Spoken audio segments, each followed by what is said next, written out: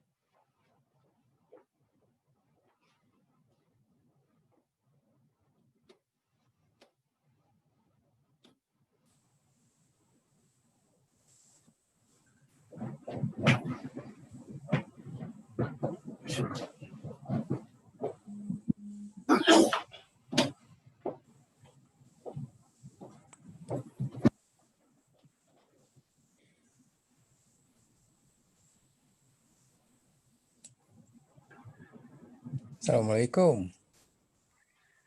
Morning. Morning. You. Harun Al-Rashid. Waalaikumsalam, Prof. Udah mulai ya? Ya, Area jam 7 breakfast. ternyata.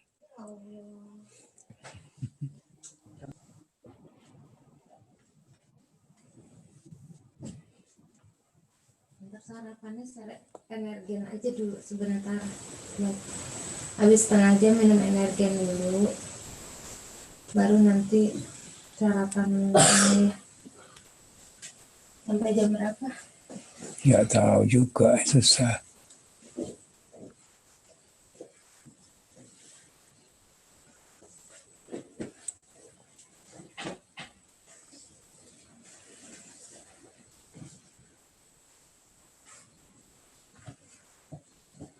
How many participants do we have?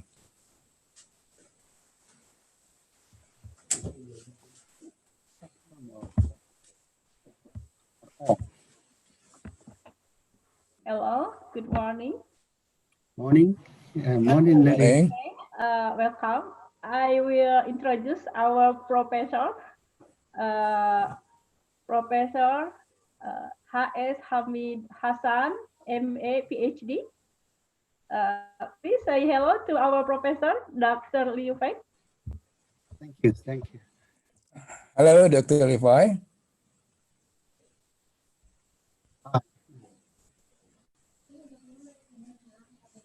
Hello, Dr. Liu Feng. Morning. Morning, Lily. Yes. Can you hear me? Good morning. Morning. Morning.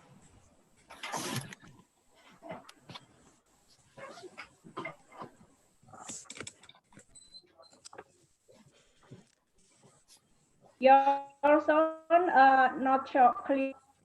Please check sound, Dr. Liu Feng. Clear? Not clear. Not clear. Clear? Your Maybe sound. maybe the weight is not good.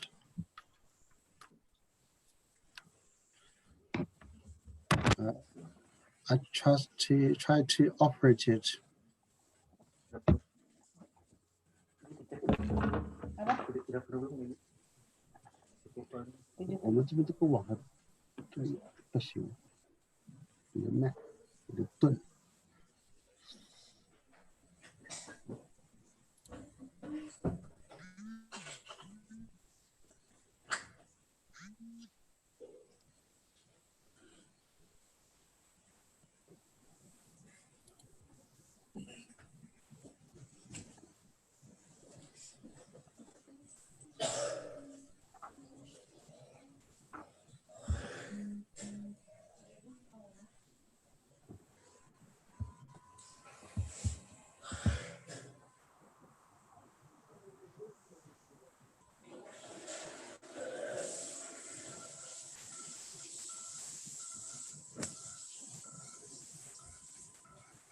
Mana?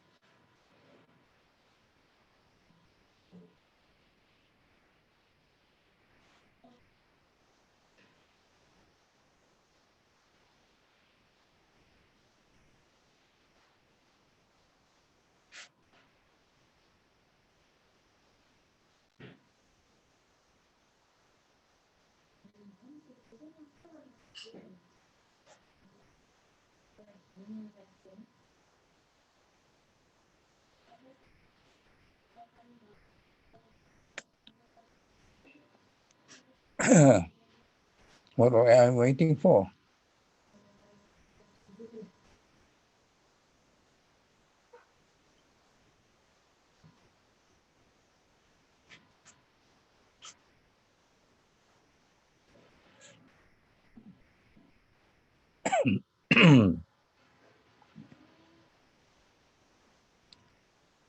How many participants do we expect?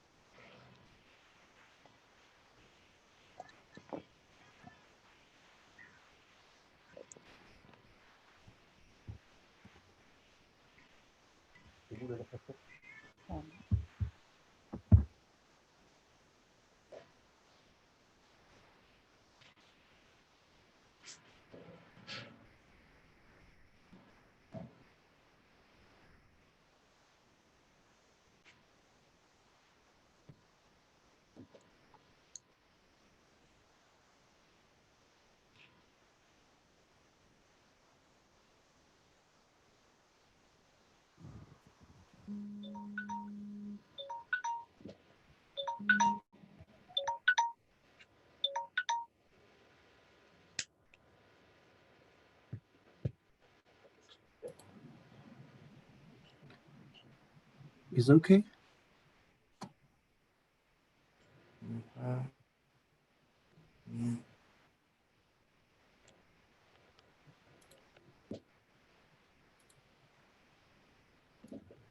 How many participants do we have to expect? It's about 70 people in the total. 20. 70. 17 or 70? 70.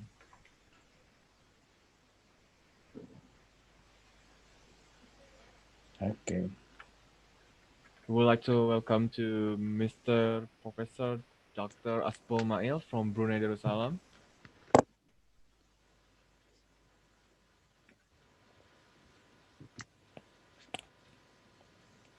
Waalaikumsalam.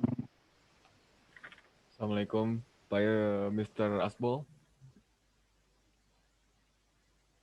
Ada penting. Ya. Assalamualaikum warahmatullahi wabarakatuh. Selamat pagi. Waalaikumsalam. Good morning, Mr. Asbol. Ya, morning.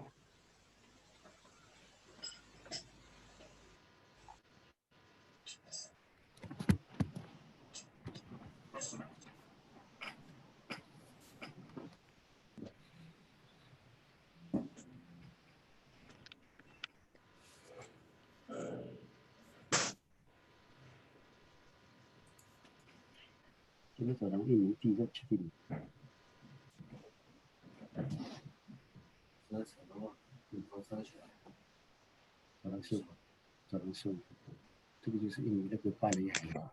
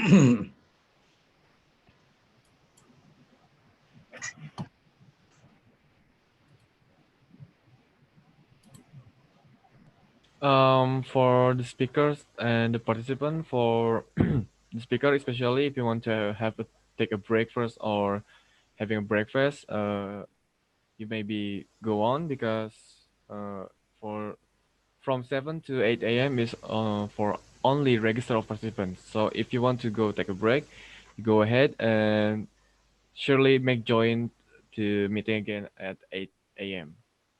You may take a break first or having breakfast first. Oh, thank you for that good news. Yeah.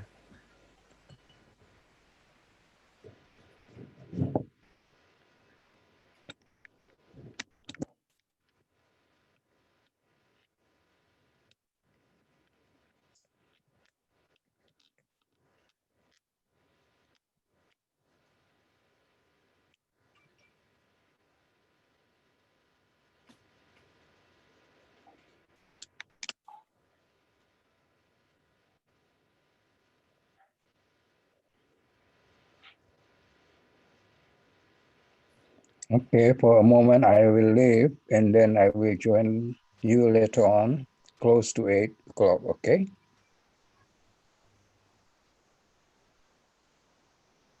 Hello, Mr. Chairman. You talk to me? Hello.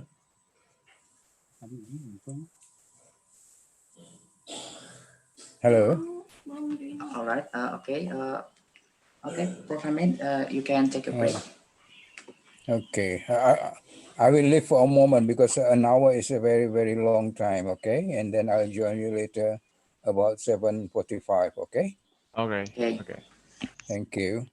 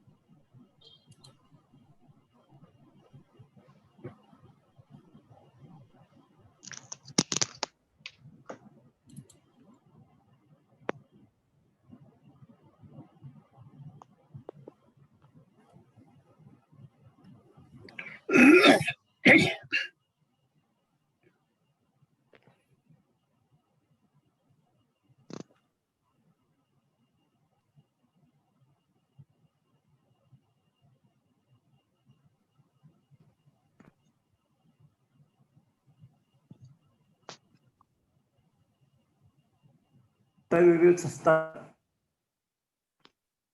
Dari no, mana you ini, nada ni. Ibu ada kan? Ah,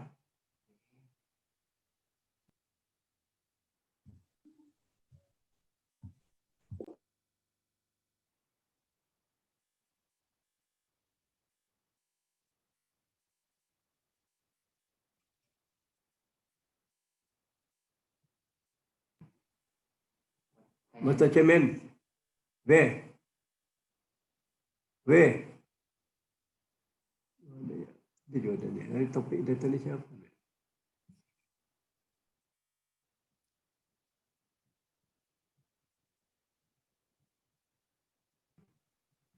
Excuse me, Vey, are you there? Mr. Vey?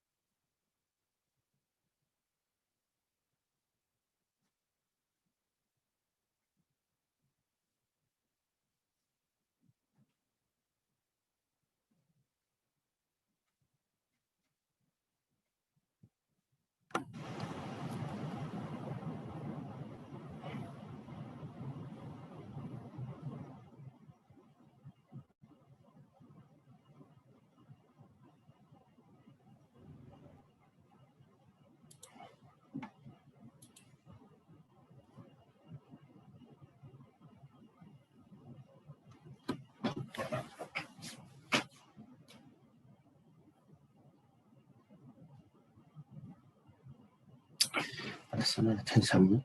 它现在是它的7点啊，现在上7点课，他们他现在陆续的有人进来，进了这个。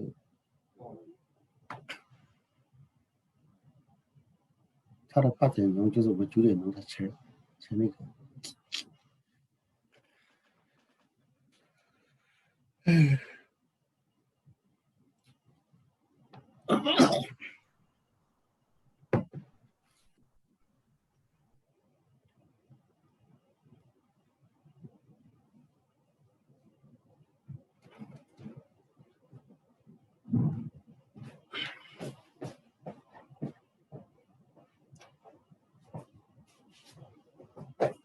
局长你们几点去啊？8点半。找他们几点过去啊？一个几点到了跟前？是的，去了上午是上配照片。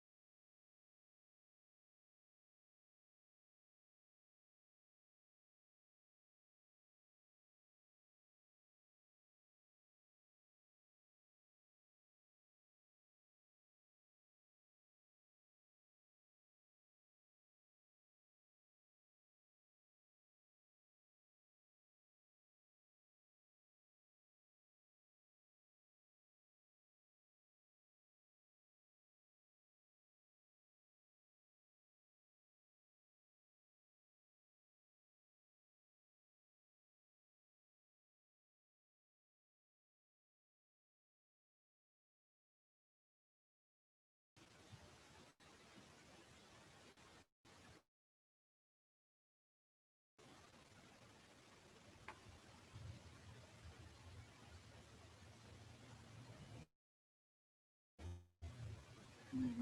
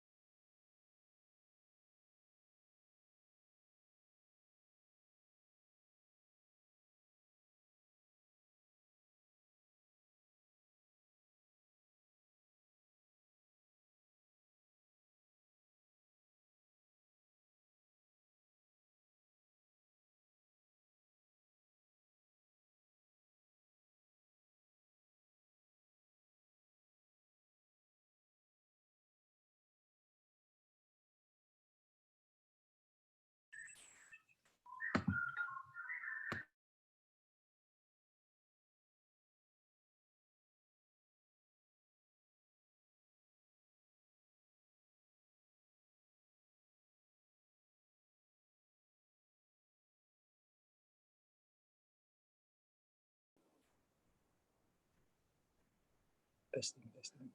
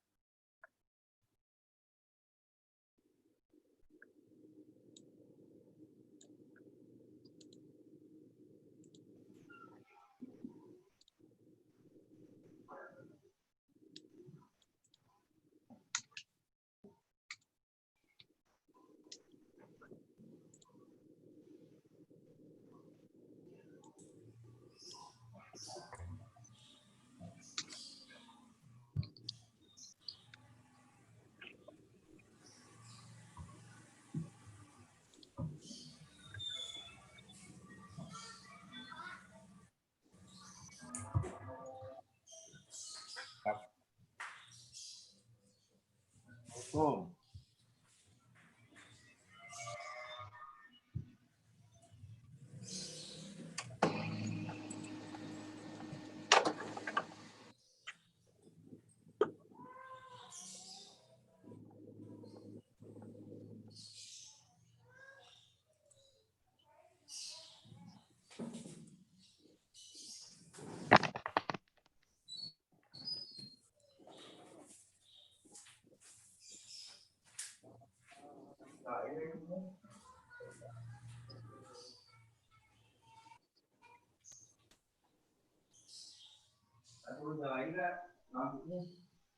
Masih gelap.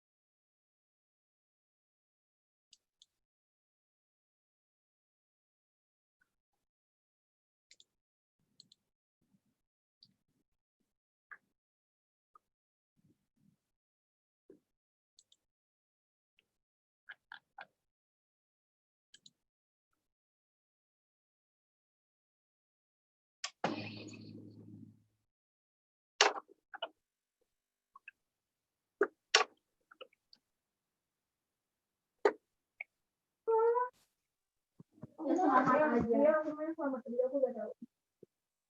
Bohong, Bobi nanti sharing-sharing ya. Selamat bisa buka kado dan selamat.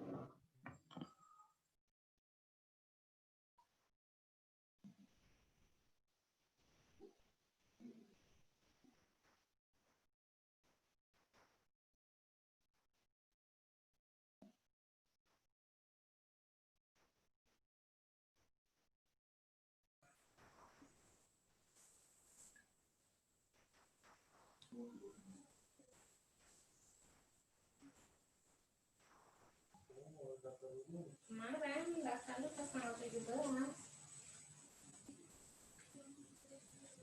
Kita 50.000 sekarang keluar di sini. Enggak, tapi kan bisa yang beli. Sebenarnya bisa.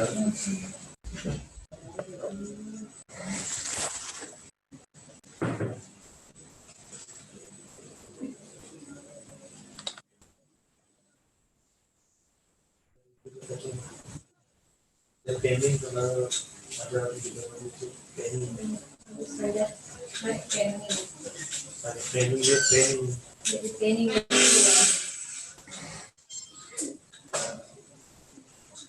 ayo.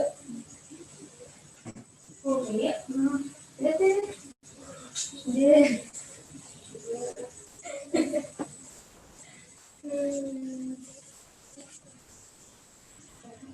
Masuk.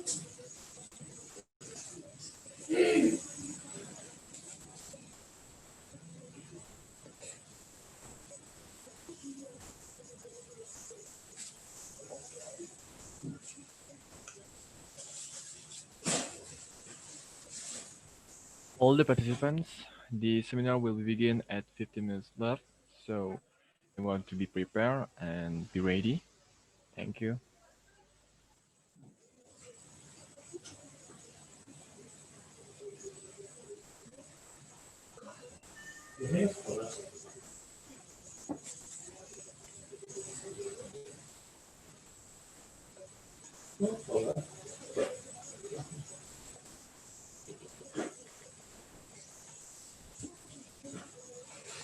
Di atas dulu deh, nanti mau di Tidur di masuk. ya udah deh. Besok udah libur. Jumat libur. Besok ada. Kami. Besok masih sekolah. Besok mau libur. Jumat cuti bersama ya. Udah ada pemerintah, keputusan pemerintah. Oh itu. Sekolah mana ya? Jadi memang libur.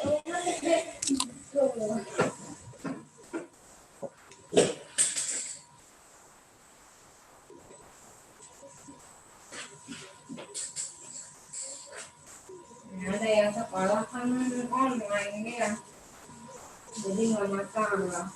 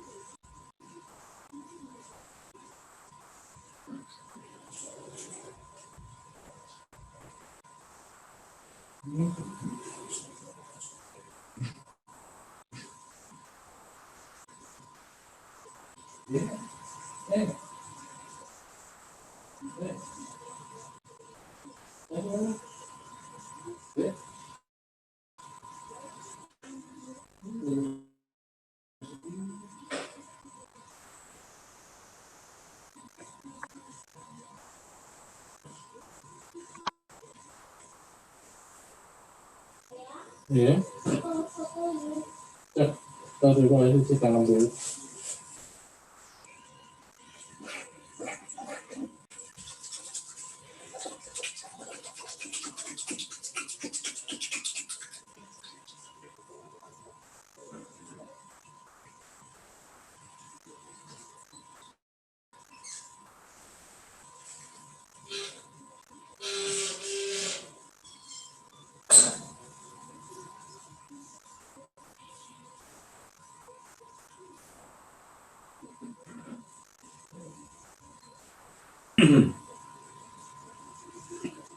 Dia yang ini.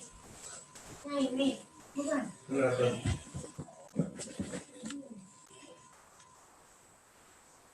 Kita kopi itu.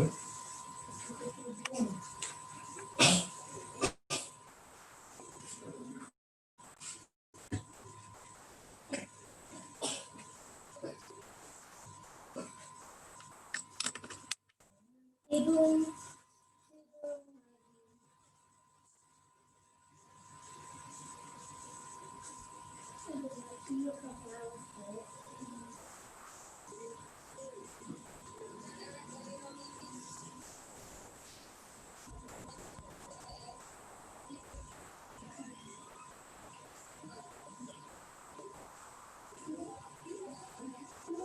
Robotik adik.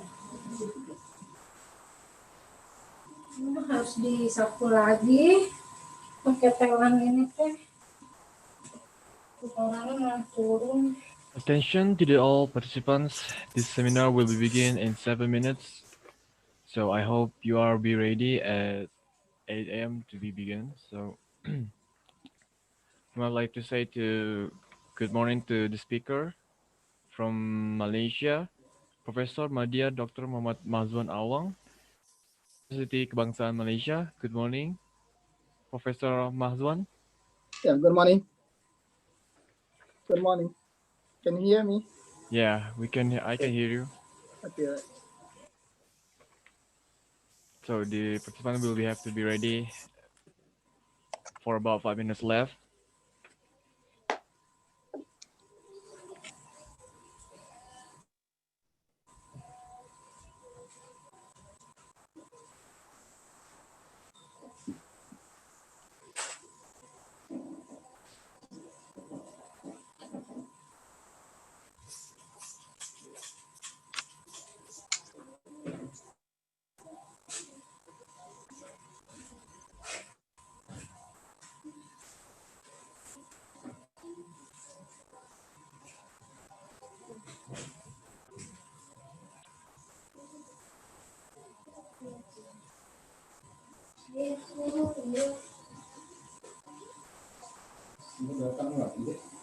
Nah ini habis ini katanya habis panjat panjat pinang jadi pening kebangetan.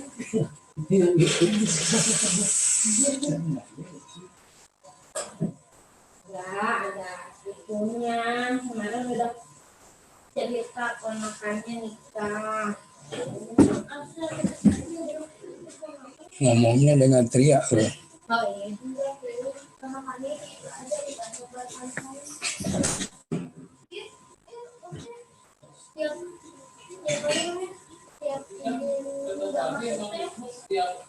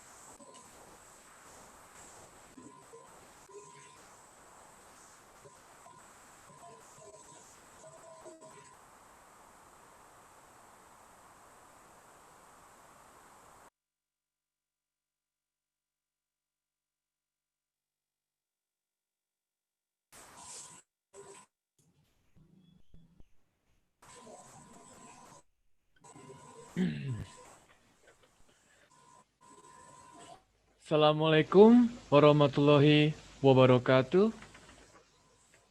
May peace be upon you. Waalaikumsalam warahmatullahi wabarakatuh. Good morning, Excellencies, distinguished guests, participants, ladies and gentlemen, and we are delighted to welcome you for the opening ceremony of the 4th ICE 2020, the International Seminar on History Education, with the theme Historical Education and Nationalism at Era of the Globalization. It's an honor for me to be the master of ceremony of the 4th ICE 2020.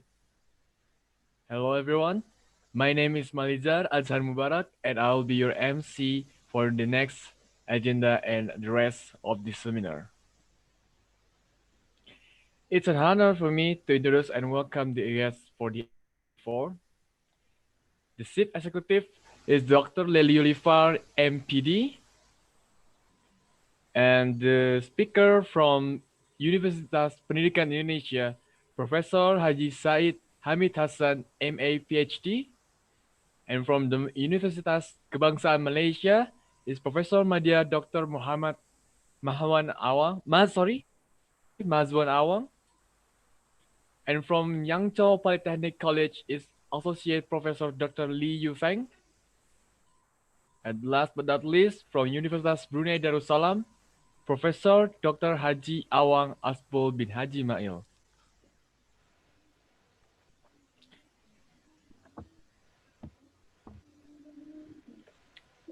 And now I'm going to show you the rundown for the seminar. It will be sharing the screen, so you may be look at the screen. Host, please show the rundown, please. This is the rundown for the ICE4. 7 to 8 p.m. is registration of participants, and 8 a.m. opening for the seminar, and show the video conference and sing the national Indonesia Raya, greeting speech from the chief executive ICE4, and greeting speech and conference opening from the director of school postgraduate studies. And then the rest of it you can see on the screen.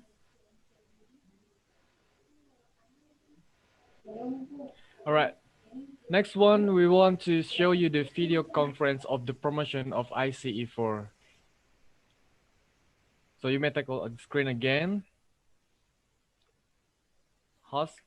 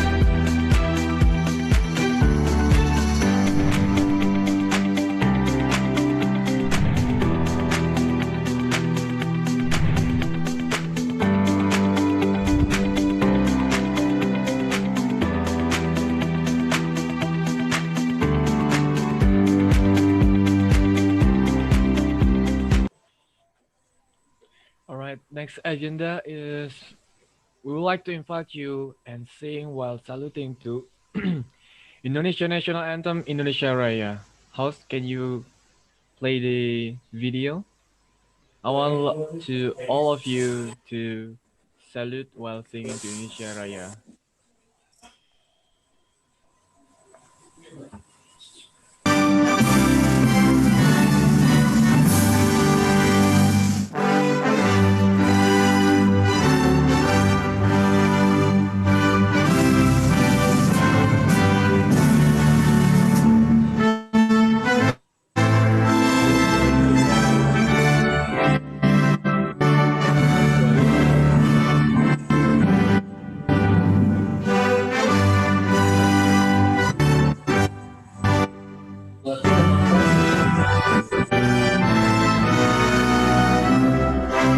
Bangsa kita bersatu, Indonesia bersatu.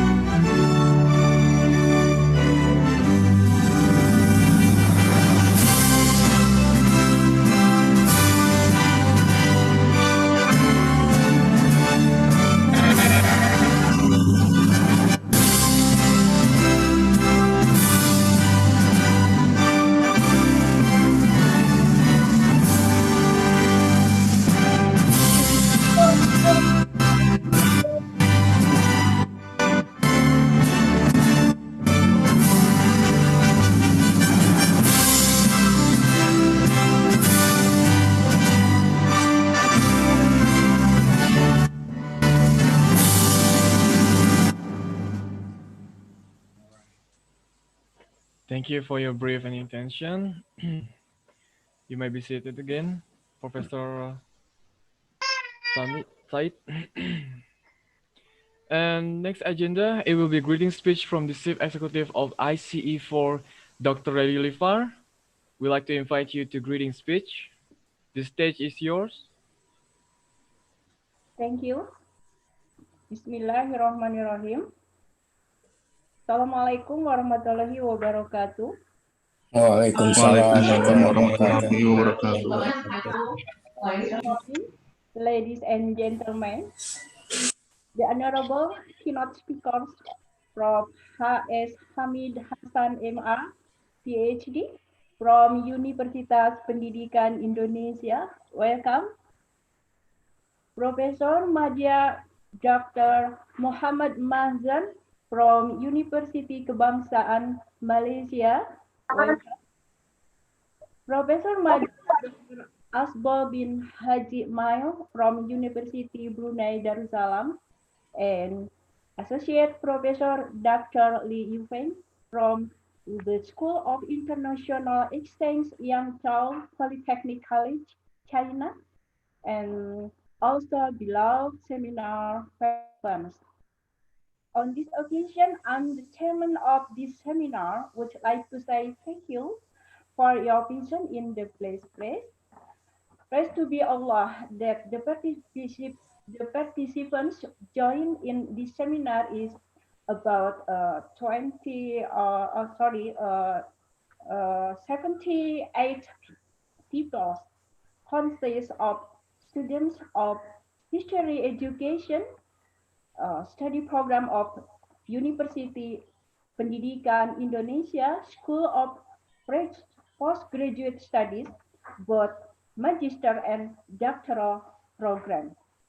And especially I will thanks to YPC students from China, Bunga, welcome, Sinta, and Aida.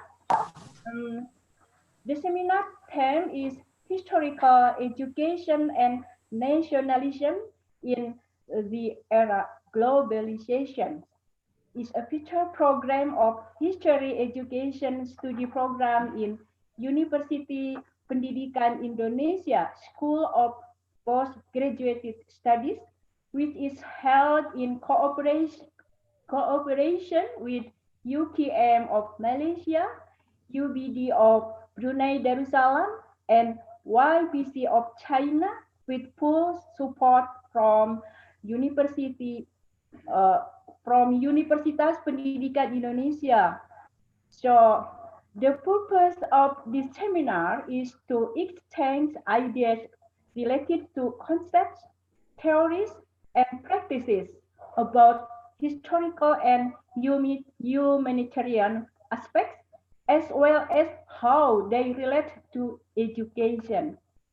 Thus, it is expected to generate some ideas contribute by stakeholders to the society in the form of an ISSM proceeding, which is the output of these international seminars.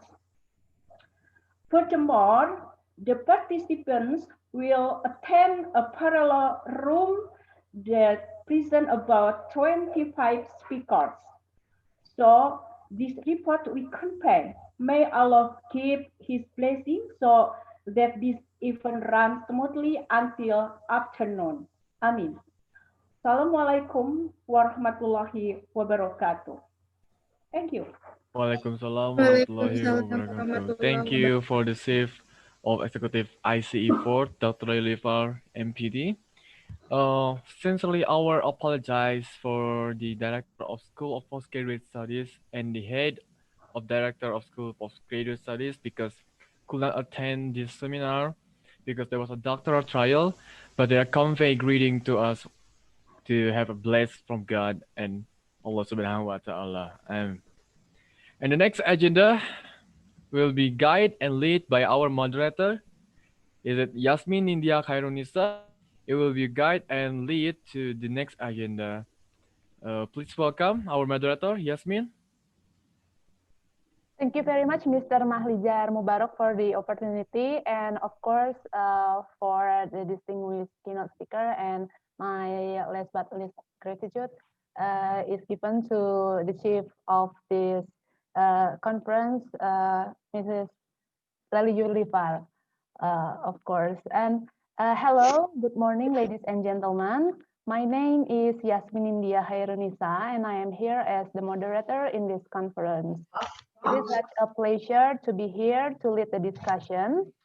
And stepping onto the main agenda, right now we already have 4 keynote speakers and I would like to introduce them one by one by reading the curriculum vitae. The first one, we already have Professor Said Hamid Hassan, MA, PhD. He was born in Bangka on March 10, 1944, and he is a professor in Department of History Education at Universitas Pendidikan Indonesia. He was also the chairperson for the 230 National Curriculum and Vice Rector for Academic Affairs, IKIP Bandung, or as we know right now, Universitas Pendidikan Indonesia. And the second one, we also have Associate Professor Dr. Muhammad Mahzan Awang. He was born in Kelantan on September 5th, 1973. He is right now is a Associate Professor in Center of Diversity and Education, Faculty of Education, University Kebangsaan Malaysia, and he is expertised in Sociology of Education, History Education, and Community Education. And the third speaker is Associate Professor Li Yufeng. He was born in 1973.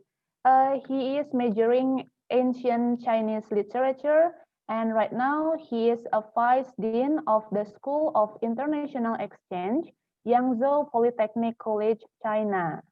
And last but not least, Associate Professor Dr. Haji Awang Asbol bin Haji Mail. He is a faculty member in Faculty of Arts and Social Science, University Brunei Darussalam. Ladies and gentlemen and distinguished speakers, before we begin, I also would like to announce the technical details of the discussion. The discussion will be held as a panel discussion. Due to the time limitation, each speaker only has 30 minutes to floor the presentation. So I will give a cue or a reminder when there is 5 minutes left.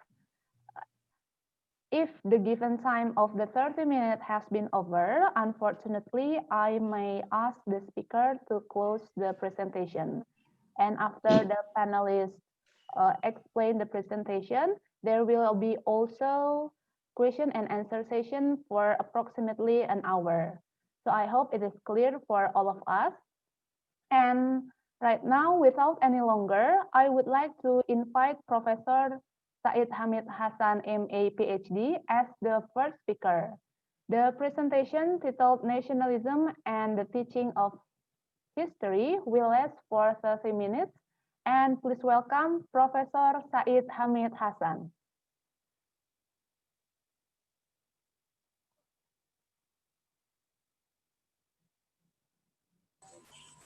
Thank you, Yasmin. As a chair lady of this seminar, and also I would like to welcome to Professor Madia Muhammad Mahzan, Professor, Associate Professor Dr. Li Yufeng, and Professor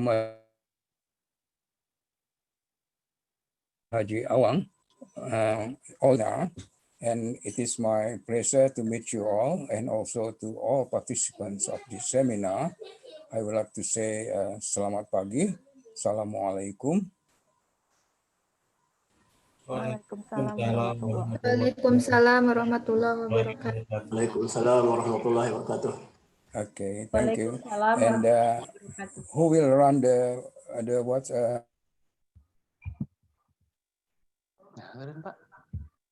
And now whether it is ready for showing those slides, please. Is it the seminar committee, or I will do it myself? You may show the presentation if you don't mind, Professor.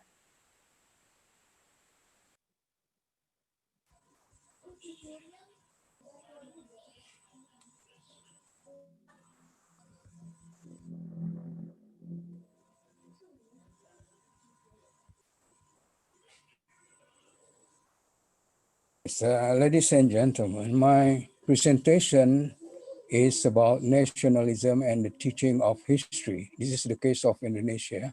So it might not apply to another countries, and also it might not be the whole thing truth about the teaching of nationalism in the history education in other countries in South Asia or in European or America and so on like that. But what I like to discuss is about Indonesia. So if you have something different, it may, of course, it's very, very true. It does not matter for this one. And before I discuss about the teaching itself, I just want to briefly discuss about the meaning of nationalism, because nationalism is a political and historical concept. So we should see it from these two sides of science, with the meaning of the nationalism. But I would like to emphasize my interpretation on historical concept, not the political one. The political one will be a very generalized term, and it might be applied to universally to every periods and every time in every country. But it's not my interest. My interest is on historical concept. So I said that as a historical concept, the meaning of nationalism changes over time, over periods, and over nations. So there will be no single definition that apply to all the things. It is dynamic, and that's why there is no single definition that represent the meaning of nationalism. You might use the political concept, but in my case, I will use the historical concept. The Professor concept, Hamid, I'm yeah, sorry, can you make it in a full screen? pardon? The presentation, make the presentation in a full screen. Yes, it is. I mean, you may press F5, F5, so the presentation will be on screen, full screen. So Yes, this is on screen now. I mean, Did you see it? I see it. However, the presentation still on the small size, and Oh, okay.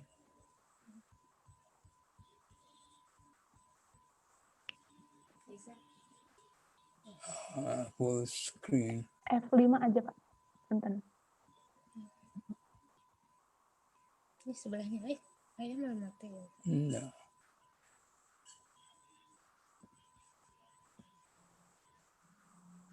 Hilang. Bukan yang itu, ya tadi salah. Sorry, I will try to reset it.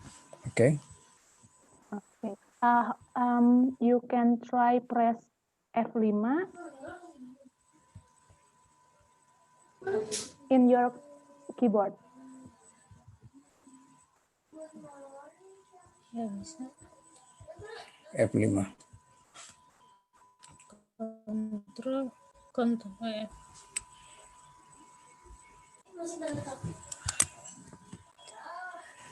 No? Or Japanese. but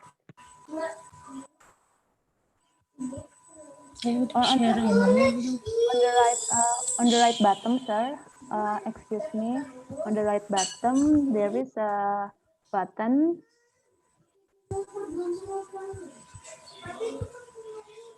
Oh, this one.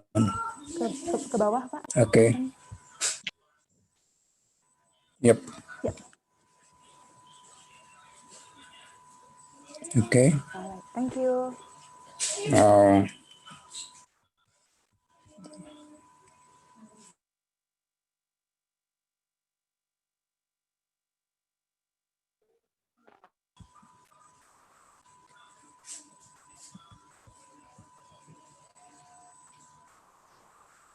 Okay. So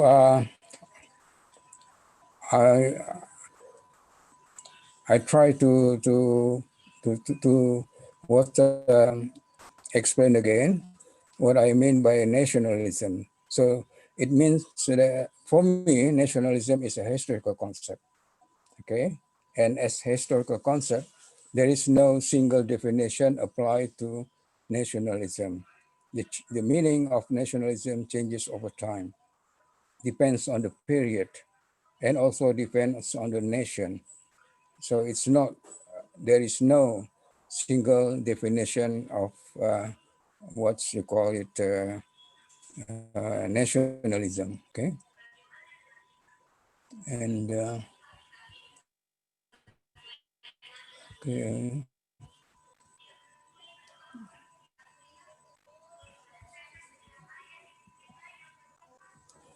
So, and for me, the concept of nationalism, it has three attributes: the aims, the spirit, or maybe you call it feel, and the action. So these three attributes are very important to understand the concept of nationalism. You know, that's because the aims is related with the intention toward the national country. What will you do with the national country? When it is in the period of colonialism, might be the aims is to free the national country. Then what's but in the independent country, like now in Indonesia, the aim should not be to free the country. It's different altogether. So then later on, the aim should change, might be to develop the country. And then the spirit relates with that aim. Okay, what do you want to do? What's in that, what fighting spirit might be during the colonialism, against the colonialism power. But during the independent, might be the spirit is not to fight against the colonialism, but might be to fight for the poverty. It is also nationalism, okay? Because nationalism is not a political things altogether. It what's about the whole thing, the whole life of the people, and the movement relates with the action, whether it's to fight war, or maybe it's a diplomacy, or maybe it's an effort, scientific effort, scientific contribution, technological contribution, and so on. So these three attributes are very important if you like to mean to see the meaning of nationalism in every period of the time. I'll show you for the next slides, right? So we have here in Indonesia, the first time we have war between kingdom and the colonial power.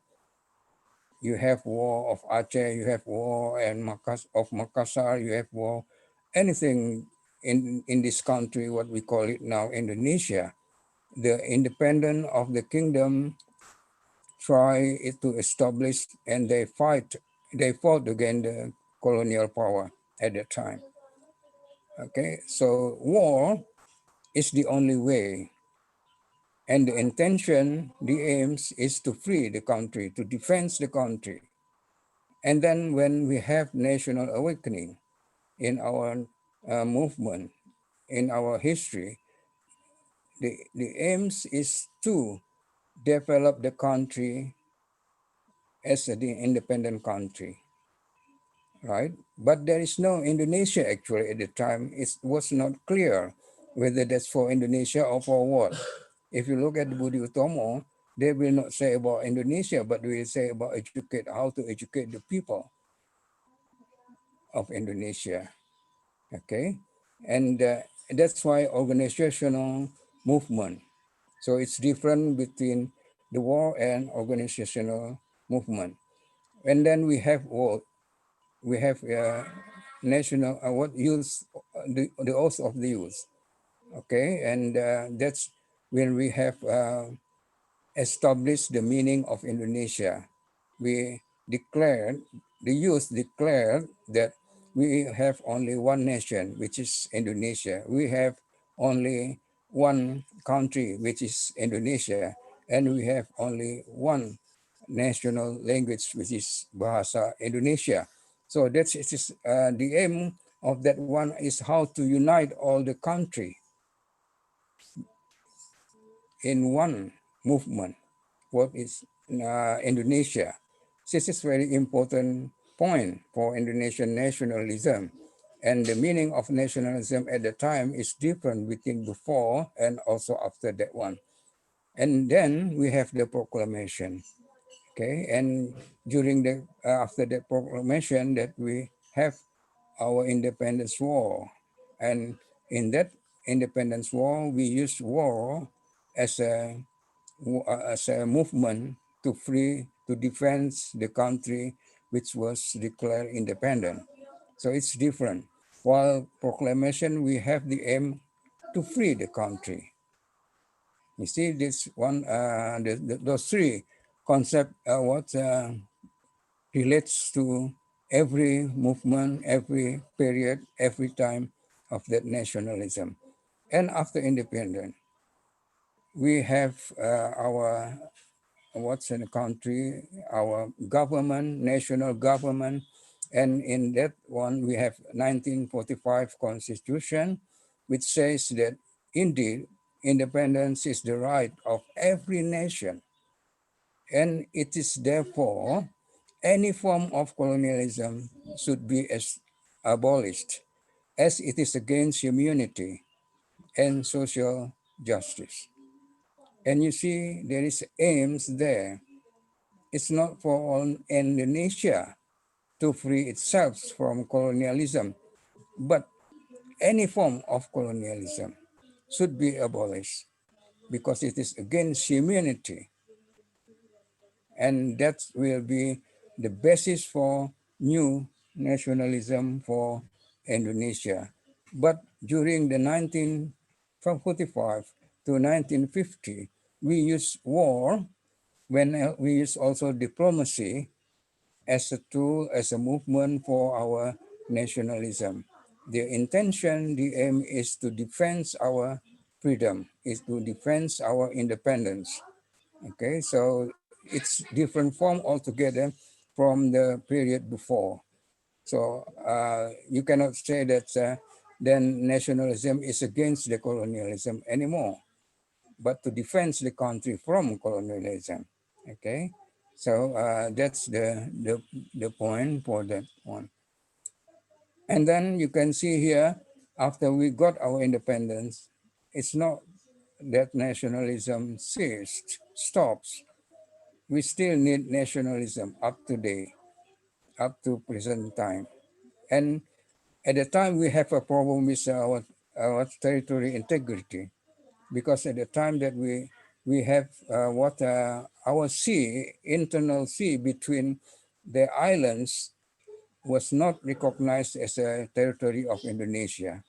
It was recognized as international strait.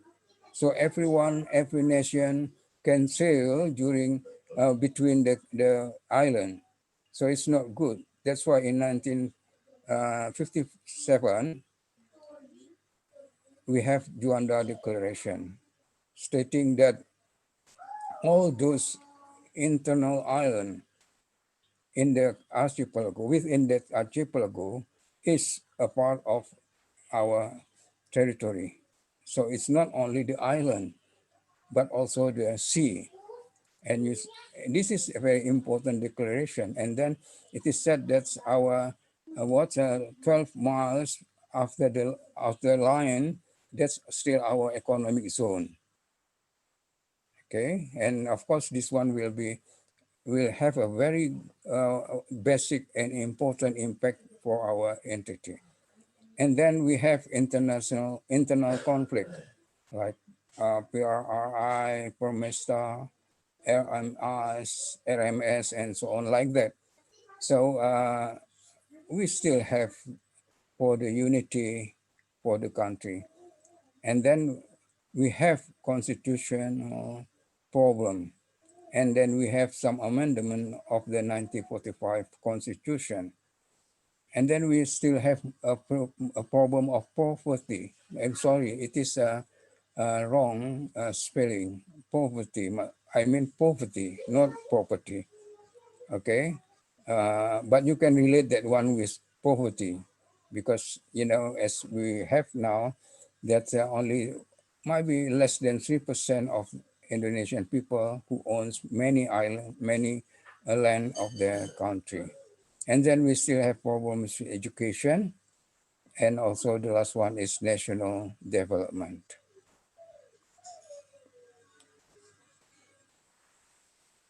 Now, I might ask you to recall the meaning of independence in the preamble of 1945 Constitution, that colonialism is against humanism and what human rights. That's why we send our troops, we send our peace mission under United Nations. We sent to Congo since 1957, and then up from that time up to now, we still send troops under United Nations to for peace forces in many, and then we develop new emerging forces. Okay, whether we like it or not, but this is the truth, that that idea of new emerging forces is against colonialism. And then we have formed non-alignment. And non-alignment, we still preserve that one, and we still develop that one until now. Okay, and then we also contribute to ASEAN. We one of the founding nation of ASEAN as non-alignment as well. So we still develop that idea to fight against colonialism. And then now we have what we call aspect, Asia Pacific Economic Cooperation. That's why we try to implement what the 1945 constitutions asked us to fight against colonialism in that way. But as you know, that the movement, what the aim is different. The aim is to develop international or global peace, and some using forces, some using, most of them using diplomacy as the tool of the movement, especially for the education. I like to that one. We still have problem with, but we have a very good achievement in education when we talk about religion. Remember, Indonesia is, might be I can say proudly, that the only country in this world recognize those world religions. We recognize 6 official religions: Islam, Christianity, Catholic, Buddhism, Hinduism, and Confucianism. We don't only recognize them, we also provide education for its followers. We have education for Islamic followers, education for Christianity followers, education for Catholics followers, education for Hinduism followers, Buddhism followers, and also Confucianism followers. And each of them should be taught by teachers who has the same faith. So you cannot find this approach everywhere in the other countries. Okay, they still have what in Finland like that. You can have what really religious study, but it is only Catholic. If you are not Catholic, you will be you will follow what they call it moral education instead. And then we still have participation rates because it's very, very low, and according to the constitution, actually, what people of 7 to 15 should be accommodated in the education, and the government should take care of that all things, including the cost and so on like that. But in the reality, we still have that problem. Also, we still have a problem with teachers in terms of the number and also in terms of the quality. We still have the quality problems, especially when we are talking about the quality in terms of international standard. Okay, pizza teams and so on like that. Actually, it is a bit misled because our aims of education is not the same as their aims of education. Our aims of education is to develop a man with that religious spirit and so on and so on. So it's not only mastering the mathematics, it's not only mastering the what science, it's not only mastering the language. Okay, so but it is now the condition that we should what care for. So this is the one I said, that education, especially teaching of this aspect. This one is concerning about history education. So I go to focus to history education. Is a way to introduce the youth generation for what happened in the past as a part of their present life. This is very important. What I serve, I observe many classroom, primary school, secondary school along in this country that they only teach history as only the past events, okay, and they don't have any relationship with the present life. This is wrong, to my opinion, because they should learn the history as a part of their present life, and that should be used that one for their own present life. Okay, and then that's why I said that here. What in the process of the young generation will take the responsibility for the country should know what the old generation had done for what the young generation is experiencing today.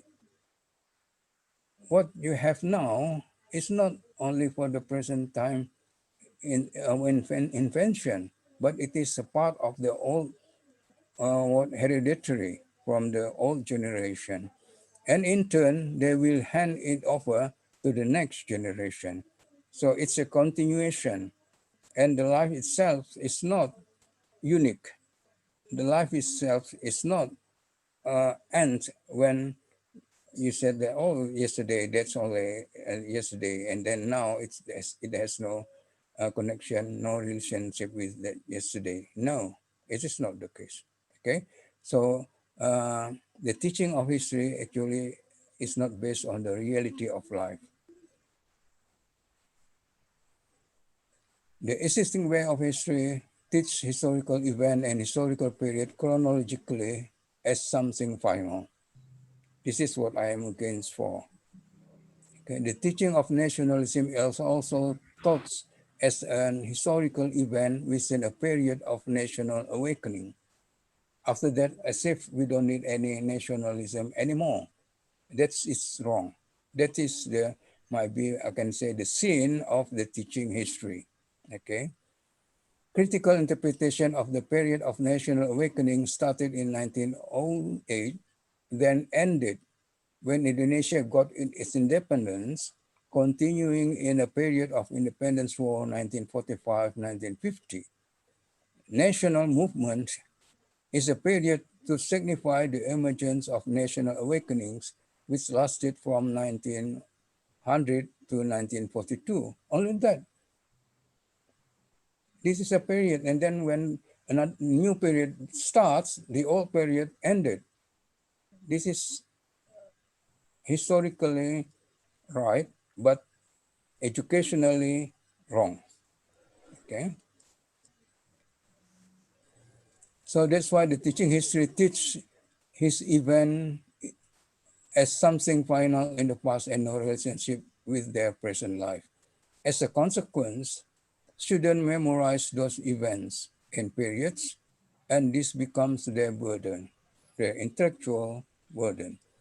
Thinking skills are hardly evident, although the existing curriculum promotes thinking skills and attitude, even for history education, and especially for history education, because history means inquiry. Inquiry means thinking.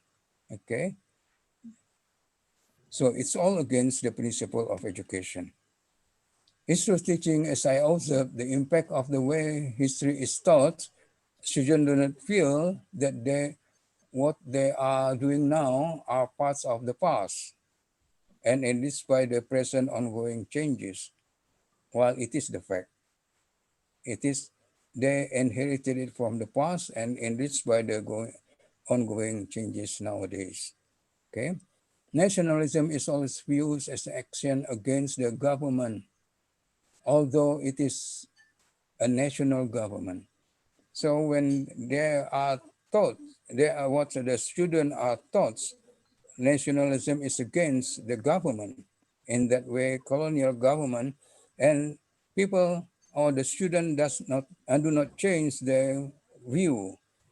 And they said, oh, if I'm against the government, I'm a hero. And even it is the government, is national government, and they will say, oh, I'm a hero because I'm against the government, and it is important. We should what what it is a burden for us to in teaching history to how to make this one right.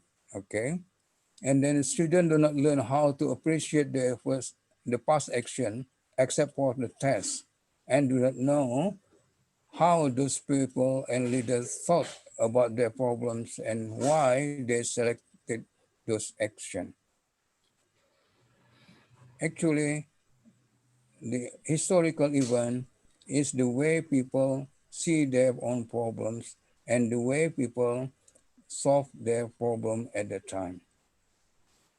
And this is the very core things that we should try to what enrich to impart to a student about this one, to change their way of thinking that they in the past have their own problems and we in the present have our own problems, but what they have done in the past can be used for the present problems. That's why Weinberg said that past action history is historical bank of memory and ways of thinking.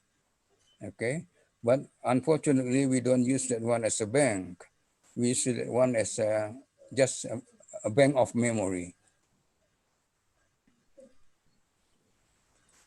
Now I will shift to the new paradigm.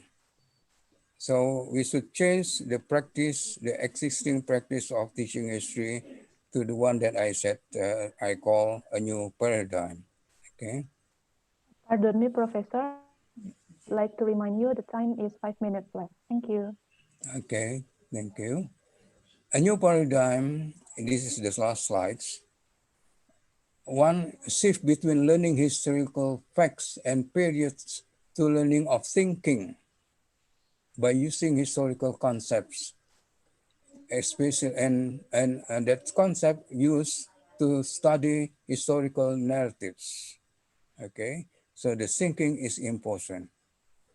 Apply the concept of change and continuity to understand the changes and how people in the past deal with their changes. That's what we should understand. How they create the problems and how they face the problem and how they try to find solution to solve the problem. Problems oriented in a sense that the action of the people in the past were initiated and carried out as the best alternative solution the problem they had. It might be not appropriate for the present now, but some part of them are still existing in present life. And also some part of the action can still be used for the present problem. And then to evaluate the appropriateness of the solution in the past for the present. Is it still appropriate to use diplomacy? Is it still appropriate to use war? Is it appropriate for using what in our global life, in our revolution industry 4.0 that dominates our living nowadays. To develop problems of the present life related to nationalism. We still have some problems with our nationalism. Okay, we still have our own way thinking that we still don't unite as we would like to have. To develop alternative solution, the students should develop the alternative solution, evaluate them, and select the most appropriate alternatives for solving the identified problem. They identify the problem and they try to find solution for that problem. To discuss the implementation of the alternative solution. What is the best? They might have some alternatives. To enact the alternative solution for their own plan of action. And then they try to use that one. Let's say we are talking about poverty. Poverty is the enemy of nationalism. Okay, and then how we try to elevate the poverty, how you try to overcome and what the welfare and to develop the welfare of the nation. How, what is your contribution? What is your plan, and so on like that. So this it is a very important thing for that one. Thank you.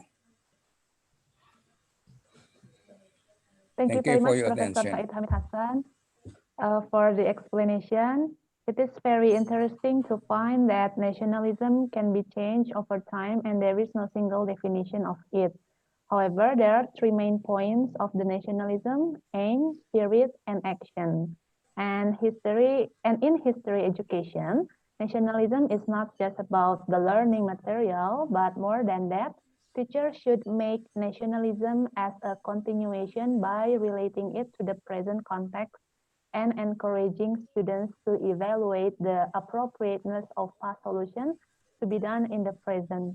So it is very interesting and fruitful explanation. Thank you once again, Professor Said Hamid Hassan.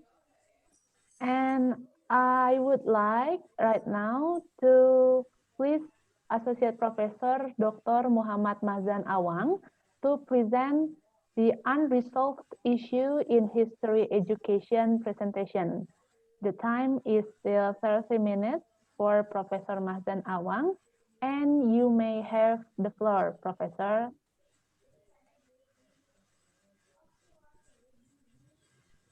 Bismillahirrahmanirrahim. Assalamualaikum warahmatullahi wabarakatuh. Waalaikumsalam Waalaikumsalam warahmatullahi wabarakatuh. I'm going to share my screen and at the beginning, it was a very interesting to learn from Professor Hamid, a very deep analysis and discussion on nationalism and how does it affect the way we teaching our students in school at the moment. Let's share the screen.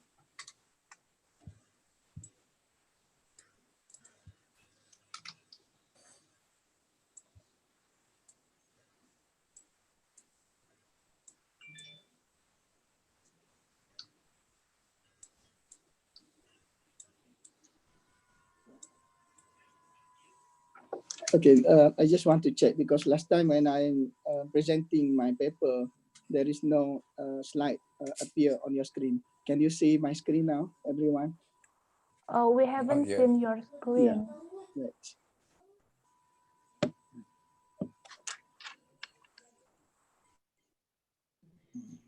So, start broadcast.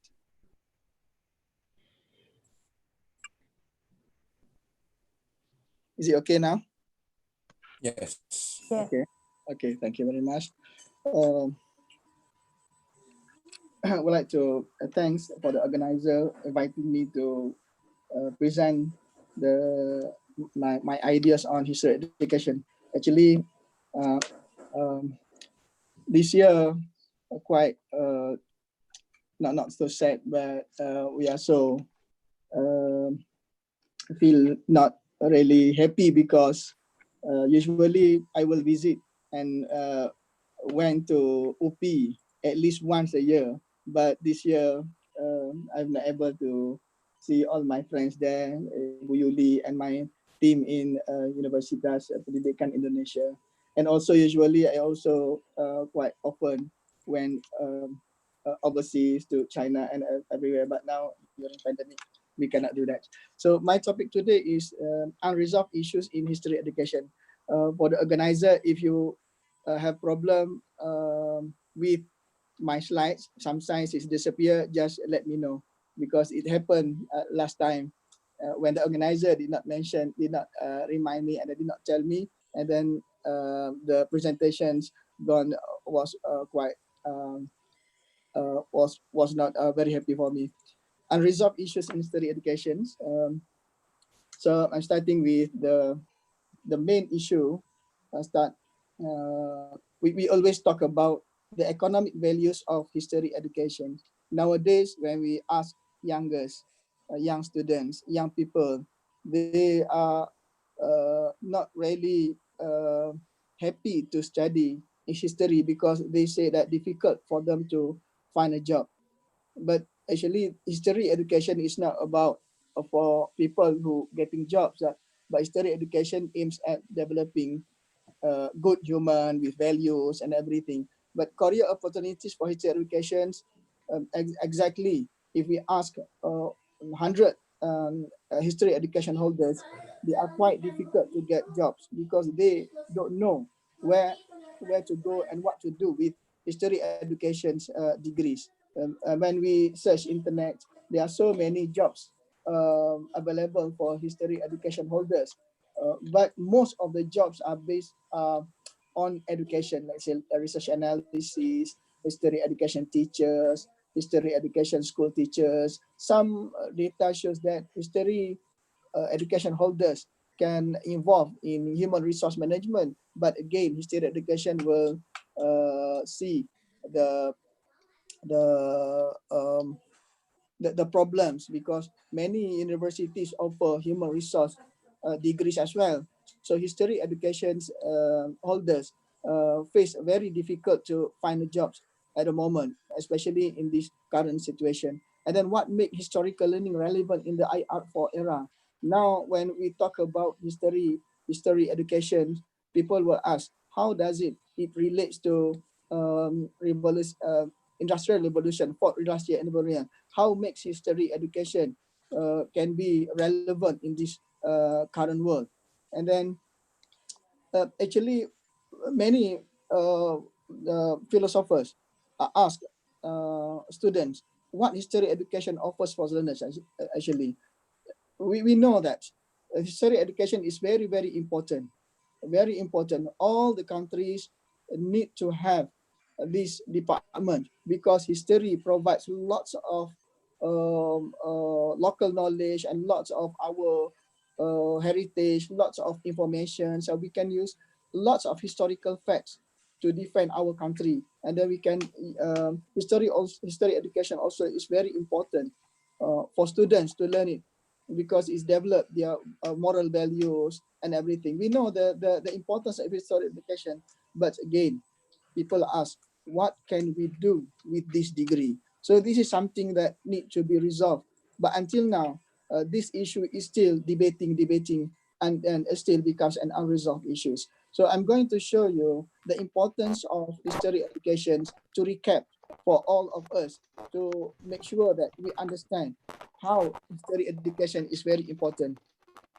I'm sorry to cut the explanation, Professor. Can you please turn on your camera as well? So, yeah. How to turn it? Turn on your camera in this. Oh, all right. Can you see? Yes. Okay.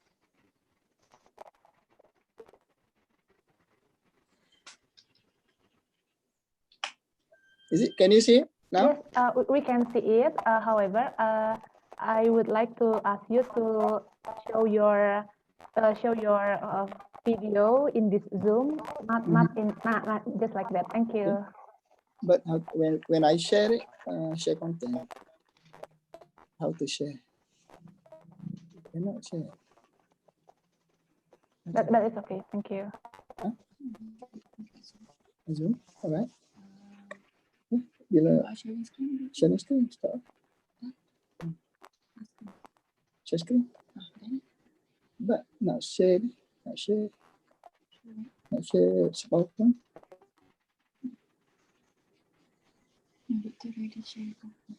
Professor, I'm sorry. We can show the presentation slide, and you can still turn on the face video for the participants, so we can still see your face. But difficult for me because I'm using iPad. iPad. Oh, I see. iPad, Pardon I think there is no facilities to so share. it's okay. I mean, it's okay. Screen. Huh? History is fascinating. It's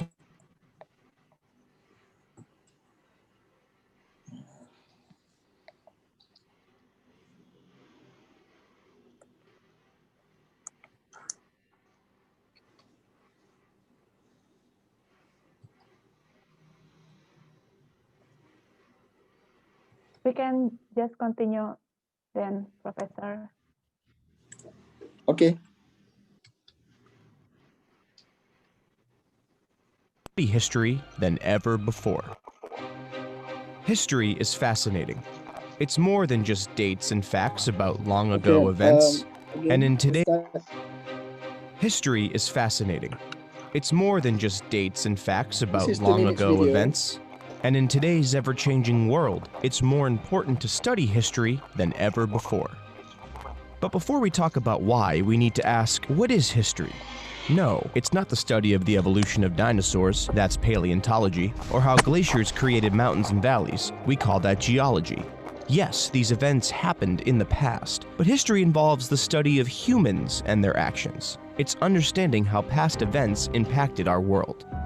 Think about it. Is it more important to memorize the exact amount of fuel the Apollo 11 used for the 1969 lunar mission? I'm going to step off the limb. Or to consider the impact landing on the moon had on the world and our understanding of human capabilities? That is one small step for man. The larger argument of how the Apollo 11 mission impacted science, technology, and humankind is what makes history. So, why do we study history? To guarantee we're not doomed to repeat it? It's true that by studying history, we can learn from our past mistakes, but we can also gain insight into why people, cultures, governments, and countries are in their current state. Take the country of Iran, for example. Tensions between Iran and the West came to a head during the Revolution of 1979, when the US-supported monarchy was overthrown and an Islamic Republic was established. Fast forward to today, and you can start to understand the tension between these two nations. Speaking of the United States, studying how the US Constitution and the rights afforded to different peoples has evolved over the past 200 years can help us understand our modern government, businesses, culture, and politics. From the abolitionists and women's suffrage to the civil rights movement and present-day protests, these events and the people who led them continue to inspire generations of people who want to make an impact. Okay, let's recap. Why is it important to study history? Well, studying history allows us to develop critical thinking skills, which make us ask questions and seek out multiple perspectives to develop a more informed view of the world around us. It helps us see how we arrived where we are, but also that the only constant is change. By knowing what has worked or what has not worked in the past, we can continue to improve and move forward. So, given all this, why not soak up as much about history as you can? To learn more about the Bachelor's and Master's in History programs at Southern... Okay, can you hear me now? Yes, we can hear. The unresolved issues, we have seen the importance of learning history. Nobody argue about that. But again, I raised an issue. The economic value of history education becomes an issue. The second unresolved issue is regarding teaching and learning. So many non-option history education teachers, especially in Malaysia, non-option history educational teachers serve as history education teachers in schools. And it leads to the competences issues. For the past 20 years, there was a very difficult to find graduates in history education in Malaysia, and the government took actions to re-recruit the graduates from social sciences to become teachers in schools and then teach history in school. There was quite difficult for them to adapt the historical values, the historical element, historical thinking, because most of them come from different backgrounds. They studied different subjects, but when they ask to teach history, for sure they face problems. And then the second one, board learning lesson. Most students, we studied that students are not interested to learn history because they say that there is a past history, people are dead, and then we don't need to know about other things in the past. And then most of the issues, when we study pedagogical in school, students say that they are quite boring. They don't want to study history. This is another unresolved issues that require further research. And then the other one is creativity of teachers in teaching and learning of historical subjects. Because when in South Asian countries, history becomes an academic subject. As teachers face limitation, are given limited hours to teach, let's say 30 minutes or 1 hour to teach history. Lots of historical facts need to be delivered, and teachers sometimes face difficulty to carry out the creative teaching and learning due to time constraint. At the same time, in Malaysia, we face problems because history is a compulsory subject. All students need to pass the subject, need to get distinction to make sure that they get a national certificate. The difference in other countries. Other countries, history is one subject, just audit subject. They don't need to get passed in a national examination. And then unmotivated, interested to learn history becomes another issue for history education. And exam-oriented also versus historical values appreciation also is another issue in teaching and learning of historical subject. And then the third unresolved issues is higher order thinking skills and historical thinking skills.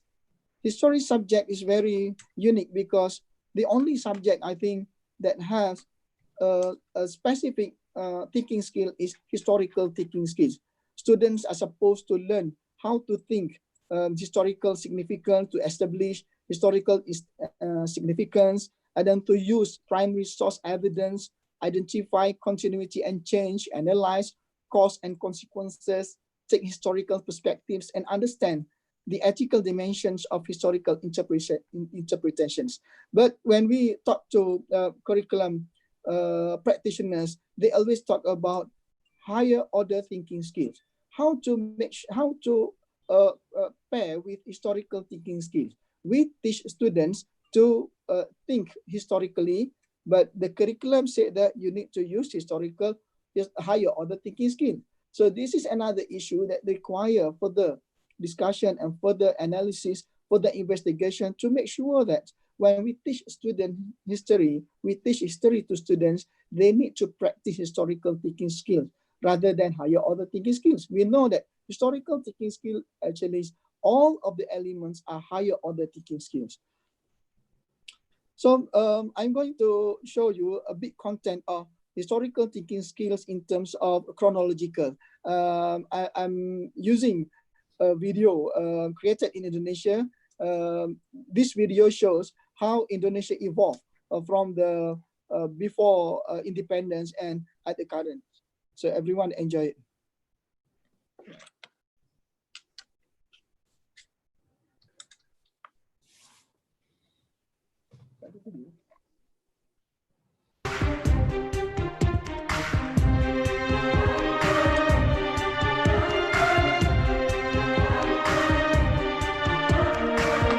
You can see the population start increasing from 166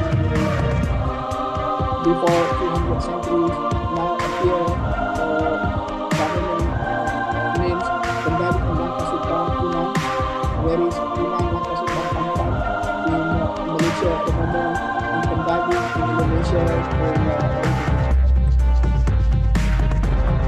Sumatra, I think, and then Tulang, and then now 300 Jawa appear, then Tarumanagara, Kutai appear. So these are the civilization of our region.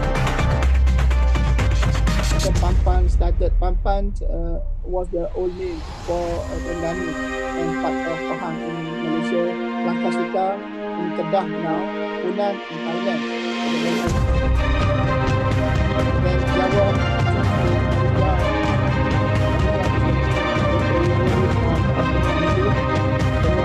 India and then Palembang started century, and then Borneo started the country.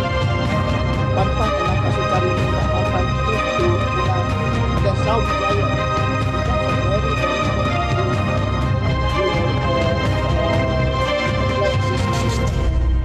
Japan now, and then Srivijaya also in all Srivijaya, Malaya and Palembang at the moment. Both are Srivijayas before 1000 century, and then started Mataram, Sunda, Kutai, Srivijaya go also to Borneo Island, and also some of the islands there. And then you can see that Srivijaya very strong. It was a very big country. Then Medan, Kediri, Bali started 1000 century. But Srivijaya still remain a very great country, a very great region, and then manage all these islands. Borneo also remain nearly 1000 years. And then Pagarian started independent from Srivijaya, and then the Pasai appeared. And then Singwasari, last time Jawa, Srivijaya was invaded, and Majapahit becomes a new government. You see, very strong, very great government. Majapahit control all the Malaya, and then suddenly Malacca appeared. The king from Srivijaya went to Malacca and then formed a new country, a new region there. And now 1500 centuries, there are so many countries, so many states, so many states, so many kings, so many countries in our region. And then started Perak in Malaya, Borneo, and then Melayu and Aceh. One time was in Sumatra. They were waiting for another civilization appear. In 1700, you can see that they are part and pieces of the country. I think this is the weak point of why. And then Belanda came, and then started administer this region. In the 1900s, you can see English, Malaya, Belanda, and then Japan for a few years, and then come back to Indonesia. And now, Indonesia, you can see that a very great countries, all these islands are now Indonesia. So this one of the way we teach students historically, and then credited to the owner of this video.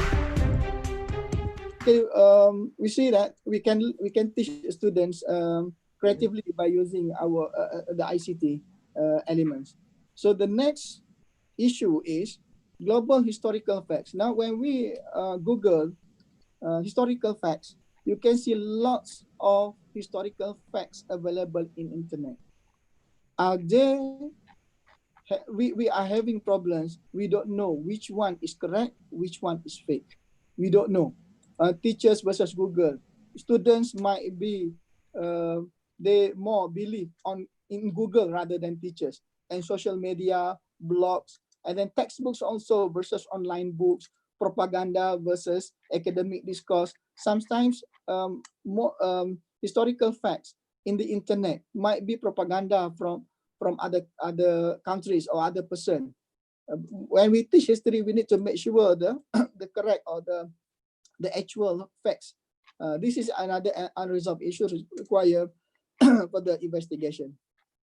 And then we can see that moving histories and future projection is another video showing you that how can we make teaching students very attractive.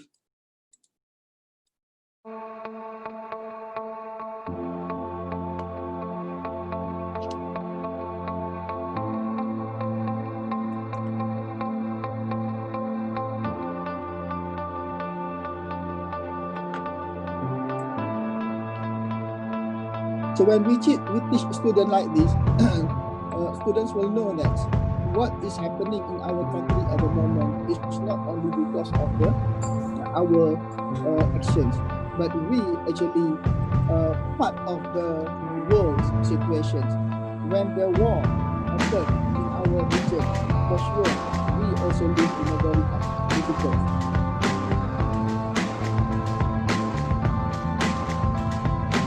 In 1939, World War began. Everybody affected. And then 1941, Pearl Harbor was bombed. And the bombing of Hiroshima and Nagasaki in 1945 also affected our situation in Malaysia, Indonesia, and this region. And then 1950, the war again. And then 57, launch of Sputnik, what makes us become a global war. And the Vietnam War. 59, and then crisis 1969, Desmond on the moon. Where you can see the development of many situations. Berlin Wall collapse 1989, and we compare this history, world history, and our situation, our country, and then we know how interconnected each other.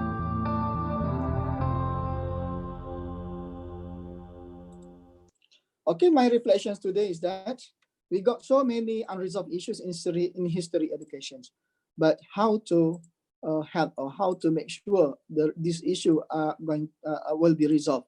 Number one is do more empirical research. We need empirical research to prove that what we have faced at the moment are having specific solutions. So do more empirical research to find solutions and do more comparative studies. We need to compare what's happened in China, what happened in Malaysia, what happened in Indonesia. In this region, do comparative studies on historical aspects. And professional networking history educations at the moment, we are so lucky because we got quite good networking with Indonesia, with China, Thailand, and this region. We always meet at least once a year, and then now we are having online discussion on history and the modern high technological system to validate historical facts, especially in the context of learning for school children. We need the budget to make sure that we have a system to tackle the historical facts, to make sure that fake news and fake historical facts are not in the internet. So if with this, we have this technological system to counter the issue of fake news, students will get actual data, so easy for them to learn. And then more conferences, forums, academics, conference like this are supposed to conduct, and historical textbooks are the most relevant, significant, and imperatives of history education curriculum in all our countries. So hopefully we can have the historical textbooks from various countries, so our students to see what is happening in Singapore in 1950 based on their textbooks. And then we need to compare, and also what is happening in other countries, referring to other textbooks. So these are my reflections. So hope we can solve many issues that I've presented before. So thank you very much. You can contact me by email, mahzan@upi.edu.my. Apologize for any mistakes, and I'm sorry also difficult for me to share my face presentation using iPad. Thank you very much. I'm going back to the organizer. Thank you very much, Professor Muhammad Mahzan Awang, for the presentation. It is a very fruitful discussion and explanation. And then, ladies and gentlemen, if I may review, the presentation is more about highlighting the issues in history education. It is very interesting to find that although studying history is undoubtedly meaningful, people are still questioning the compatibility or the compatible side of history in this modern era. The other thing that Professor Mahzan emphasized is the situation regarding the high order thinking skills and historical thinking skill, as well as the confusing historical facts in the internet. However, one of the solutions is by doing more research and study. And I believe that there are questions to be asked by the participants. However, please still keep those in mind. And we are going to the third presentation. And ladies and gentlemen, the third speaker is Professor Liu Feng. This presentation will elaborate some points in Chinese culture. Without any longer, please welcome Professor Liu Feng.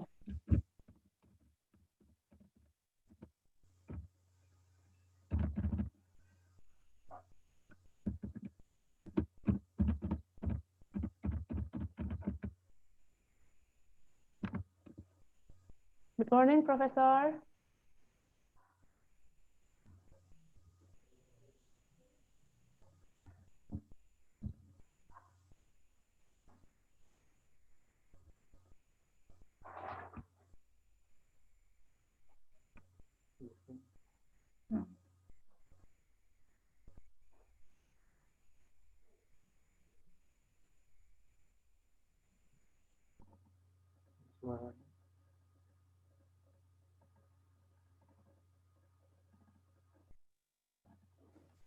Sorry, we can't hear you.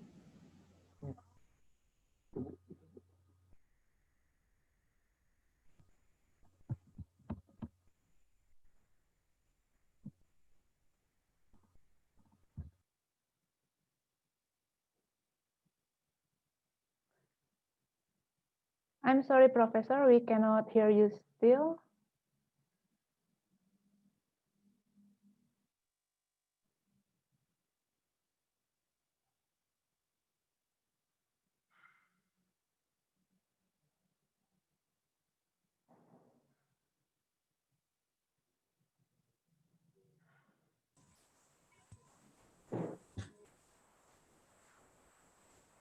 Professor Liu Feng, you are now invited to deliver your presentation, please.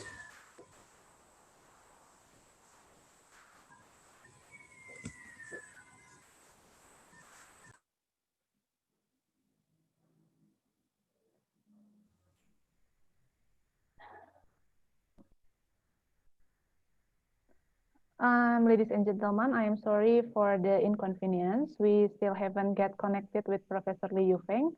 There is a technical problem in here, so we might wait for a few minutes. Sama panitia aja. Udah dibuka tadi. Okay.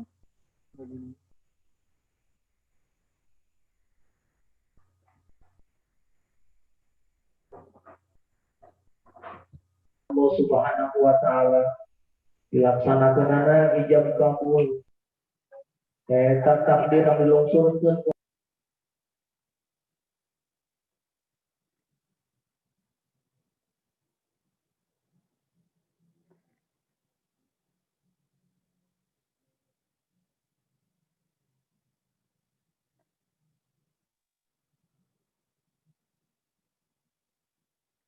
No, we haven't listened anything from Professor Liu Feng. And pardon, ladies and gentlemen, and Professor Liu Feng. The organizing committee would like to change the sequences of the presentation. So Professor Liu Feng, due to the technical problem, will present the material as the fourth speaker, if you don't mind, because we're still facing these problems. And ladies and gentlemen, so we are going to delay the presentation of Professor Liu Feng. And Professor Liu Feng, you may stop the screen. You may stop the shared screen, And I would like to move to the fourth speaker, which is Professor Awang Asbol, who will talk about nationalism in Brunei Darussalam. Professor Awang Asbol, you are invited and you may have the floor. Assalamualaikum warahmatullahi wabarakatuh. Waalaikumsalam warahmatullahi wabarakatuh. I would like to present my paper in Malay.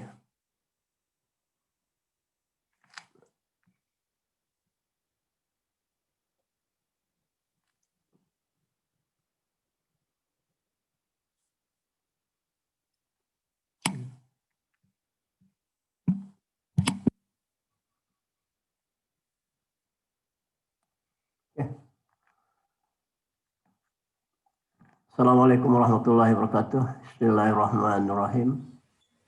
Terlebih dahulu saya mengucapkan terima kasih kepada pihak penganjur International Conference of History and Education yang telah menjemput saya untuk membentang satu paper. Saya akan membentangkan dalam bahasa Melayu.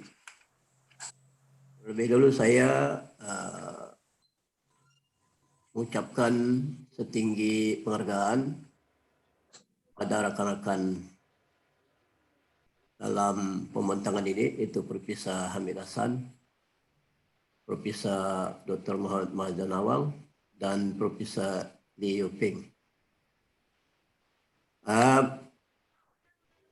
Kalau tadi Profesor Hamid Hasan dan Profesor Muhammad Mahzan melihat pengajian sejarah itu dari sudut pendidikan, dari segi teori, dari segi sudut kepentingan sejarah.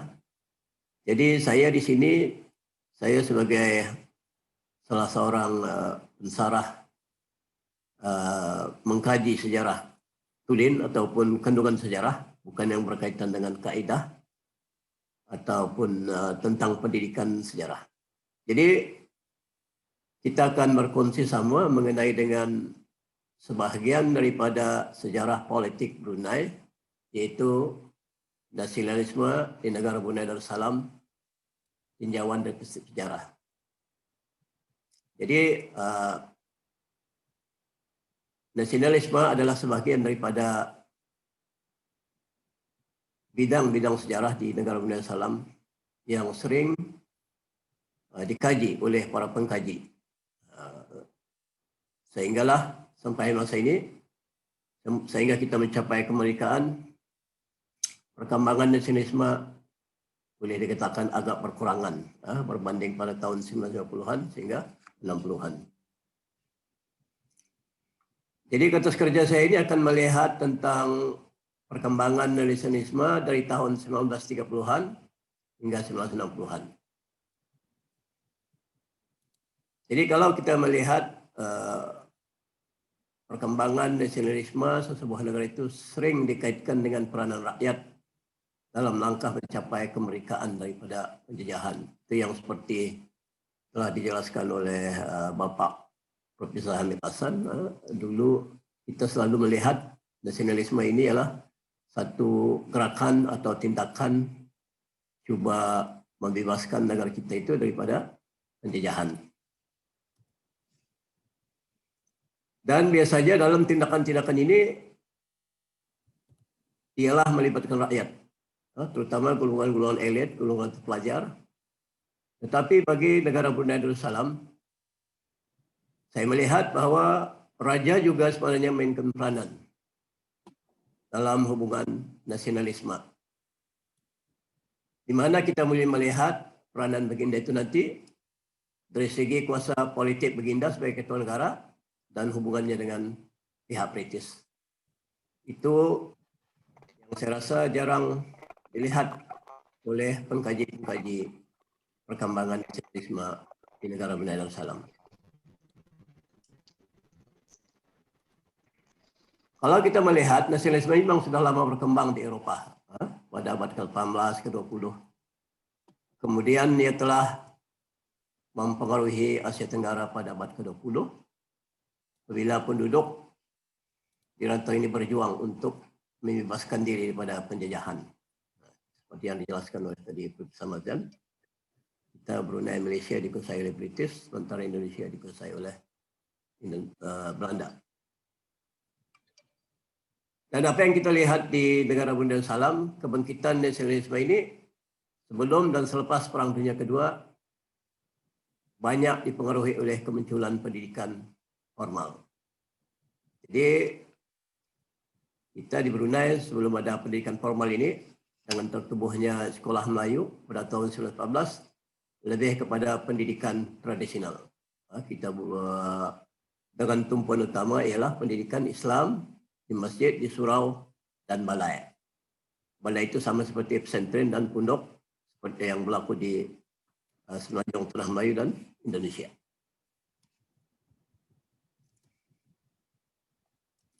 Jadi sebenarnya dasar pendidikan British di Brunei yang seperti yang saya katakan tadi, sekolah Melayu itu bukan 1914, adalah memberikan pendidikan sekolah rendah, tidak lebih daripada itu. So itu sampai tahun 1965, pendidikan Melayu di Brunei hanya setakat paling tinggi darjah 6. Tidak lebih dari itu. Hanya tahun 1966 baru ada sekolah menengah. Itu dasar pendidikan British dari tahun 1914 sehingga 1965. Namun semangat nasionalisme walaupun pendidikan rendah tidak dapat dibendung kesan daripada pengaruh pendidikan itu sendiri. Apa yang jelasnya semakin berkembang apabila adanya pelajar-pelajar Brunei yang melanjutkan pelajaran ke negara jiran seperti di Semenanjung Tanah Melayu dan Indonesia. Jadi apabila mereka belajar di sana, mereka bergaul, melihat sendiri, dan inilah yang mempengaruhi gerakan nasionalisme apabila orang balik ke Brunei.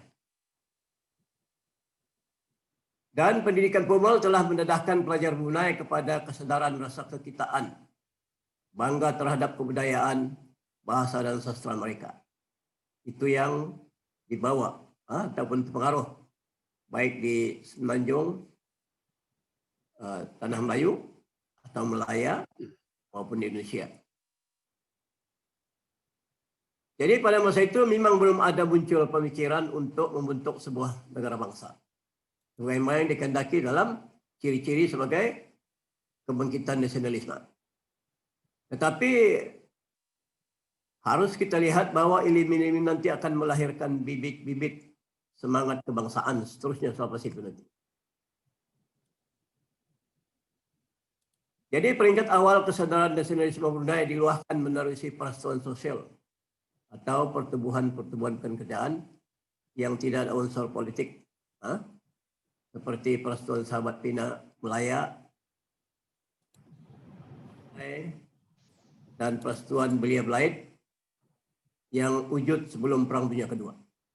Jadi memang ada pertumbuhan sosial yang tidak ada nampak unsur politik itu yang ditubuhkan oleh masyarakat Brunei. Jadi Persatuan Sahabat Pina Melaya memang ada cawangan dan kesedaran penting ialah untuk melihat bagaimana pincangnya masyarakat Melayu pada masa itu. Jadi isu-isu inilah pada awalnya mencetuskan semangat patriotisme, bukan nasionalisme, apabila melihat nasib bangsa ketinggalan dalam berbagai bidang berbanding dengan bangsa lain. Ini telah akhirnya mencetuskan semangat nasionalisme. Ia telah disuarakan oleh akbar saudara di Semenanjung Tanah Melayu. BSPM ditubuhkan untuk meningkatkan kadar celik huruf di kalangan orang Melayu, di samping membuka ruang untuk bertukar-tukar pikiran yang dilakukan melalui surat menyurat.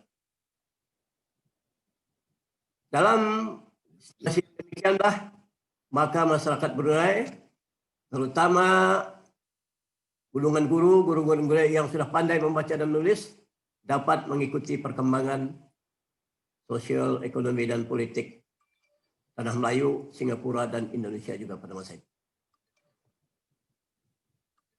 Jadi bibit-bibit nasionalisme pada peringkat ini melihatkan tentang keluhan rasa tidak puas hati terhadap kedudukan ekonomi dan pendidikan masyarakat Melayu. Begitu juga dalam hal kuasa pentadbiran yang telah dikuasai oleh residen British, hinggakan anak-anak tempatan merasa terpinggir dalam hal ini, sedangkan negara ini adalah tanah air mereka.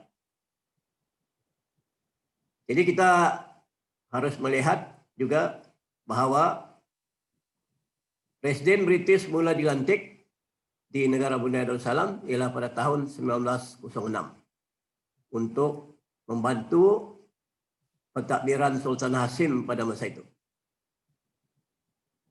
Dan dalam perjanjian itu, Presiden hanya berkuasa untuk mentadbir dan memberi nasihat kepada Sultan. Walau bagaimanapun nasihatnya bisa diikuti, kecuali dalam hal agama Islam. Jadi secara keseluruhannya selepas pendudukan Jepun berakhir, Brunei juga seperti dalam gambaran tadi, memang juga dikuasai oleh tentera Jepun yang mula mendarat pada tahun 1941, telah meninggalkan banyak kesan mendalam terhadap perkembangan nasionalisme Brunei yang sebelum ini kelihatannya berkembang agak perlahan. Belum begitu drastik sebelum Perang Dunia Kedua. Jadi hal ini boleh dilihat dengan tertubuhnya barisan pemuda Brunei yang ditubuhkan oleh bekas ahli Persatuan Sahabat Pina Melaya dan Persatuan Melayu Brunei. Jadi tokoh-tokohnya inilah dah saya sebut. Sebenarnya memang diorang ini ramai juga yang terlibat.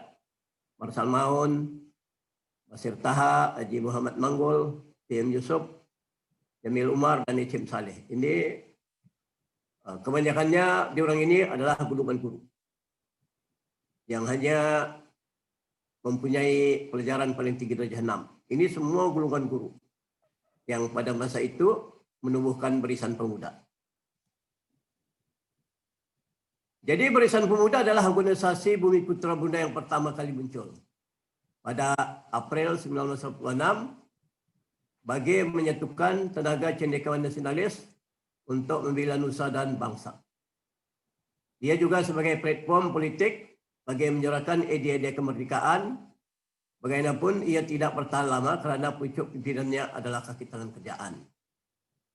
Jadi harus juga kita saya jelaskan di sini bahawa barit ini memang mendapat sokongan daripada Sultan Ahmad Tajuddin pada masa itu. Dan memang Sultan Ahmad Tajuddin pun memang ada ura-ura untuk membolehkan Brunei untuk mencapai kemerdekaan. So itu yang memberikan sokongan barit. Jadi barit ini ia bukan satu parti politik, tapi ia hanya sebagai gerakan politik.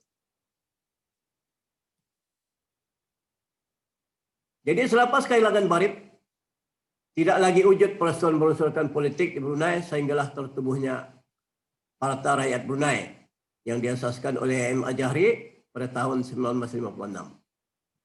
Jadi beliau ini sebenarnya pelajar yang dihantar oleh Jepun untuk belajar bidang pertanian di Indonesia.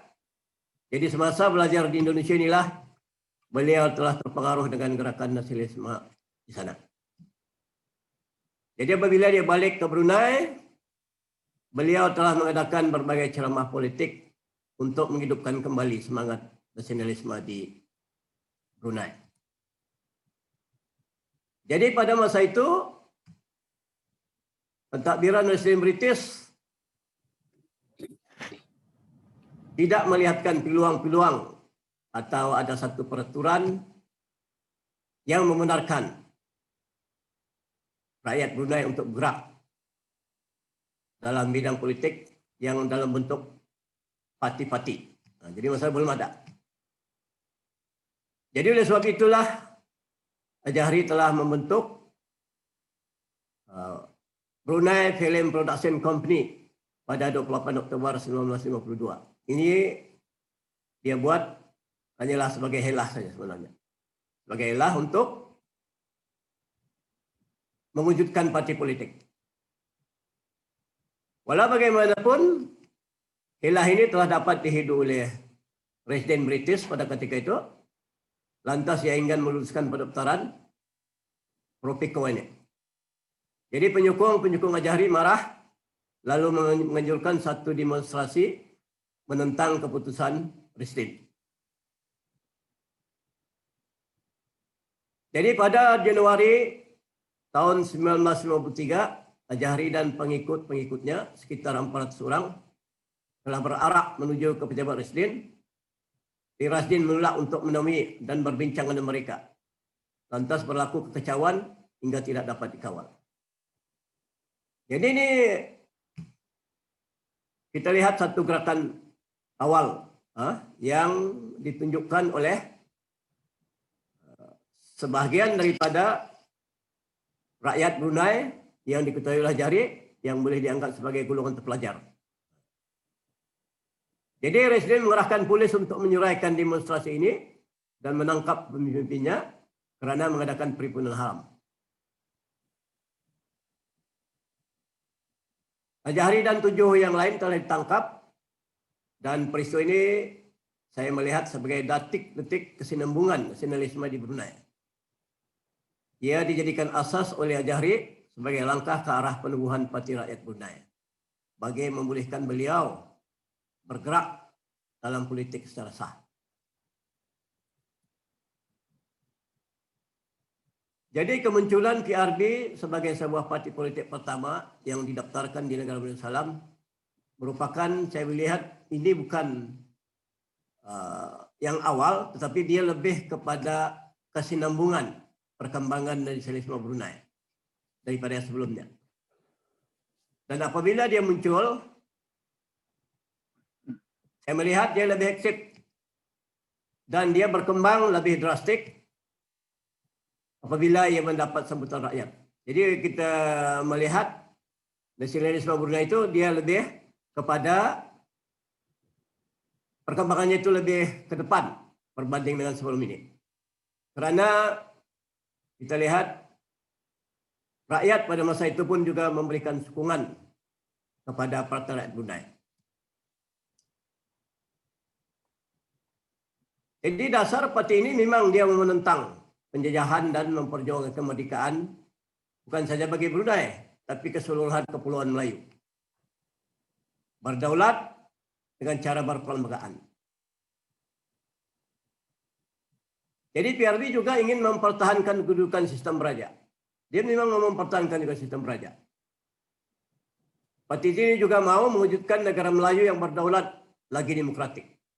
Jadi yang target paling penting bagi PRB ini adalah dia mewujudkan sistem pemerintahan demokrasi di negara Brunei Darussalam. Jadi kalau kita melihat pada tahun 50-an itu, Azhari ini boleh katakan seorang yang pandai berpidato, berceramah, terutama sekali dalam hal-hal politik. Sehingga menarik minat dan ramai dukungan kepada beliau. Jadi ini jelas apabila kita lihat setahun selepas Parti Rakyat Brunei ditubuhkan, ahlinya telah meningkat sebanyak 16.000 orang.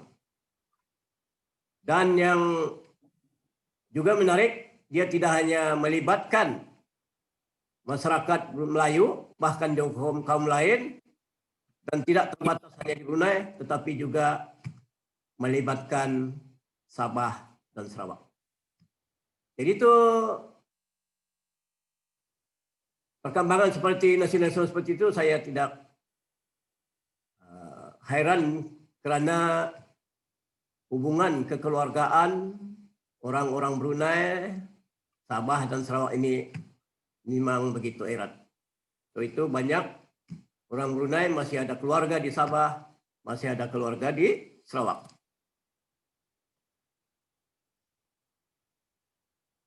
Oleh kerana sokongan yang begitu besar, maka dia pun berani mengeluarkan kritik-kritik, protes-protes terhadap pemerintahan Sultan Umar Ali. Pada masa itu dia sudah naik tahta tahun 1950 dengan dibantu oleh pentadbiran Rasdin.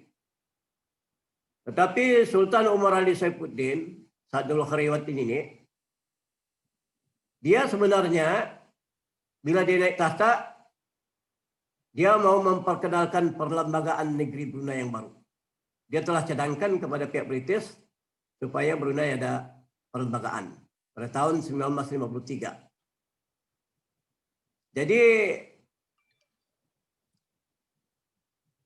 dan dalam perlembagaan itu sebenarnya dia mau mengembalikan kuasa raja dan rakyat secara berperingkat-peringkat untuk mengambil alih kuasa Rasdin British. Jadi saya melihat perkembangan seperti ini menunjukkan bahawa Baginda juga sebenarnya mempunyai semangat nasionalisme. Tetapi dia menyalurkan semangat itu menerusi perundingan dengan kerajaan British. Tapi Ajahri tadi, dia lebih kepada parti-parti politik. Dan saya melihat dia sebagai wakil daripada rakyat. Semasa Baginda memperkenalkan atau menubuhkan perlembagaan ini, Baginda boleh katakan seorang yang teliti. Dia dulu bentuk satu jawatan kuasa untuk mendapatkan pandangan rakyat Brunei pada masa itu. Dia tidak terus-terus menubuhkan apa yang dipanggil sebagai jawatan kuasa 7 serangkai untuk melihat pandangan rakyat. Bagaimana pandangan dia, bagaimana tentang perlembagaan. Jadi dibuat satu kajian sebelum membuat satu perlembagaan sebenarnya. Jadi benda ini sudah saya tulis dalam sebuah buku. Saya cuba menganalisis bagaimana pandangan orang Brunei terhadap pembentukan perlembagaan Brunei itu. Tetapi bagi PRB, perlembagaan negeri Brunei yang disahkan oleh Sultan ini tidak membantu ke arah pembentukan sistem pemerintahan demokrasi. Jadi PRB tidak mau dia percanggahi dia. Karena dia melihat nanti perlembagaan itu tidak akan menuju ke arah pentadbiran atau pemerintahan demokrasi. Namun Sultan sebenarnya sedar terhadap pergerakan PRB ini, terhadap kedudukan Baginda sebagai kuasa tertinggi. Walaupun diberikan kebenaran, disahkan, tetapi Sultan Brunei pada masa itu tidak mau PRB ini berkempen, bergerak dengan hanya menunjukkan keburukan dan kelemahan kerajaan. Kerana ini boleh mencetuskan huru-hara di kalangan rakyat Brunei. Dan apa yang jelasnya, ini telah menjadi kenyataan apabila rakyat Brunei telah berpecah belah sama sendiri kerana ada satu pihak menyokong parti dan satu pihak lagi menyokong Sultan. Malah berlaku ada kajian-kajian dibuat perpecahan di kalangan keluarga. Jadi hal ini kelihatan telah parti politik kelihatannya bukan sesuatu yang agak positif bagi masyarakat Brunei pada masa itu. Kerana ia telah menimbulkan berbagai masalah, terutama perpecahan di kalangan keluarga, di kalangan kampung. PRB sebenarnya hanya melihat keburukan ataupun kelemahan kerajaan. Tetapi kalau kita mengkaji sejarah Sultan Umar Ali Saifuddin ini bila dia naik tahta, yang sebenarnya Baginda adalah seorang yang boleh dikatakan berjiwa rakyat. Baginda sentiasa mengambil langkah untuk memajukan Brunei. Saya banyak mengkaji tentang sosial Baginda dari segi pendidikan, agama, undang-undang. Baginda sebenarnya mau orang Brunei ini mesti hidup aman dan sejahtera. Itu dia punya visi benar-benar. Kalau kita melihat langkah-langkah yang diambil oleh Baginda. Paling jelas kalau kita lihat dari segi pendidikan agama. Baginda sebenarnya orang yang pertama sekali menubuhkan sekolah agama 1956 secara berasingan selain daripada sekolah akademik. Kerana tujuan baginda ialah supaya orang-orang Brunei dari generasi awal akan mempunyai pendidikan agama yang lebih baik berbanding dengan sebelumnya itu. Dan sekolah ini memang masih wujud sampai kini dan diteruskan oleh bawah Duli Yang Maha Mulia Sultan Haji Hassanal Bolkiah. Dengan demikian, maka kerajaan mengambil langkah untuk menghadkan dan memberi amaran kepada rakyat supaya jangan terlampau terlibat dengan parti politik yang digerakkan oleh PRB. Dan apa yang jelasnya, ahli-ahli PRB tidak hanya terdapat di negara Brunei Darussalam, tetapi juga melangkaui Sabah dan Sarawak. Dan ini telah dilihat oleh kerajaan bahawa nasionalisme Brunei itu tidak lagi Brunei, tetapi sudah kepada nasionalisme Borneo Utara apabila dia melibatkan Sabah dan Sarawak. Dan baginda memang menentang apabila Brunei dikaitkan dengan kedua-dua jiran ini. Jadi ke bawah Duli memang dia tidak mahu Brunei mau disatukan dengan Sabah dan Sarawak.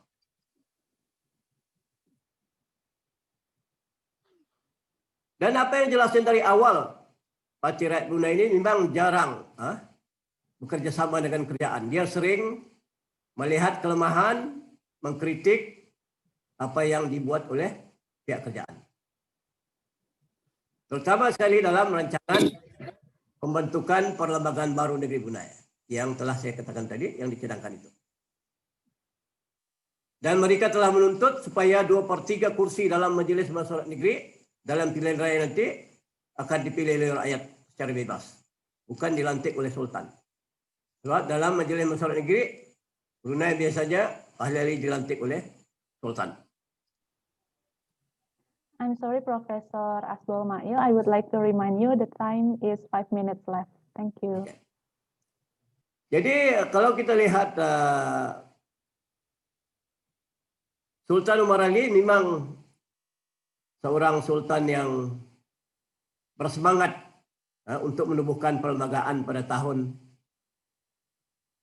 1959 yang tubuhkannya itu. Memang dia bergerak dari tahun 1993 dia berunding dengan British.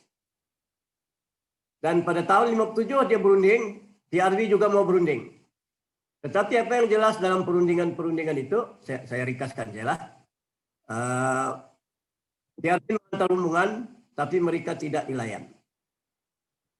Dan akhirnya Sultan Umar Ali Saifuddin telah berjaya mengisytiharkan perlembagaan negeri Brunei pada tahun 1959.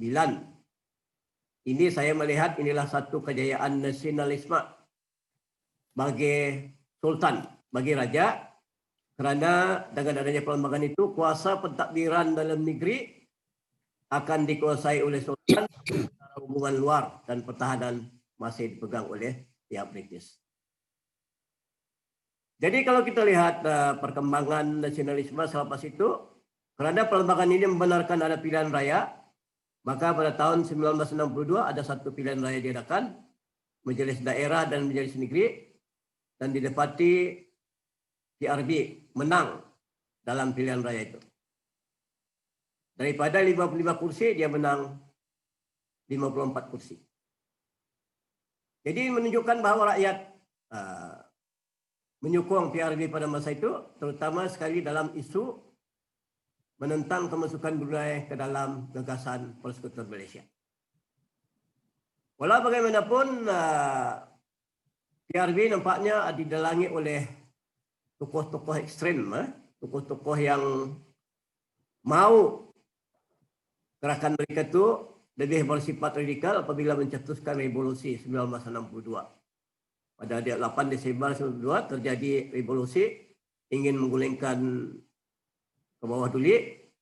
Walau bagaimanapun revolusi ini berjaya diatasi, dapat petahkan oleh dengan bantuan tentera British, dan akhirnya Parti Rakyat Brunei telah diharamkan.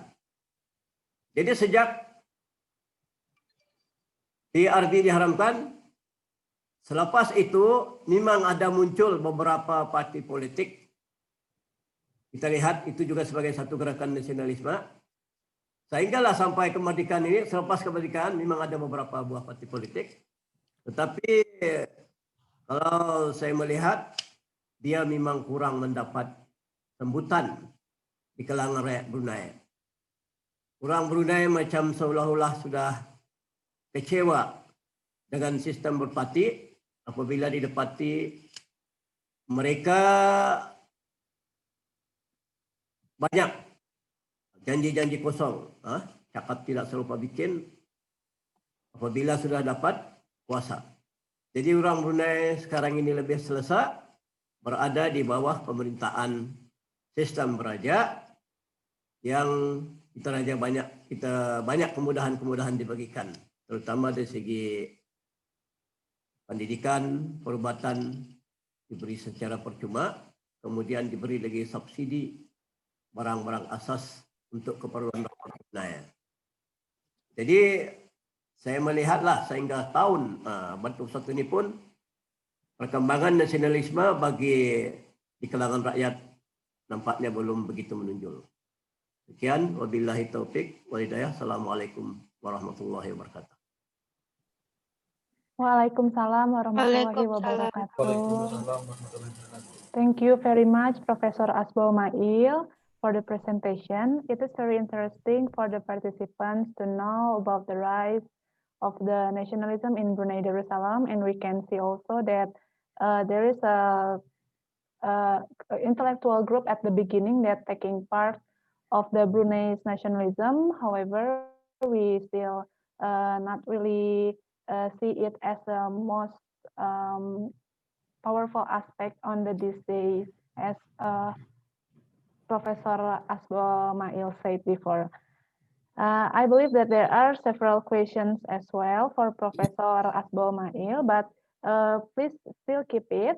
And we are going back to the previous speaker, Professor Liu Feng. And as I told you before, this presentation will elaborate some points in Chinese culture. And without any longer, please come back, Professor Liu Feng. Thank you.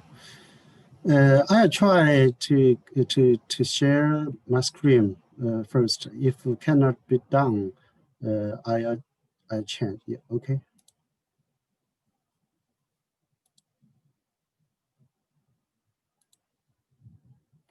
Can you see the screen? Yes, we can see it clearly. The full screen? It is not in a full screen yet. Yeah. Can you hear me? Can you see the screen? Okay. Yes, we can see the screen. Okay. Screen.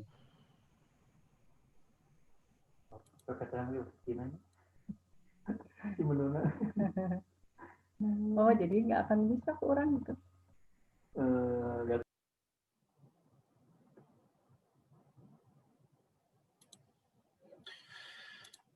Okay. Thank you for giving me a good chance to share my opinion or share the traditional Chinese culture with you. Yes. I'm sorry, Professor. Can you make it as a full screen? Screen? Screen? Yes. On the right side. The red button on the right side. On the right bottom.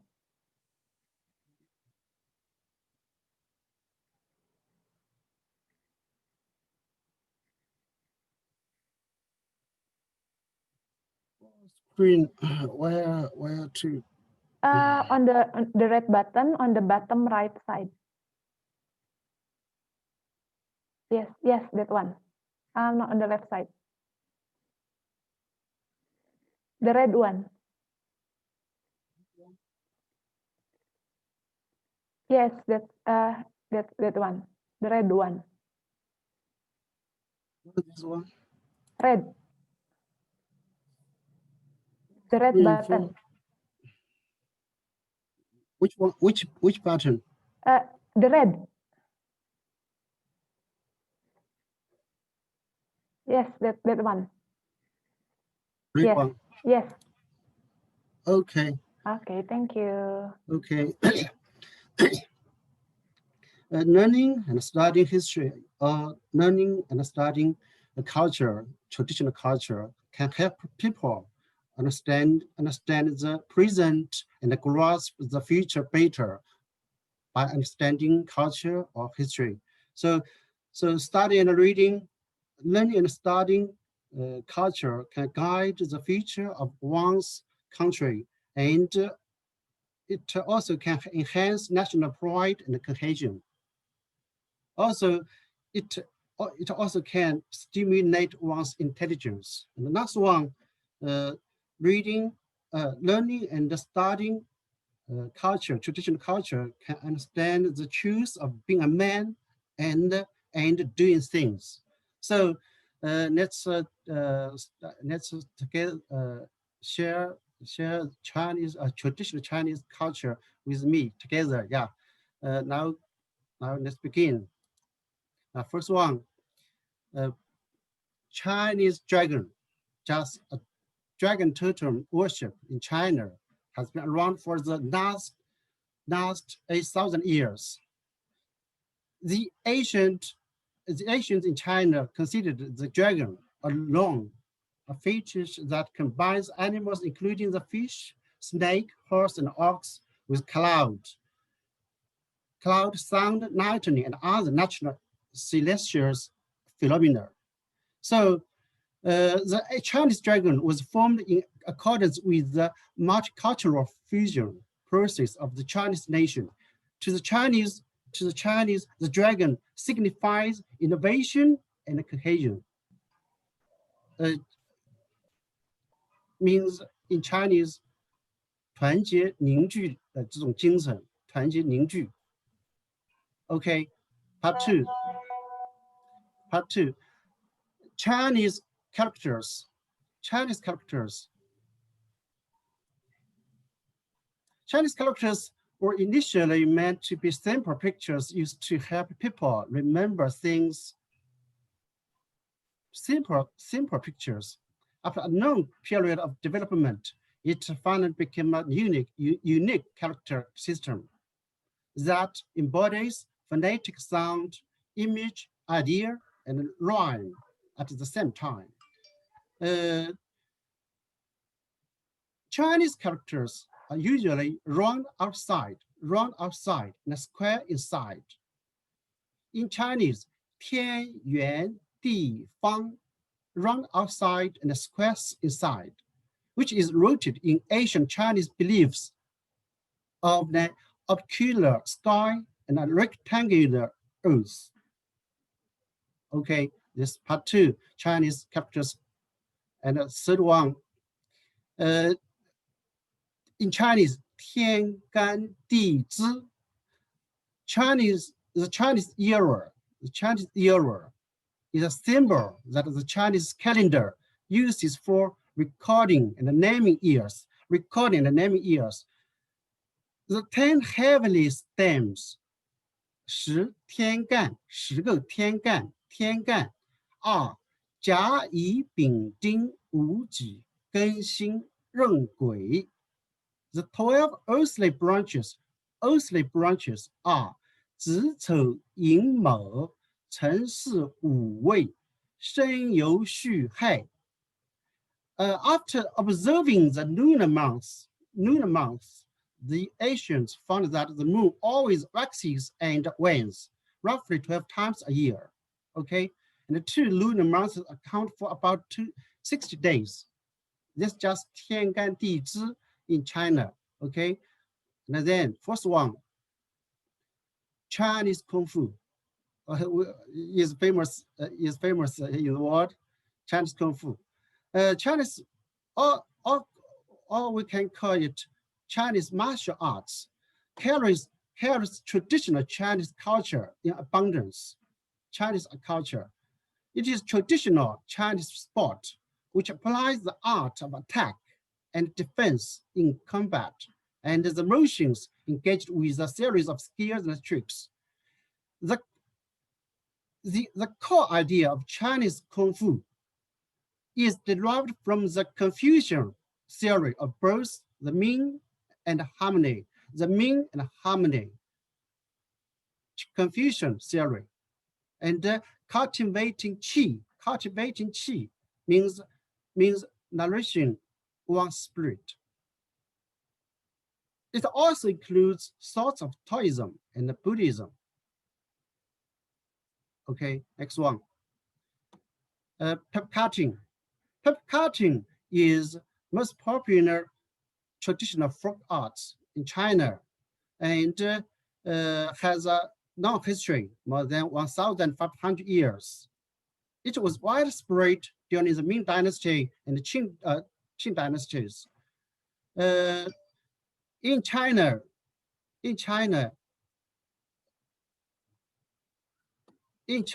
pep cutting are used to decorate doors, windows, and rooms in order to enhance the joyous atmosphere.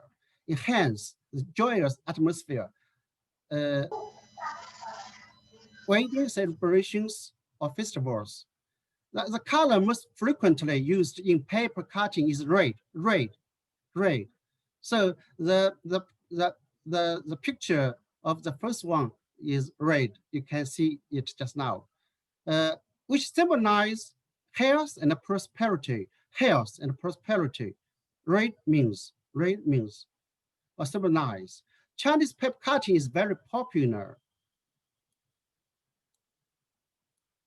It's very popular.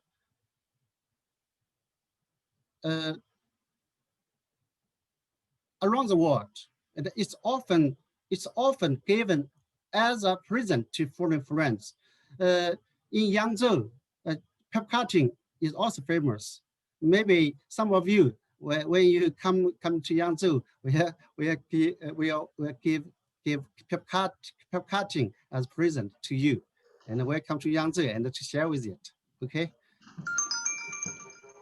Next one, alcohol. Alcohol is one of the important drinks in Chinese people's life. Chinese alcohol making has a long history and has been renowned at home and abroad.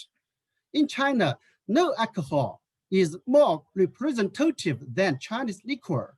Chinese liquor is famous. And Chinese alcohol culture is Chinese liquor culture. Alcohol is more of a communication tool in Chinese. Understand? More of a communication tool in Chinese. In Chinese people's eyes, alcohol has permitted 5,000 years civilization of the whole Chinese history.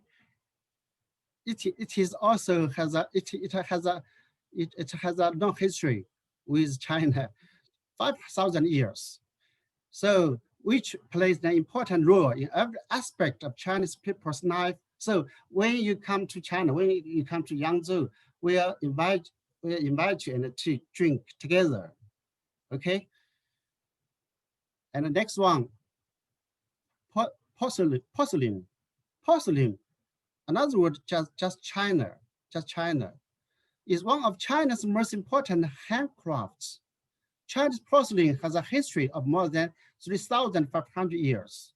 Its most prosperous period being Ming and Qing dynasties.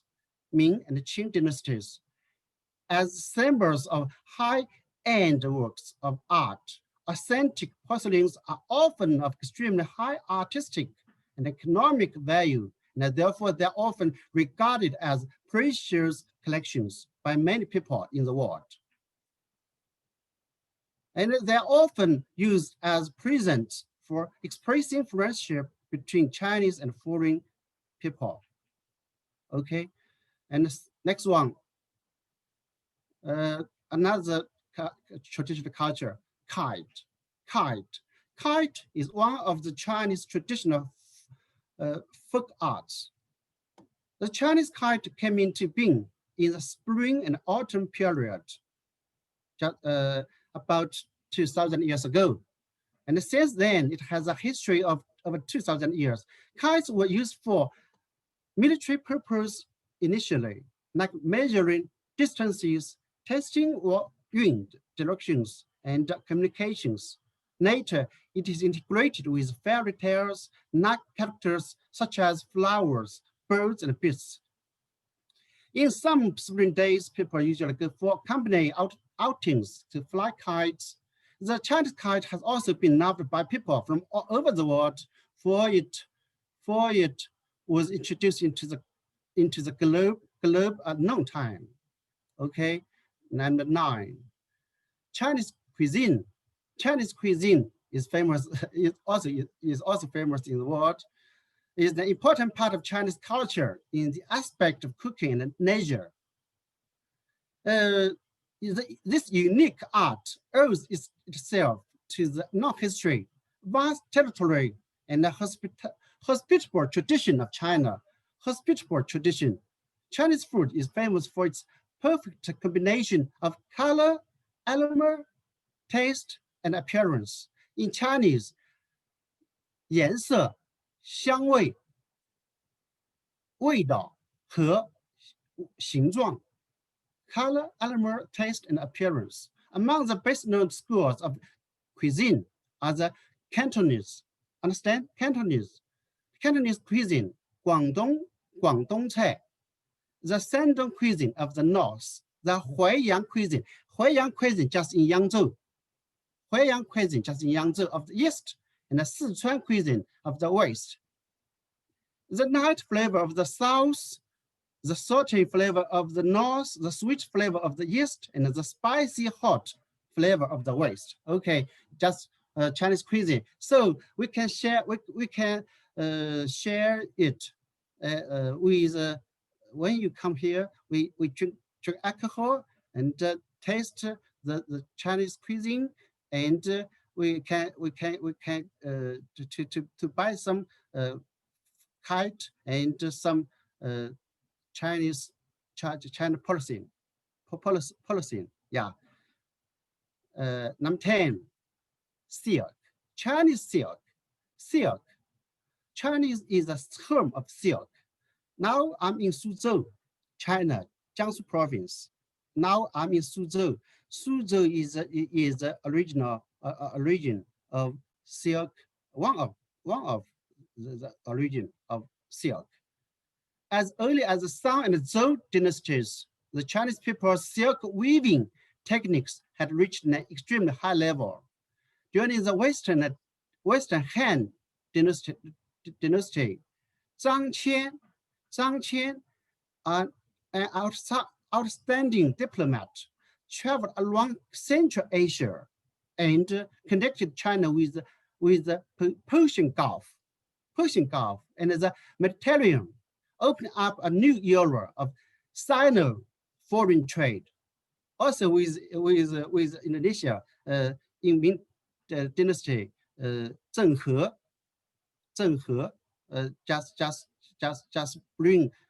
just brought the silk to Indonesia. Exchange and communication. Chinese silk has been accepted as a symbol of Chinese culture and emissary of Oriental civilization. 东方文明. Okay, next one. Chinese classical garden.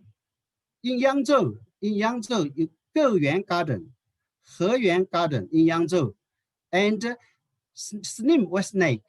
In Hangzhou, just has a West Lake. In Yangzhou, Slim West Lake. If you come here, I show around to appreciate the classical garden, Geyuan Garden, Heyuan Garden, Slender or Slim West Lake in Yangzhou. Is a precious treasure of our ancient Chinese architecture. It is a kind of environmental art, which combines artificial mountains and rivers, plants and buildings with the natural landscape. So when you go sightseeing in a Chinese classical garden, you should be able to appreciate its artistic concept, which makes use of the natural landscape to create the real fun of mountains and rivers for viewers. For example, now I'm in Suzhou. We will go to Zhuozhen Garden. We will go to Huqiu Temple or Hanshan Temple. Okay, this is just Chinese classical garden. Now next one. 4 treasures of the study. 4 treasures of the study. In Chinese, 文房四宝 means the writing brush, ink stick, ink stone, and paper was requisite treasures in the study of the scholars of ancient China.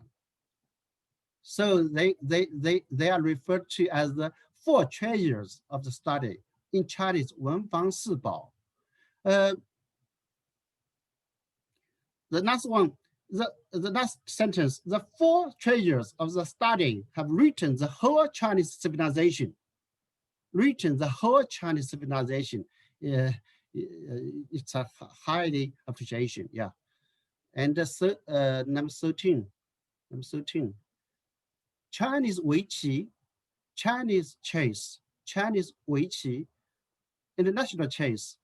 In the world, there are 4 chess. Chinese Weiqi, Chinese chess, international chess, and some others. Weiqi, just look at this sentence.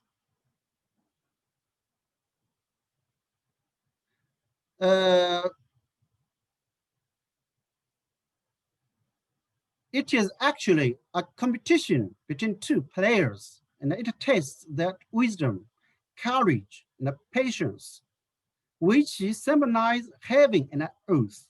Symbolize 象征 heaven and earth. It contains countless philosophical theories, such as the theories embodied in the image numerology in the Book of Changes. Book of Changes in Chinese, 周易, the art of war, and a series on state administration and national security, which embodies the wisdom and the spirit of Chinese culture, embodies 体现了中国的文化的精神和智慧. Okay, next one. Chinese Beijing opera, also called Beijing opera, 京剧, or produced as Oriental opera, 东方歌剧, Oriental opera. Beijing opera is a genuine national quintessence of China, of China. 精华, 精髓. It originated from many kinds of Asian local operas. Local operas, for example, in Yangzhou has Yangzhou opera or Yang opera. In Suzhou, Suzhou opera. In Wuxi, Xi opera. Can you understand? Yeah, in Yangzhou has we call Yang opera or Yangzhou opera. In Beijing, Beijing opera, Chinese Beijing opera. And I tell you, Beijing opera comes from Yangzhou. Some of them comes from Yangzhou, or comes from Suzhou. Suzhou and Yangzhou are the original place. Okay. And in Beijing opera, the main types of roles in Beijing opera are sen, means male, dan, young female, jing, painted face, male, and chou, clown, male or female. Okay, now next one. Chinese Taoism. Chinese Taoism first originated in China. The founder of Taoism is Laozi, a philosopher and thinker who lived in the late spring and autumn period. Tao Te Ching, whose authorship has been attributed to Laozi, is considered to be the main Taoist classic. Taoism advocates the value of a human being's life, advocates, recommends the discarding of all desires and worries from one's mind, discarding of all desires and worries from one's mind, and encourages the cultivation of moral character and the nourishment of human nature. Taoism, okay. Next one, Chinese idioms. Chinese idioms are integrated, fixed phrases and expressions. Idioms are established and accepted by constant usage and a common practice. Most Chinese idioms consist of 4 characters. For example,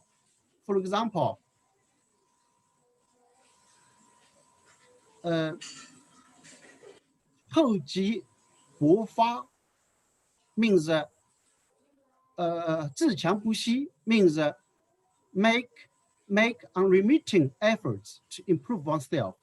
Unremitting efforts to improve oneself. 自强不息. Okay, next one. 琴棋书画中国话 painting means traditional Chinese painting 中国画 Chinese traditional Chinese painting. Traditional Chinese painting is done with a brush dipped into black or colored ink and is painted on silk or xuan paper. 那么 it was called also in ancient China, it was called ink painting, which distinguish it from Western oil painting. Ink painting, oil painting in the West, ink painting in China. The Chinese people term their works traditional Chinese painting, so it's abbreviated to Chinese painting. So yeah, we should pay more attention to ink painting with Western oil paintings. Just one is East, one is West. Okay, next one.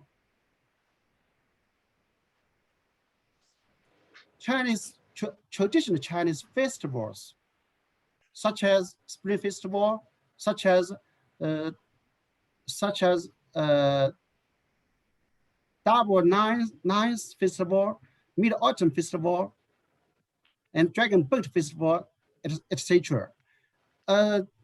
Traditional Chinese festivals are usually fixed according to the lunar calendar. According to the lunar calendar, the lunar calendar has been designated as the Spring Festival. January is the 1st. Okay.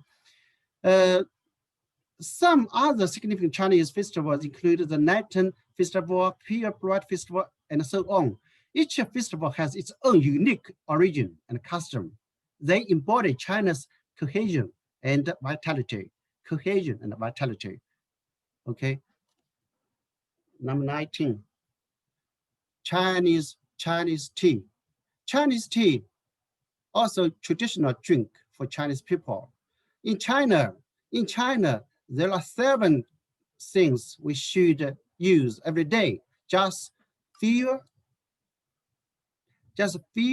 rice, oil, salt, soy sauce, and vinegar, and tea.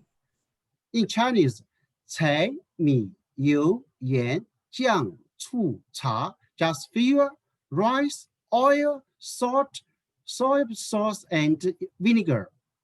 Tea culture is the extension and generalization of the science and the humanities character of tea.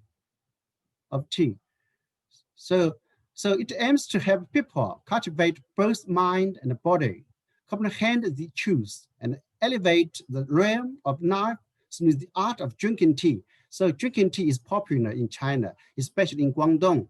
Now in Jiangsu is also popular. Now next one, Chinese grottos. Mainly reflect the art of Buddhist culture. In China, there are many there are four major art landscapes. The Mugao grottos at Dunhuang, the Yungang grottos at Datong, the Longmen grottos at Luoyang, and the Meiji-san grottos at Tianshui, Gansu province. Okay, now next one. Excuse me, Professor Liu Peng. Okay, I see. 5 minutes left. Thank you. Maybe just last one. Chinese classical literature. Chinese classical literature includes poetry, prose, fiction, and 词赋曲, and many other styles. In China, there are famous four fictions. Four classics of Chinese literature. Four classics of Chinese literature are Romance of the Three Kingdoms, 三国演义, Water Margin, 水浒传, Journey to the West, 西游记, just Monkey King, and Dream of Red Mansions, 红楼梦, which have extensive and far-reaching significance both on a national and international level. So, reading the four famous novels carefully, you can experience traditional Chinese society and human culture and folklore customs. It is an important way to absorb the quintessence of traditional culture, as well as to pick up strategies and the wisdom on how to get along with others. So that's all for my today's speech. Thank you all. Thank you. Thank you very much, Professor Liu Peng, for the explanation. So to all participants, as the Professor Liu Peng said, if one day you come to China, you can experience the authentic Chinese culture from kite to porcelain, from Chinese cuisine to Chinese opera, as well as the any other things that exist in China. So I believe those all not just beautiful, but also philosophical and full of meaning. And to sum it up, those are magnificent presentations from our panelists. And actually, in an offline conference, this must be the time to give applause for them. But since we do it in a webinar or online version, so it is a little bit awkward to do virtual applause, but I believe that it doesn't reduce our appreciation to all of the speakers. So thank you very much to all of the speakers. And now, warmly welcome to Yangzhou. You are warmly welcome to Yangzhou. I invite you to share, to appreciate, to taste the food, appreciate the something. Yeah. Yeah. Thank you, Professor. You're welcome. And if I may review for a while, Professor Hamid emphasized on the concept of nationalism in history education. And then Professor Mahzan highlighted the issues of the history education in this modern era. On the other hand, Professor Asbel Mail delivered about the nationalism in Brunei Darussalam. And lastly, Professor Liu Peng mostly underlined about the traditional Chinese culture. So, ladies and gentlemen, right now we are stepping onto the question and answer session. And we still have time for approximately 60 minutes or an hour for this session. And I would like to invite all participants to deliver the inquiry, or if there is anything you would like to ask or deliver or to comment, just raise your hand virtually. There is a feature in it, and the host will recognize that you want to ask. And after you give permission, after you have been given the permission, please introduce your name and where you come from, and mention the speaker whom you would like to ask. And then after that, you convey your question clearly.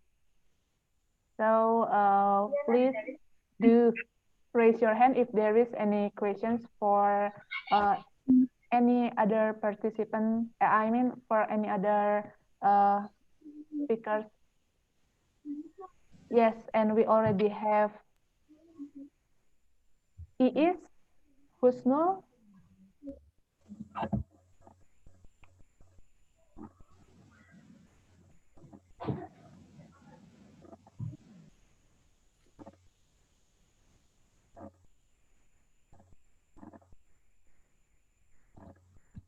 For Iis Husnul, you may floor your question. Anybody hear my voice? Yes. Clear? Okay. Thank you so much for the moderator for the opportunity. So, thank you so much for all the Kita geladi jam berapa sih? and thank you so much for Dr. Lee, Professor Lee Yupeng for such insightful and comprehensive explanation about Chinese tradition, traditional and culture. Maaf, suaranya kecil. Oh, yeah. Is it clear now? Yes, you can make it louder. Okay. It's better. Okay, so I would like to ask a question for Professor Lee Yupeng. I'm very curious, and this is very insightful and comprehensive explanation about Chinese culture. So I'm very curious about Chinese multicultural, as symbolized by the dragon, as I see on your presentation. Yeah. But as I read on the BBC News article on the internet, more than 9 out of 10 Chinese people think of themselves as belonging to just one race, the Han race. It is quite different from the other world's other most popular nations such as India, US, Indonesia, and Brazil, which all recognize themselves to be in varying degrees multi-racial and multicultural. So how China can be multicultural, but as you can see from the article, that 9 out of 10 Chinese people think that themselves belong to just one race, the Han. So maybe I just want to know more about how can Chinese be multicultural or more multiracial, or you can mention any other race other than Han race. Maybe that's all my question. Thank you so much. Okay. Thank you, Iis. I would like to collect the question first, but after that, I will give it to Professor Liu Peng. Okay, thank you. Thank you so much. Second question. Professor, I would like to hold on first. I will collect the questions, but after that, I will give it to you. So the second question will come from Sinta Anggraeni. To Sinta Anggraeni, please turn on your mic.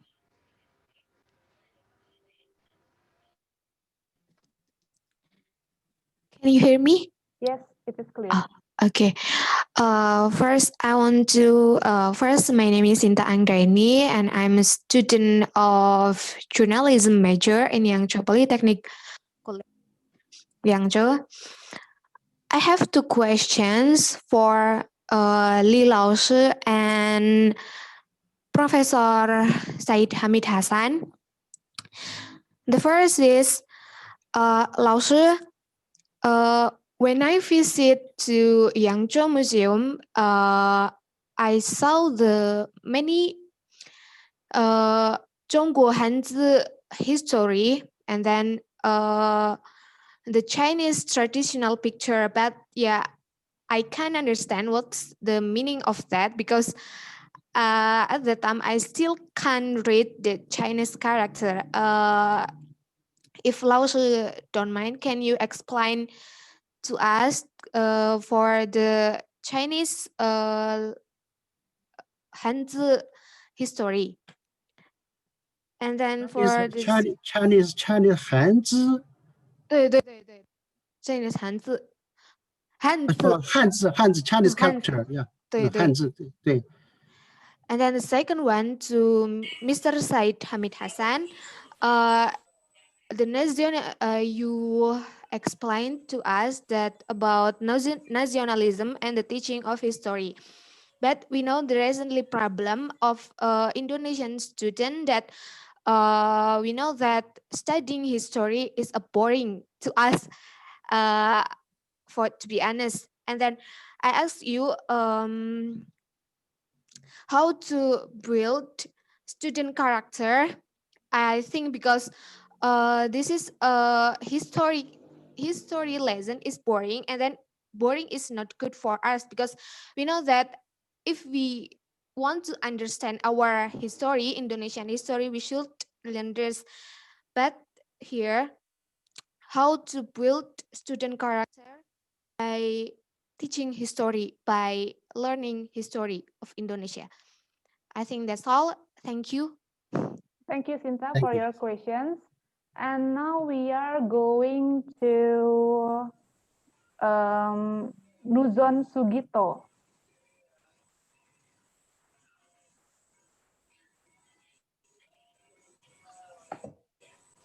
Yes, thank you for the opportunity. I have a question for Mr. Hamid Hassan, and also Mr. Professor Awang. As explained by the Prof. Awang slides, that one of problem faced in historical learning is the uncontrolled fact on the internet. In this COVID pandemic situation, what I want to ask is how the teacher control incoming information from the student in the virtual learning to keep they have the information who cultivate the nationalism value. And for the Professor Hamid Hassan, I want to ask how to maximize the process of transfer of nationalism value through the virtual teaching and learning in this pandemic era as a teacher of history. I think that's all. Thank you. Okay, so there are two questions from Nuzon Sugito. Thank you very much. And for the last question in this session, I would like to invite Shalima. Ya, izin menggunakan bahasa Indonesia ya. Yes. Baik, nama saya Salimah Ahmad dari Thailand. Saya ingin bertanya kepada Profesor Awan yang dari Brunei. Yang pertama, kapan benih-benih nasionalisme mulai tumbuh di Brunei? Terus apa yang melatar belakanginya? Terus yang kedua, sejauh mana perang kerajaan terhadap pertumbuhan nasionalisme di Brunei? Baik, terima kasih. Bisa diulang, tadi terlalu cepat. Oh ya, untuk yang pertama, kapan benih-benih nasionalisme mulai tumbuh di Brunei? Terus apa yang melatar belakangi pertumbuhannya? Terus yang kedua, sejauh mana peran kerajaan terhadap pertumbuhan nasionalisme di Brunei? Okay, so actually there are three questions, yeah. Yeah, thank you, Salima Ahama, for the question. So there are several questions for the speakers.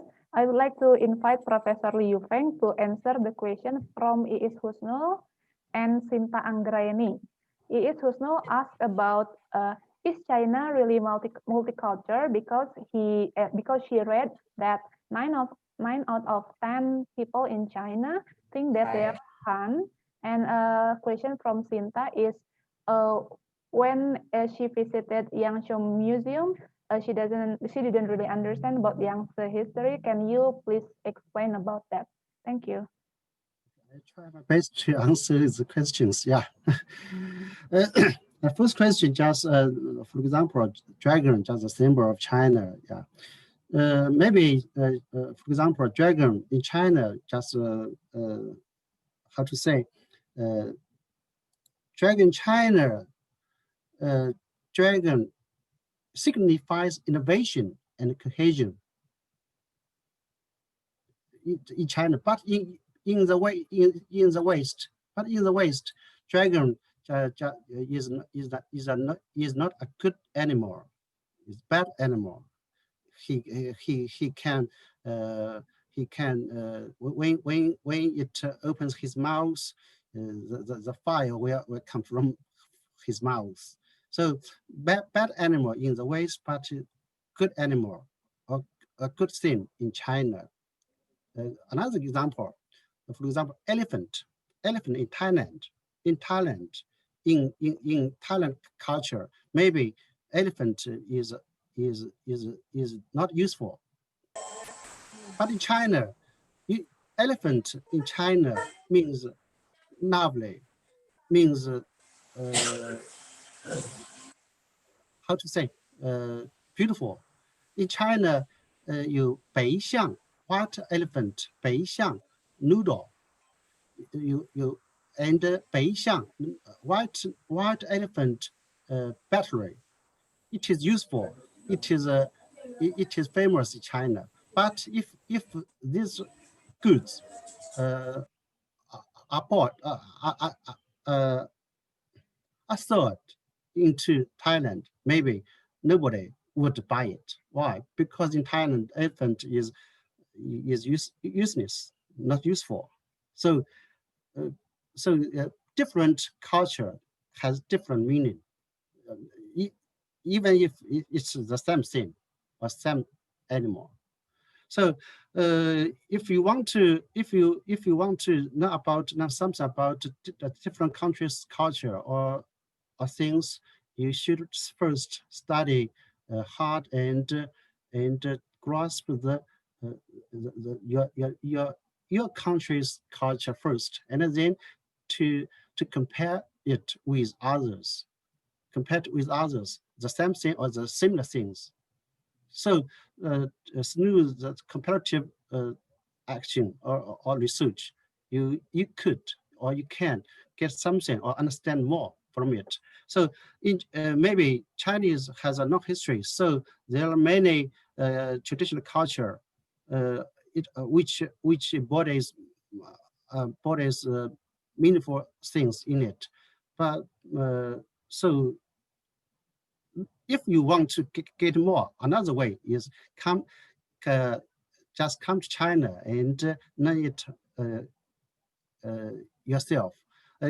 So the second question is,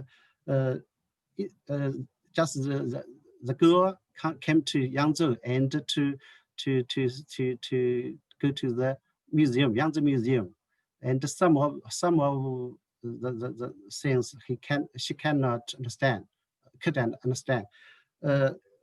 She said Chinese character maybe is difficult for her to study.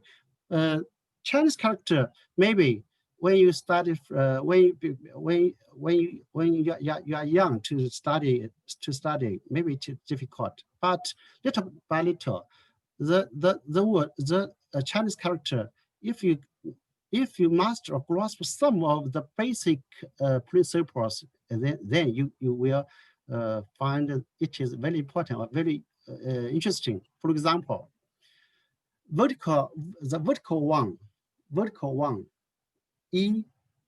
one, and double two. Yeah, vertical, not vertical, horizontal, 一横 two horizontal just means two, and three just means three. And the sky in Chinese 天 一横 两横 一撇，天呢就是我们的 our head， 天 our head， heaven our head， above our head is heaven, is sky, and then 一横，这个一横 just the heaven. In Chinese, for example, my name is Li Yufeng. My family name is Li. Also in Chinese, in China, Wang, king Wang, just also family name. Wang 是 double of horizontal stroke plus one vertical stroke. Can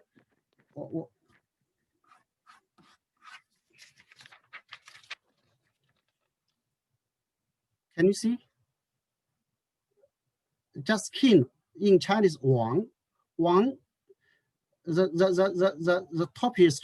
toppest horizontal stroke is the sky, heaven, and the second one between them just means man, And the last one, the last one just means the earth, the sky, the heaven, the man, the earth, 天地和人 between the sky and between the sky and the earth, there are man between them. Man can communicate with God. Also, we also can communicate with the earth. So if you know more about these words, and then you can understand why Wang King in ancient Chinese means he is a man who governs the country, and he also can communicate with God and with ghost in the earth. Understand? He could be a king. King in Chinese, Wang. Wang means king. 1, 2, 1, 2, 3.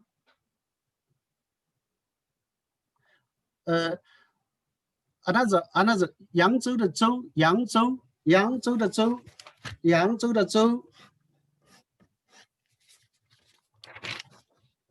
Can you see? 扬州的州，州 means island in a river. An island in a river. You can see the vertical stroke. Vertical stroke means river.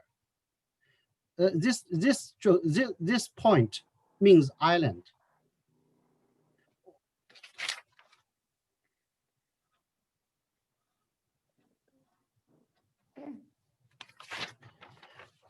Now you can see this another one of Zhou. You can see the vertical stroke just like a river, and this point just like island. So 亚洲 Asia 我们就在这个地方加一个 water， 这个 water 就是这个1、2、3。扬州，那么扬州，中国 in China in ancient China was called 九州 nine islands, because in ancient China it is said that the flood is very big. So many land are covered by water. When water moves away, the land come out. So came out just island. Well, along the island was water. So 扬州、徐州，中国叫in ancient China was called 九州. There are 9 islands in China. Okay, so you can buy some basic books, basic knowledge books to learn or to try to copy, and buy some books with English explanations or some other language explanations. You can study little by little. You can improve quickly. Okay, it's hard for me to express in English to explain these Chinese characters, because it is meaningful and it is has abundant content in it or meaning in it. It is hard for me to express it clearly. Okay, thank you. Thank you very much, Professor, for the explanation. Now I would like to go to Professor Said Hamid Hassan. you have two questions. You received two questions in here. The first question is a question from Sinta Anggraini. She asked regarding that history is sometimes boring. So how could the teacher can build students' nationalism and character? But in fact, sometimes the student felt boring. And the second question is from Nuzon Sugito. He asked regarding how to maximize the nationalism value in the virtual learning in this pandemic era. So for Professor Said Hamid Hassan, this is your time to explain. Thank you. Thank you for the question. Sinta, nationalism is a change concept, as I explained before, and now, and then how to change the teacher. This is the main problem, actually, because teacher doesn't want to change normally because they want to be safe in their own old box, okay? And we have actually introduced this kind of thing, the way of teaching for a long, long time. Let me explain about higher order thinking. When we use the 1975 curriculum, we also use the higher order thinking skills. But the teacher did not change their way of teaching because it is harder than the one that used to be. That's why it's a concern with also the policy maker. If the policy maker will be press the action, and then the teacher will follow. Okay, but in this situation, in the present situation, it is harder because we have three kind of what teaching at this moment. What I said that modes of teaching. One mode is about the daring. Okay, using that one is daring, and the second one is luring, and the third one is what teacher visit the student. And in that way, if you are talking about the how to implement, how to develop the character, character can only be established by example, not by teaching. If you just teach, then you teach about the knowledge of the character. Good is this one and that one, bad is that one and that one. And then nationalism is this one and this one. But do students understand? Yes, they understand it logically, conceptually, but they don't perform the character of nationalists. If the teacher itself does not show the student what is the action of a nationalist teacher, if they still think in other way or behave in other way, then the teacher will not follow him or her. And then there will be no nationalism action on the part of the student. Student will understand, will know the meaning, but not implement that one in their own action. That's why in my proposed scheme, number 8 is how the student enact the patriotism, the nationalism in herself or his self, so he can show or she can show the others this is the way we should do that, and that the way we can learn in this situation and the present situation. If you are using daring, it can still be shown by this kind of action, but it is very limited. And if you have this kind of daring for a long time, then the character in that way, in that meaning, cannot be developed. That's a loss, actually. But that's what we are having now. We cannot change the situation because we don't know when the COVID-19 stops. and we don't know when will be free from that COVID-19. So we can only now teach them how to think, okay, not how to behave. That's the answer for your question. And then the second question is how to maximize. There is no limit of nationalism action or ideas or thing because there is no what platform for that. So you cannot say that this is the ceiling. If you have the ceiling, and then you can measure how far you can go. But there is no ceiling for nationalism. Nationalism changes in ideas, in spirit, and also in the way, in the action toward what you are going to have. Let's say at the moment, nationalism is not against the government, but how to develop the country. That's the aim of the nationalism. And the spirit that we will do it together, or maybe we'll do it one by one, according to what we can do for our country. Okay. And the movement might be it's individual, might be it's a group. You can have your group and then do something for the betterment of the country. Or might be you can only say that, okay, I'll do it myself. I can do that. And then you just do it. It doesn't matter. You can do it individually.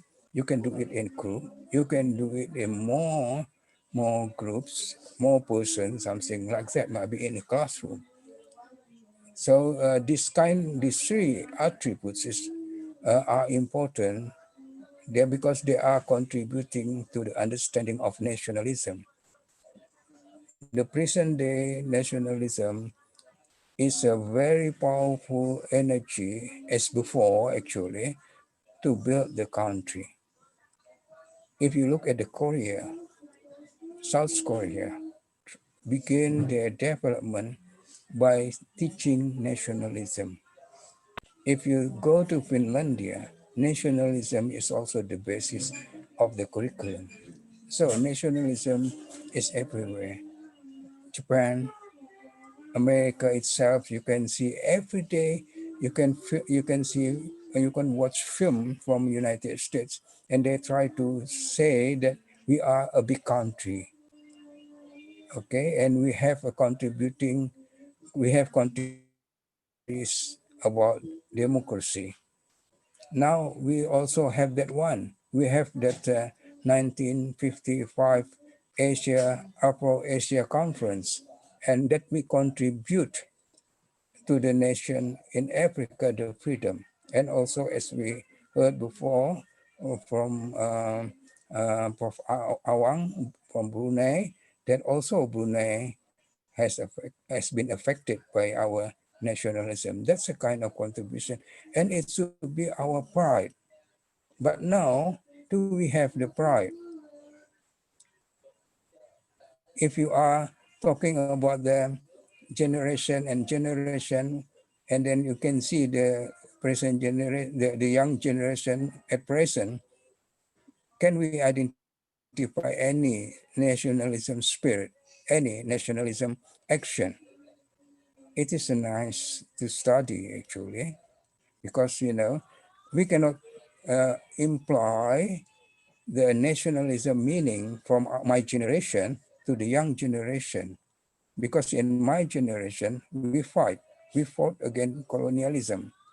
Nowadays it is not the fighting, but it is a contributing, maybe by having more knowledge, maybe by having more education, might be by having more contribution to economic development, might be more contributing to welfare state, more items, and also to try to defend our integrity, our unity. Remember that what we have that unity in diversity. So diversity is a natural things that we should have, because by then we can have our unity. Okay. I think that's what can answer to you for the moment. If you have another question, then it is my pleasure to answer that one. Okay, but for now, maybe I can have I can stop it now, and then because some other speaker would like to answer and they should have their time. Okay, and then but thank you for the question, and it is the question we should also think again and again. Okay, how to implement the newest form of the present form of nationalism that's suitable for our independent country, not our occupied country. Thank you. Thank you very much, Professor Said Hamid Hassan. It is a very thoughtful answer for me personally. And I would like to go to Professor Mahdan Awang. There is a question from Nuzon Sugito still. The question is related to the information from the internet. How can the teacher control the information in virtual learning while the learning itself from the internet is very tricky? Thank you very much for the questions. It also has a relation with Professor Hamid said just now regarding the history and the current situation. And I was quite surprised because Professor said that higher order thinking has been discussed for many years ago, and then until now we are still talking about higher order thinking skills, whereas Yes, we have our own thinking skill, historical thinking skill, but most of the curriculum in the world, Prof, that's true. we still are working on Yes, historical HOTS rather than historical thinking skills. So we need to make sure that for the future, and then might be this year onwards, for history subjects, we need to focus on historical thinking skills, and then come back to the internet, the historical facts internet, the fake news in internet. There are so many people now having problems to identify which one is correct, which one is fake, which one is right, which one is wrong. Not our subject only, all of the subjects. If you go to internet, many agendas has been set to achieve certain things. So that's why I propose we need to develop a system to make sure that we can tackle these problems. So to ensure this is going to happen, we need to collaborate with IT experts and historical as well. We will be like a screening committee to make sure that students will get good information and correct information. At the moment, we can use the internet, information from internet to ask students, to ask students to check either whether on the information in the internet are valid, are correct, are fake or not. So we can use that one to promote their historical thinking skill, because historical thinking skill require also the analysis investigations. Right or wrong is a very basic skill when we study history. So we need to have that one. So at the moment, this situation is not resolved, has not been resolved. So we need to form, and there might be we can collaborate in Asians, historical association to make sure that all the historical facts are exactly correct, are exactly accurate according to historical fact that have been archived for years in our national archive centers in many countries. So that's my questions. So need more research, empirical and scientific research. Thank you very much. Thank you very much, Professor, for the answer. Right now, I would like to go to Professor Akbul Mail. There's a question from Salema regarding the first nationalism. When was the first nationalism raised in Brunei Darussalam? And then how about the background and how far the kingdom has involved in the nationalism in Brunei Darussalam? Terima kasih kepada yang respon dengan keterangan. Jadi bila bermula sebenarnya gerakan nasionalisme di negara Brunei Darussalam. Apabila sistem takbiran nasional diperkenalkan pada tahun 1906, tidak ada sampai tahun 1945 atau 44 itu tidak ada nampak. Boleh kita lihat jajak-jajak perkembangan nasionalisme. Yang ada pun ada penentangan-penentangan terhadap pentadbiran residen, hanya lebih kepada kepentingan sekelompok masyarakat. Misalnya pada tahun 1909, 1910 ada gerakan penentangan kaum Kedayan terhadap pentadbiran residen apabila tanah-tanah mereka telah diambil untuk dijadikan ladang-ladang getah pada masa itu. Jadi mereka bangun menentang kerana ia melibatkan kawasan padi dan tanaman mereka, tapi akhirnya dapat diselesaikan oleh pihak residen dengan memberikan satu keluarga 15 ekar seorang. Itu yang saya lihatlah penentangan yang terdapat yang telah dibuat oleh kaum Kedayan. Tapi selepas itu nampaknya tidak ada. Jadi saya melihat bila mengkaji benda ini, saya mengatakan bahawa hanya tahun 1946 itulah boleh dikatakan bermulanya semangat nasionalisme apabila Barit diwujudkan. Sebab Barit itu saya katakan dia sebagai permulaan kerana dia ada menyebut kemerdekaan. Dia mau merdeka daripada kuasa British. Dan harus kita ingat juga pada masa itu, gerakan Barit tidak semua yang mendapat sokongan rakyat. Bahkan ada sebahagian daripadanya tidak menyokong. Bila disebut, diorang mau Barit merdeka-merdeka, diorang ejek dengan mentega-mentega. Mereka tidak suka, belum masanya mereka untuk mendapatkan kemerdekaan. Ada yang berkata alif bungkuk pun tidak tahu, pelajaran pun tidak tinggi pada masa itu.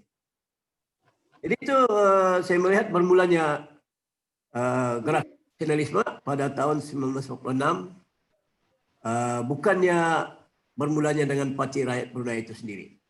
Walaupun Barit bukan satu parti, tapi dia adalah gerakan nasionalisme. Itu yang saya jawab permulaan lah yang pertama itu. Kemudian kita lihat peranan kerjaan. Peranan kerjaan ini kita boleh lihat di zaman pemerintahan Ahmad Tajuddin, Sultan Ahmad Tajuddin, Baginda mangkat 1950, 1924. Memang ada satu kajian mengatakan bahawa ia memang untuk menuntut kemerdekaan. Tapi masa itu ia tidak mendapat dukungan yang kuat daripada rakyat. Tetapi apabila almarhum Sultan Umar Ali Saifuddin Sadul Khariuddin naik tahta tahun 1950,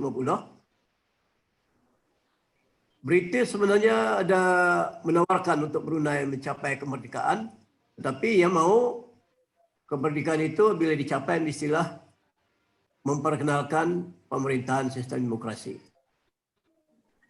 Itulah Parti Rakyat Brunei dibenarkan ditubuhkan pada tahun 1956. Tetapi bagi almarhum Sultan Umar Ali Saifuddin, dia melihat pencapaian kemerdekaan itu dengan kalau Parti Rakyat Brunei dia mau pilihan raya, tapi Sultan Umar Ali Saifuddin dia mau berunding dengan pihak British. Itu saya anggap itu sebagai saluran nasionalisme. Dia mau tidak diadakan secara mengejut tetapi berperingkat-peringkat. Itu diperkenalkan perlembagaan 1959 mengambil alih kuasa Residen British, kuasa raja dikembalikan dalam negeri. Tapi luar negeri masih dipegang oleh British.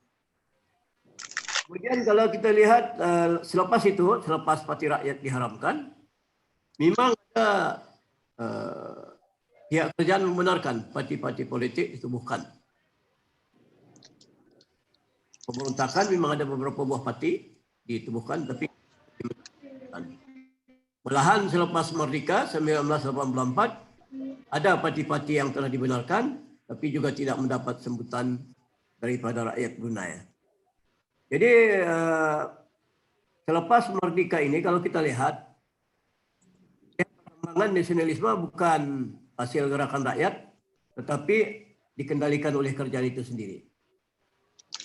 Pencapaian kemerdekaan sekarang ini, gerakan nasionalisme Brunei ini saya melihatlah adalah digerakkan oleh ke bawah Beliau Yang Maha Mulia Sultan Haji Hassanal Bolkiah.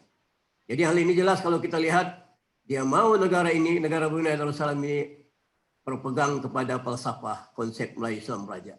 Itu saya rasa keras gerakan nasionalisme yang dipegang, yang dimainkan oleh kerajaan sekarang. Itulah jawaban saya terhadap soalan yang kedua itu. Thank you, Professor Asbel Mail, for the questions. I would like to invite the participants to ask other questions. And right now we already have Kautsar Niara. Please mention your background, institution, and also the person you would like to ask, and then you can just state your question. So Kautsar Niara, you may have the floor.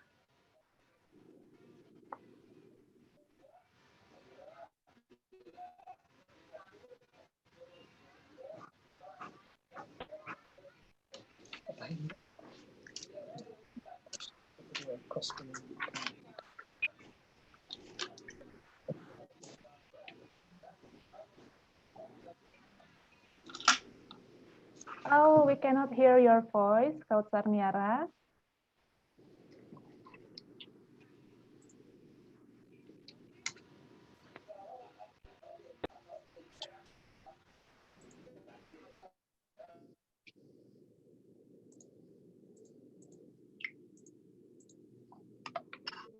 We still cannot hear your voice. Maybe I will go back to you after the other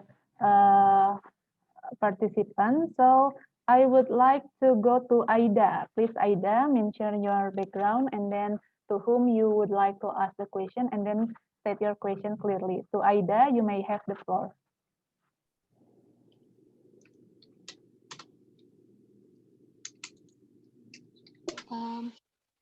Hello everybody.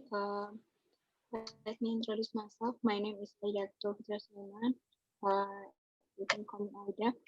I'm come from Indonesia in Polytechnic College. I want to ask. Can you make it louder? It is not very clear. Oh, okay. I want to ask to Lee Lauser. Can you share how to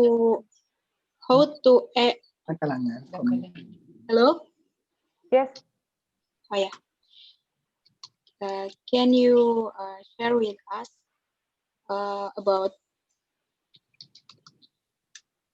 Chinese culture,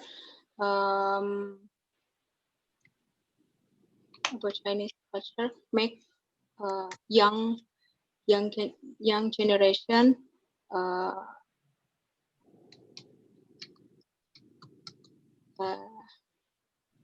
wait. You can speak in Indonesian. I can translate it for you. Jadi, can you hear me? Ya, Lilausa, bisakah jelaskan bagaimana orang-orang Cina untuk mendidik generasi mudanya agar semangat dalam belajar, kemudian motivasi apa saja yang diberikan, karena kita tahu sendiri Cina itu negara yang sangat maju, sehingga banyak juga orang-orang Indonesia khususnya atau negara-negara lain yang ingin belajar di Cina sendiri. Nah, mohon penjelasannya, Lilausa. Terima kasih. Terima kasih juga ke. Thank you, Aida. So, Professor Liu Feng, there is a question for you to be answered later. Aida asked regarding about how the Chinese people educate their children in learning. What kind of motivation that the parents give to the children, because we can see that right now China is a very developed country. It is a very advanced and sophisticated. So how what is the key in Chinese education? You To can study Chinese culture or no. Chinese. So how does Chinese education make the young generation until the China itself can be developed as now?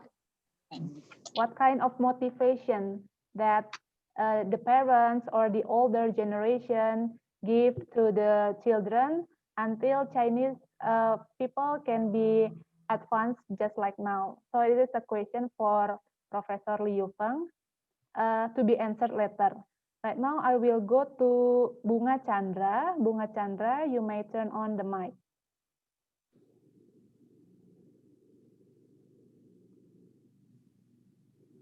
The question just. Good afternoon, everybody. Oh. Yes, Bunga Chandra. Let me first, I want to introduce myself. My name is Bunga Chandra Purnama, and I student from Indonesia, and then now I study in Chinese more or less 1 year in Yangzhou Polytechnic College in YPC, Yangzhou Taswe. And then I have two questions for Li Lao Shi. Li Lao Shi, 你能听见我的声音吗？我听到 ，Thank you。你回去还没回来是吧？你回去还没回来，还在？现在你在印度尼西亚？还没，我在这里。对，you do not come back。对的。对的。Okay, your question is not come back. not come back. 李老师， we are 我 waiting for 有 you. 2个问题。Bunga, can you say it in English? 一个问题是 want to hear that also. The first question. OK， 李老师，我的问题是关于中国的文化。中国的文化一个是喝酒，听说如果我们一起正在吃饭，还是做喝酒，要叫干杯，意思是酒喝完了酒，但是有一些地方 maybe some place culture is different, or maybe because have religion, or because maybe she living with a healthy. 如果我们看杯的时候不喝完了，这个可以吗？ Bunga, I'm sorry, I would like to cut I see. Can you explain it in English too, because all of the participants would like to hear your question as well. Okay. So my question is about Chinese culture is drink alcohol, because in Chinese, if we are sit in the same place or we eat together with Chinese people, with Chinese people, usually women drink alcohol and cheers, and we must drink finish. But maybe same culture. Drink a little. Okay, I see. Maybe same place. Maybe it is polite. It is not same polite culture. or not? Yes. I see. Or maybe someone have religion and cannot drink alcohol. How about that? And then my two question is yin dan yang.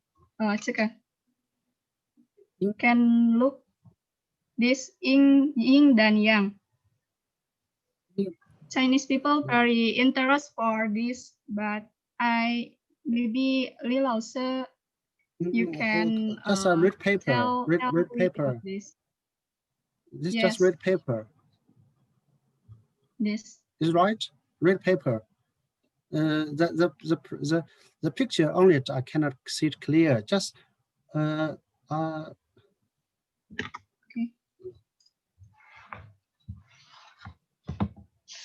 Wait a little bit. the second question. Yeah. This my second question. Yeah. You say. This yes.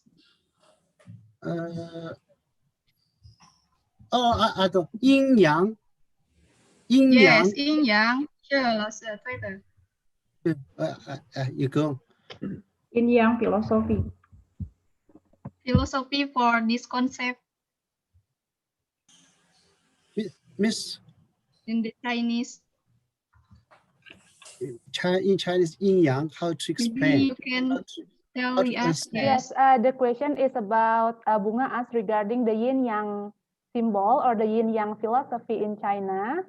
Can you explain about that in a very brief explanation so we can understand more about it? Okay. I try. Okay, thank you, Bunga, for your questions. And then we are going back to Kautsar Niara. Kautsar Niara.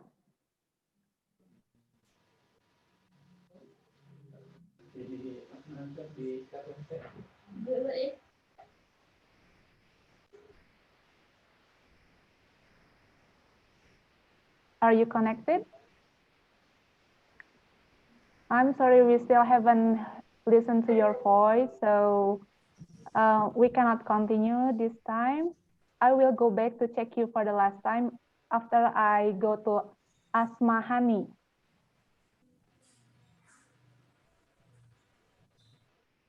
To Asmahani, who already prepared the question, you can turn on your mic and deliver the question.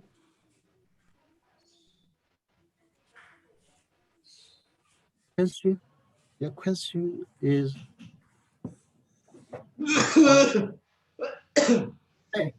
Asmahani.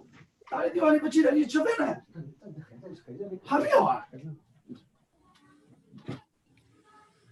question? Yeah, we haven't connected to Asmahani as well, so we would like to pause over here and give the opportunity to Professor Liu Feng to answer the questions first, and after that, I will go back to Kautsar Niara and Asmahani. Okay, the first question is how in China parents how to develop children's to learn Chinese characters, right? Yes, the Chinese characters in education. How can the Chinese people educate their children? How to educate the children? Okay. In China, many parents, most of them, just like to educate them when they're very young. For example, let them to recite Tang poetry or song 词. Let them read it or follow to read it when they were very young, before they into school. And when they before they go to school, many children have recited about, for example, 50 or 40, even 100 poetries. When they remember them, little by little, they would understand it through the explanation of their parents. This just is the first one, just to recite it, the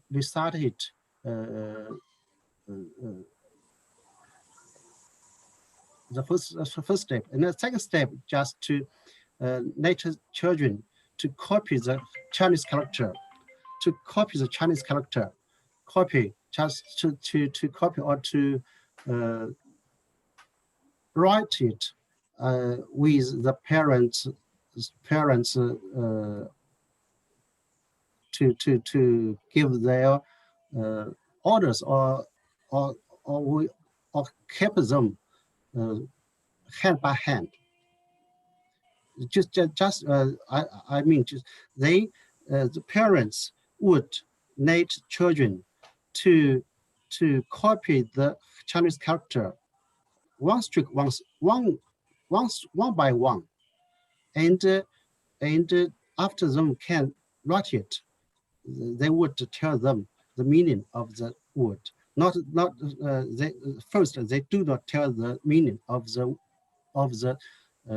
Chinese characters. After they can copy them or can write them, they would tell them the meaning. And also the poetry, they recite Tang poetry. After they can remember them, and then mother or father would tell them the meaning of it. Little by little, they would remember a lot of poetries in China. Also in Chinese kindergarten, or even in school, teachers would spend a lot of time in writing, or in some games to guide the children to learn Chinese characters little by little, one by one. So the family and the school also both do something to help children to understand Chinese character quickly. So in ancient China, many famous people, many famous poets, many famous men, they were educated when they were very young to recite, to remember the Chinese character, write it, and try to copy the article. So when they were old, they would understand the meaning of the character or of the poetry naturally. So for example, my teacher, my doctor's teacher, my tutor, he was doing that just like what I said just now. He can in class, he can recited many pages or many articles without books, because he recited or remember it when he was very young. It's a hard way for them, for us to remember, to recite, to do that, but the result is very good. It is hard before. It is hard for them to study when they were young, but it is easy. It is easy for them to understand or to use it when they were getting old. Okay, that's the first question. And the second question, just in China, when people invite you to drink, if you say 干杯 in English, just bottom up. But in China, bottom up, it's a polite way of speaking. You can, if you think that you and the guest, the relationship between them are very good or very friendly, you can drink it. You can drink it all, just bottom up. Also, you can drink a little just to show your meaning, show your what you want.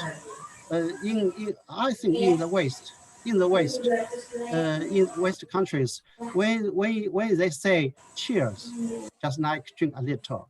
When they say bottom up, maybe it is also drink a little, not bottom up, drink it all.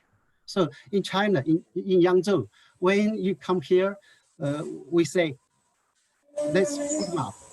You do not need to do it.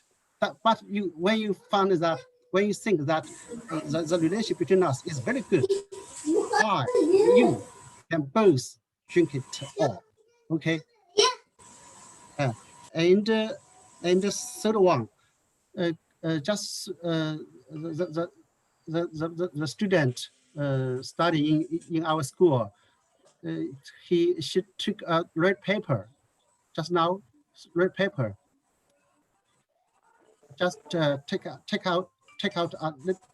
a red paper, a piece of red paper, and you want to ask what's the meaning or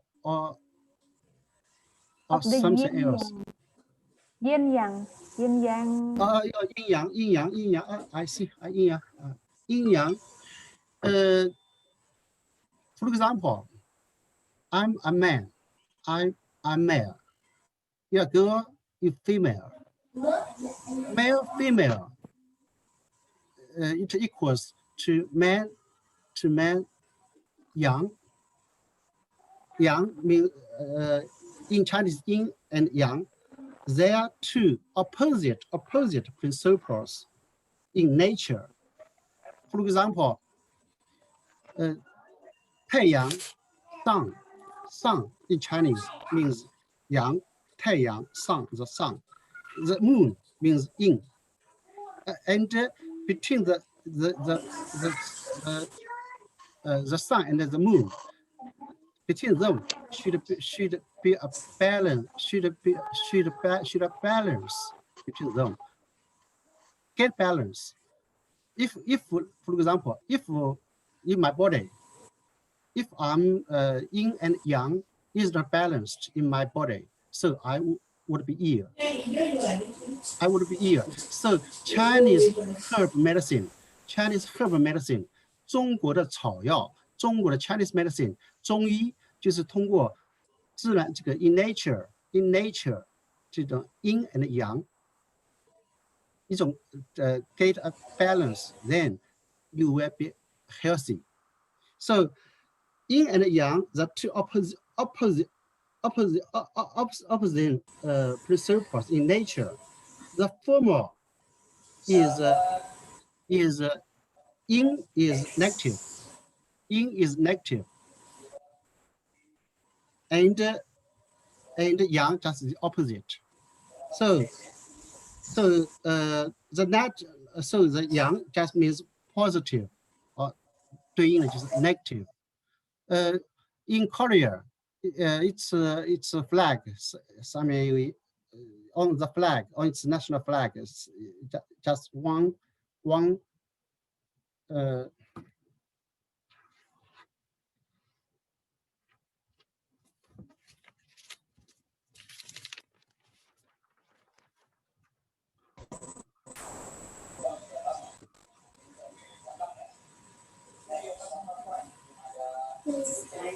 As like this, in Korea's flag, national flag, because Korea's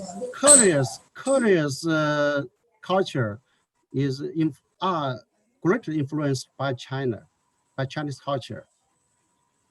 So in East of Asia, the culture may be similar, and most of them are affected by China. Now in China, many Chinese medicine doctors, Chinese doctors use Chinese herb medicine to cure people. For example, in this coffee color, how to say, in China, when, for example, in Yangzhou, there are many hospitals. Uh, just many doctors. Some of them are Chinese medicine, Chinese doctors, Chinese traditional Chinese medicine doctors, and some of them just common doctors. Just for example, give operations on men. But most in China, some of us believe Chinese herb medicine, but some of them do not believe it. I think maybe half to half. So if want to know more about yin and yang, just in my speech, the mean and harmony, 中间 between 2 points, the middle, just the principle of Chinese people's understanding. People understand the Chinese traditional Chinese culture through the mean and harmony, 和谐命取中间。所以我们Chinese people like to treat friends or treat others with normal way, just polite, or warmly to welcome them. Do not hurt them. Do not hurt others. But even if they are hurt by others, they would bear it, not hurt it. Understand? This is my answer. It's hard for me to explain which is yin, which is yang, or the meaning of yin and yang. Okay. Thank you. Thank you very much, Professor, for your answers. And now I would like to re-invite Asmahani as before you have raised your hand. So Asmahani, please turn on your microphone and state where do you come from and what and whom your question would be delivered to. Assalamualaikum warahmatullahi wabarakatuh. Thank you for the opportunity. And I am Asmahani from Malaysia. I am history education student. I would like ask to the question to the Prof Hamid. And my question is based on historical significance in element historical thinking. I want to know how do we decide what is important to learn or to teach? It's all my question. Thank you. Thank you. So I would like to review how do we decide what point that is important to be teach. Okay, yes, thank you very much. What to teach or what to learn. Okay, and then for Kautsar Niara, unfortunately she couldn't turn on her mic. So there is a question for Professor Said Hamid Hasan. She asked regarding what does the professor think regarding the condition in the eastern Indonesia? For example, the mining, the negative side or the downside of the mining, and somehow the government not really pay attention to the east side of Indonesia, and it will make the decrease of the nationalism of the people in the eastern Indonesia. And how does Professor think about that? And then still from Kautsar Niara, the second question is for Professor Asbol, Mail. The spirit of nationalism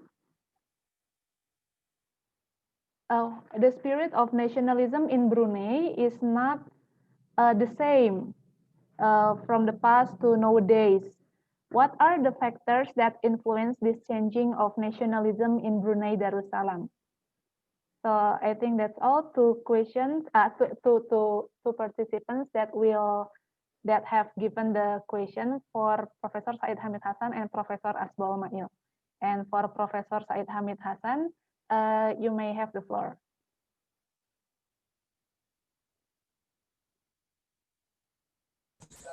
Thank you for the question. And what is important to teach?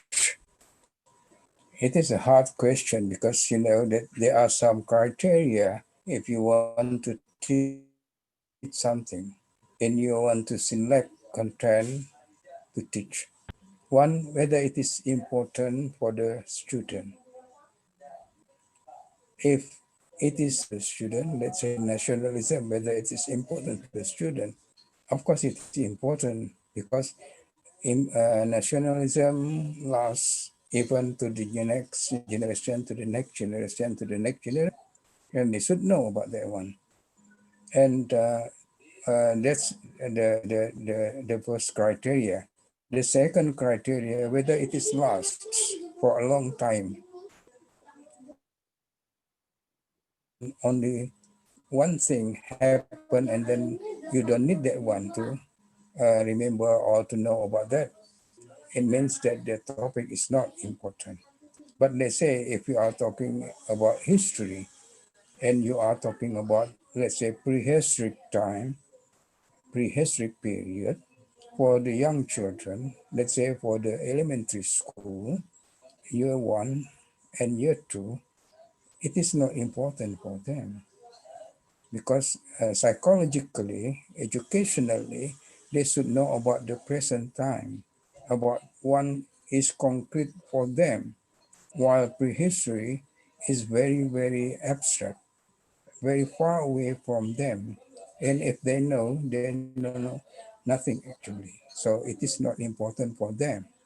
But for students of, let's say, secondary school, high school, it is important because they should know the development of the country. And the development of the country starts from the first time there were human beings in this country. And the first human being in this country act like that, and then when they didn't have any writing document yet, then we call it prehistory. But they are a part of the nationality nowadays we have, so it means that it is important for them. If you are talking about a student of history, maybe they don't want to study about prehistory. They want to study about a certain period in the history of their national history. And let's say it is for the what thesis or thing like that, or a paper. It means that they don't want to know all the things about the history, but they will concentrate on that certain topic. So that's a criteria of importance in deciding what kind of topic the student should learn. Okay, and then what is the condition of the East Indonesia?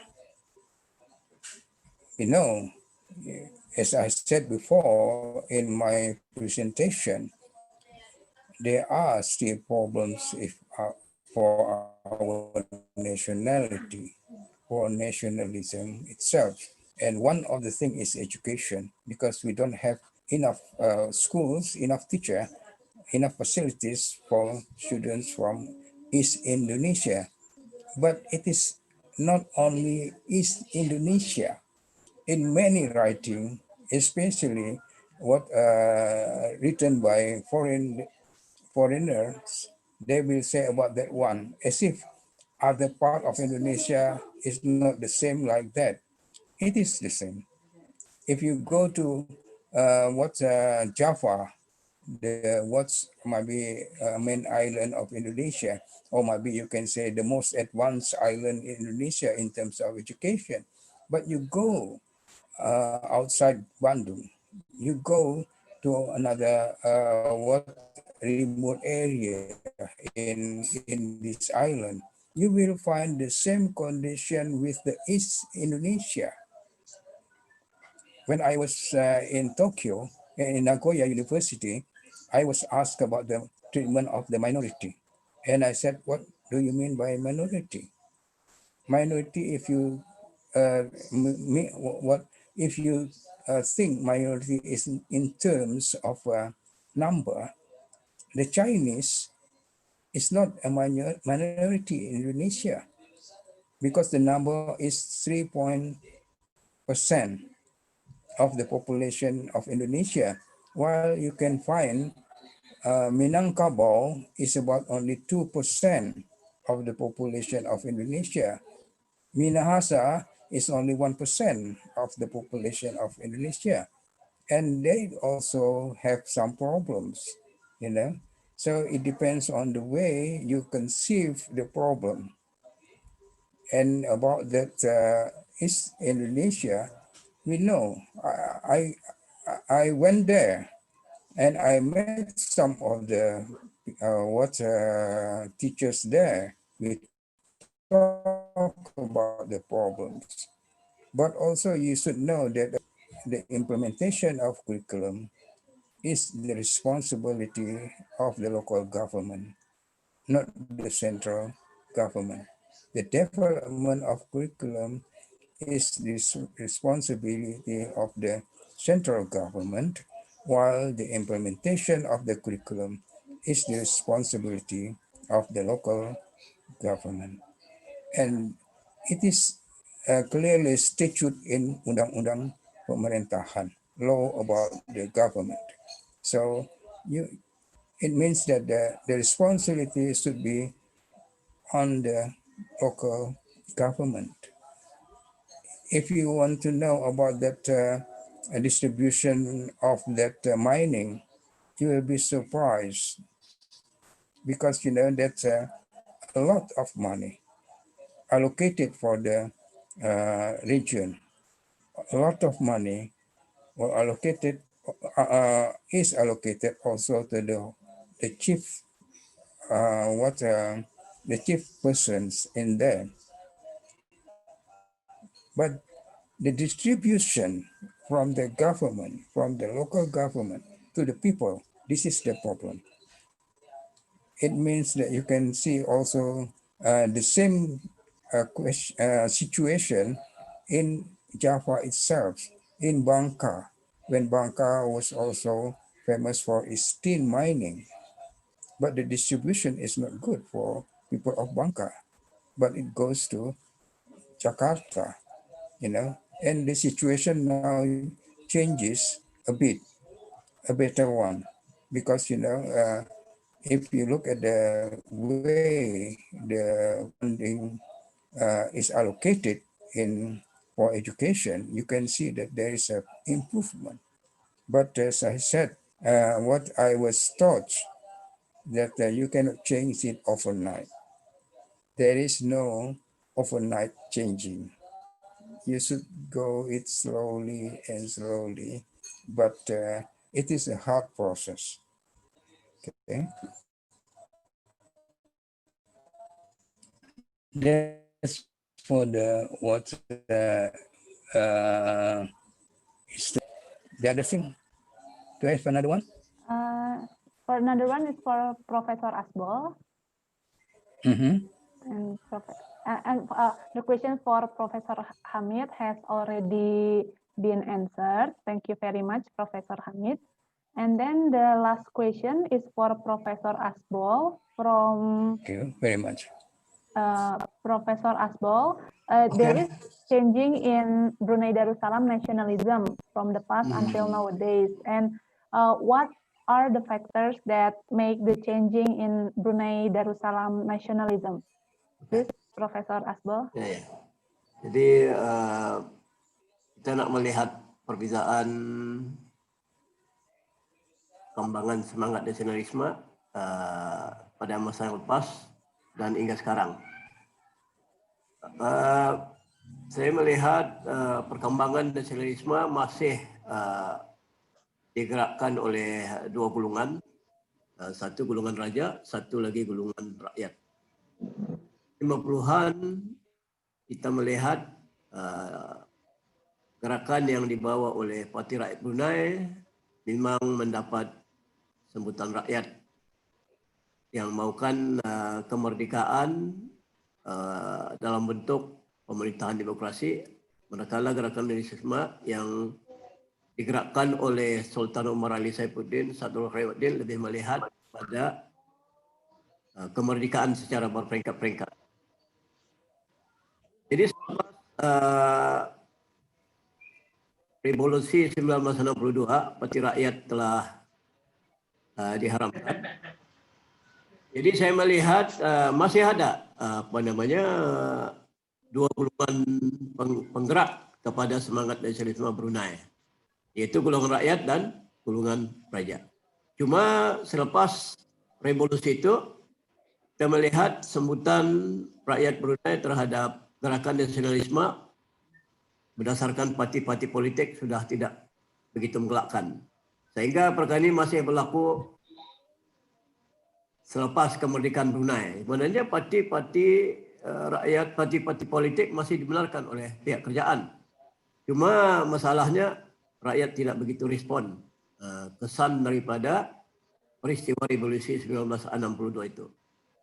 Jadi apa yang membedakan sekarang ini yang paling jelas ialah gerakan itu lebih kepada peranan kerajaan, yaitu peranan yang dimainkan oleh kerajaan bawah Duli Yang Maha Mulia Sultan Haji Hassanal Bolkiah melihat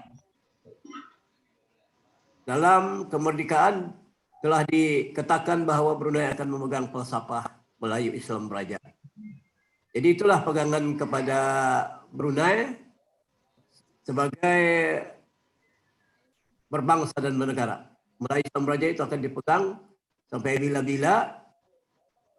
Ini bukan berarti parti-parti politik tidak dibenarkan, tetapi masih boleh dibenarkan. Cuma rakyat tidak mau memberikan sambutan yang seperti mana berlaku pada tahun 1950-an. Walaupun falsafah ini kelihatan ada orang mengatakan macam berlaku diskriminasi, tapi sebenarnya tidak. Kita Melayu Islam Beraja, Islam Raja masih kita memerintah, kerajaan memerintah mengambil kira keadilan kepada semua kaum. Malah kaum-kaum lain yang bukan Melayu, kita lihat di Brunei Darussalam lebih ke depan dalam kegiatan-kegiatan ekonomi.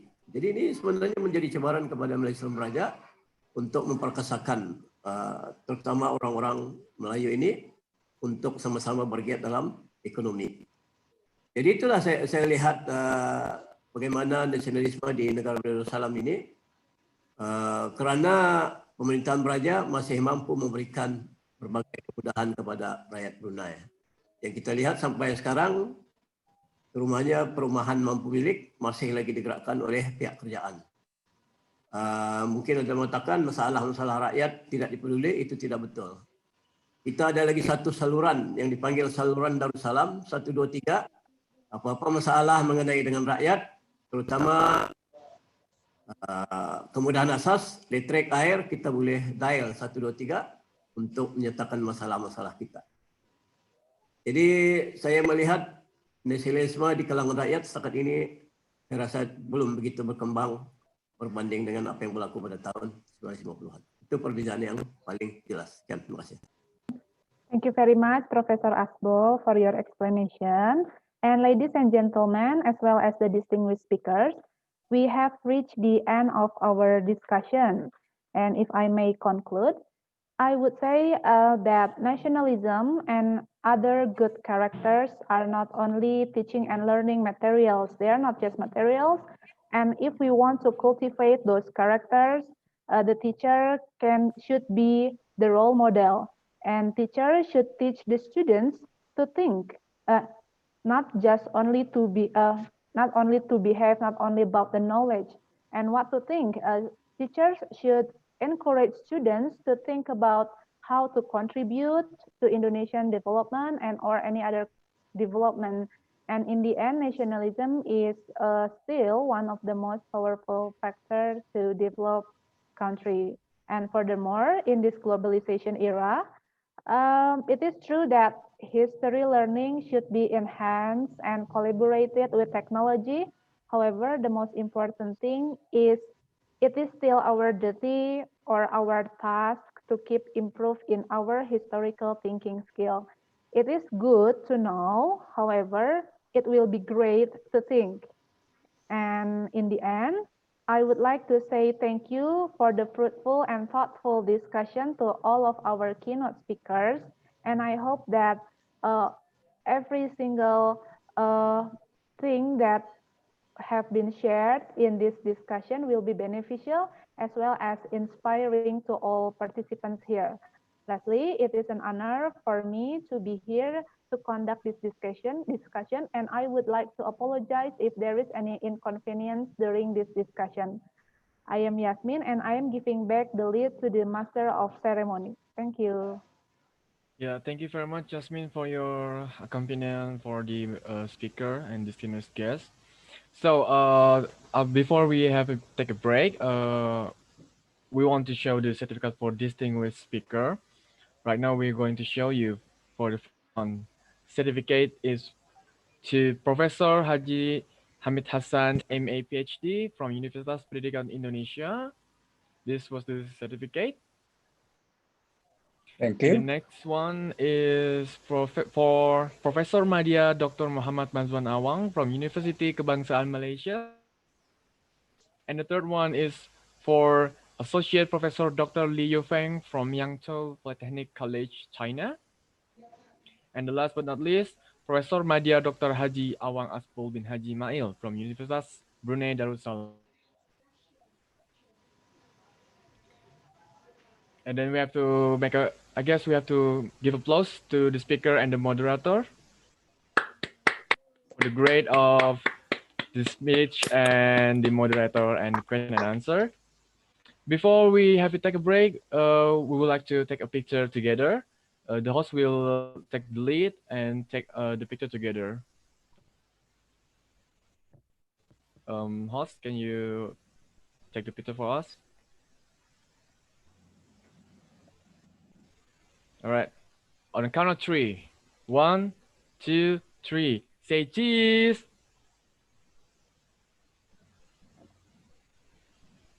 Another one. Let's go. One, two, three. Say cheese. All right, ladies and gentlemen. Before we take a break again, I want to tell you that we have three panel, and each room has a moderator. The first room will be moderated by Dr. Dali Yulifar, MPD. Second room will be moderated by Aam Amalia Rahmat, M. And the third room will be the moderator Maulana Nufadri, S.PT. All right, ladies and gentlemen, we have taken a break about 45 minutes. We're going to see you again, maybe in 12 past half. Is it okay? 12 past o'clock. Is it okay, ladies and gentlemen, to have a break about 30 minutes?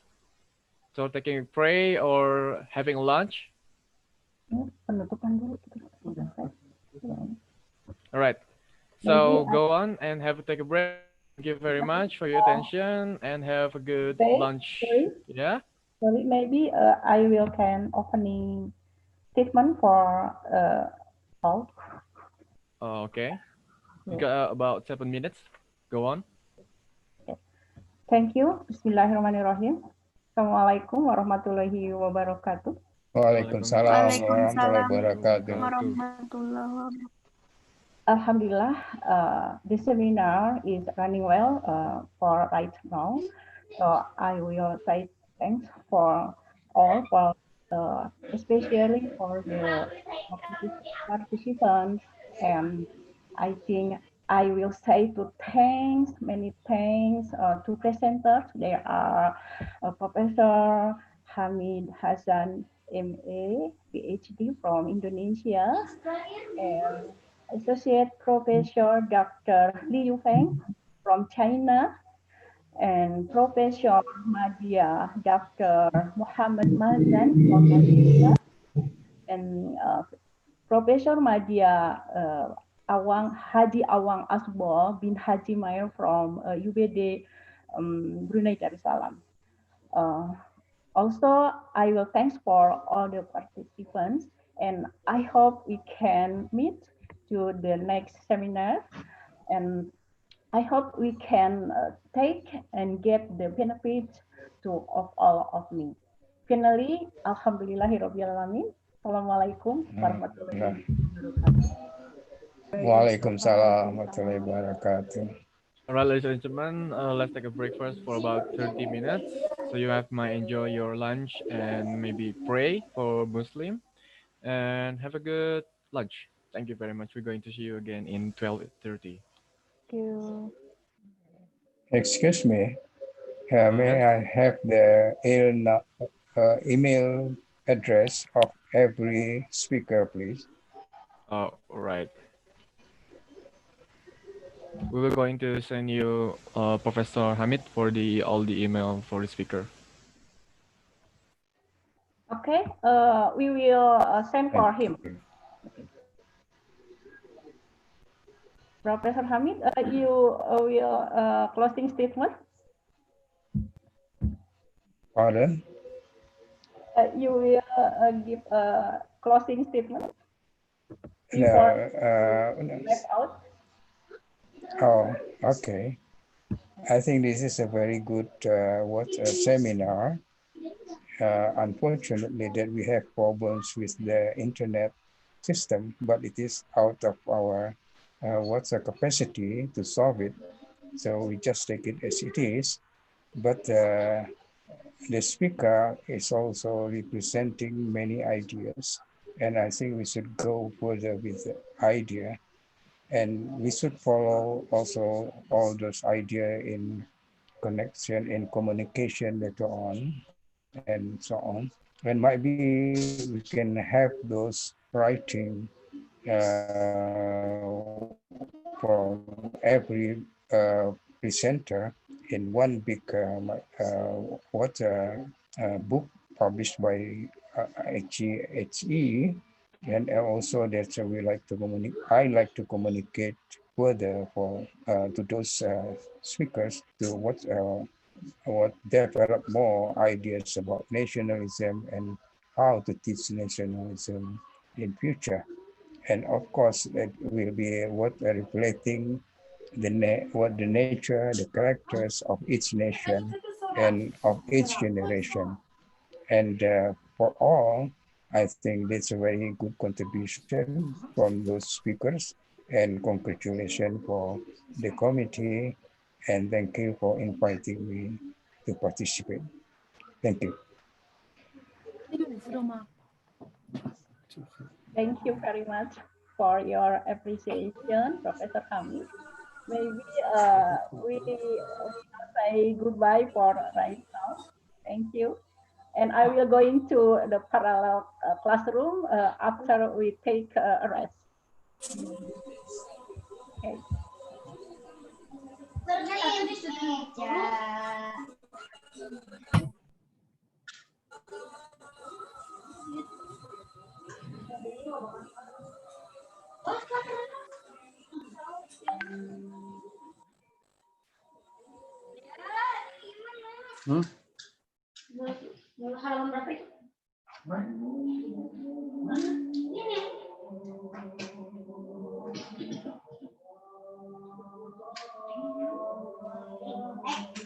The presenter you can go out for thank you for having us in here and have a good day and thank you for sharing your presentation with us and may God bless you all. Thank you. Ya. Kepada peserta dalam bahasa Indonesia saja, diumumkan masuk kembali jam 12.30 ya. Oke, berarti untuk semua peserta di sini jangan keluar dulu. Take break dulu sekitar 30 menit. Jadi kita bakal kembali lagi di 12.30. Nanti bakal langsung dimasukkan kepada room masing-masing. Jadi nggak usah nungguin. Nanti tinggal join saja roomnya gitu. Jadi pas sudah break, kita langsung masuk ke panel room agar menghemat waktu juga. Terima kasih. Dan semangat menikmati makan siang. Mungkin ke Liu Peng dipersilahkan untuk left out dan katakan bahwa kita akan mengirim itu email address. Assalamualaikum Ibu Lili. Oh ya, Ibu Lili. Waalaikumsalam. Oh ya. Saya tak minta maaf, lepas ini saya terpaksa ada komitmen dengan pentakbiran. Ya, terima kasih. Sudah selesai. Kita dapat menyertai. Saya mau pergi ada komitmen dengan pentakbiran. Ya, sudah selesai kok ini. Kita sudah. Ya. Terima kasih, Pak. Terima kasih. Saya izin les juga ya Ibu. Ya, terima kasih. Yasmin sudah bisa selesai. Yasmin. Ya, terima kasih. Terima kasih ya atas moderatornya ya. Sama-sama Ibu. Sangat sophisticated ya. Terima kasih. Terima kasih. Jangan kapok ya. Iya ya, tenang. Pasti enggak, masa kapok enggak lah Bu. Ya, mudah-mudahan nanti tahun depan kalau ada usia offline ya. Siap. Ya. Oke. Terima kasih. Pak ini mungkin Yasmin Pak Liu Feng di ini aja. Udah keluar, udah keluar. Oh ya. Bagi peserta silakan istirahat dulu saja ya. Terima kasih. Sampai untuk sholat ya. Untuk sholat nanti kumpul 12. 12.30 kumpul lagi di sini. For Dr. Liu Feng, we have finished the seminar for and speak note speech, and we will email anything you need, and you may take a rest, and thank you for attending the seminar. Xi.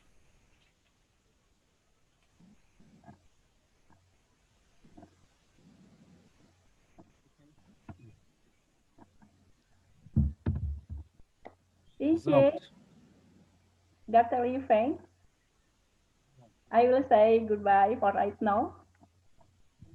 And see you in the next agenda. Maybe I will invite you to be a guest lecturer in our class for the next. Okay. Bye. See you. See you. See you. Thank you for having.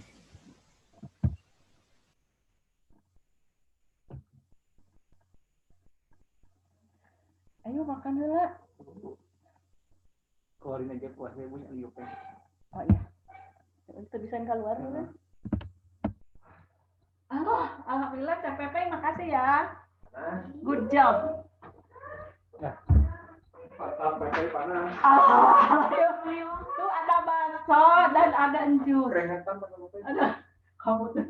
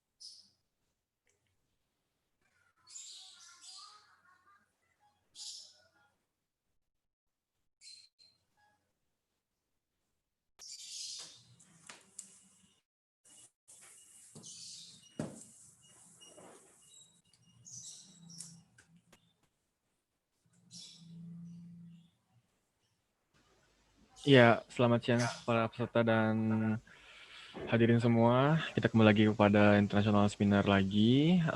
Sekarang kita langsung lanjut saja ke discussion panel room.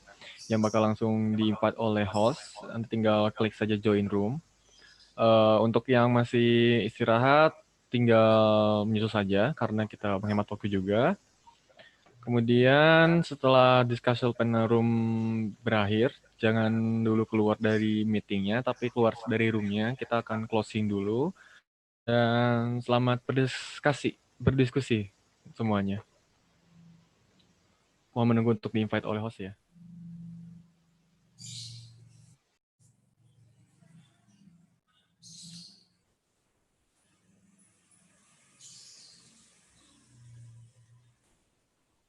Halo Pei. Halo Pei. Ya. Langsung dimasukin aja. Langsung saja. Oke. Sudah pada ini. Yang nanti belum masuk, nyusul saja biar menghemat waktu juga. Tinggal klik join itu ya. Ibu ada. Silakan bagi para peserta join untuk memasuki ruangan diskusi. Maaf, discussion panel maksudnya.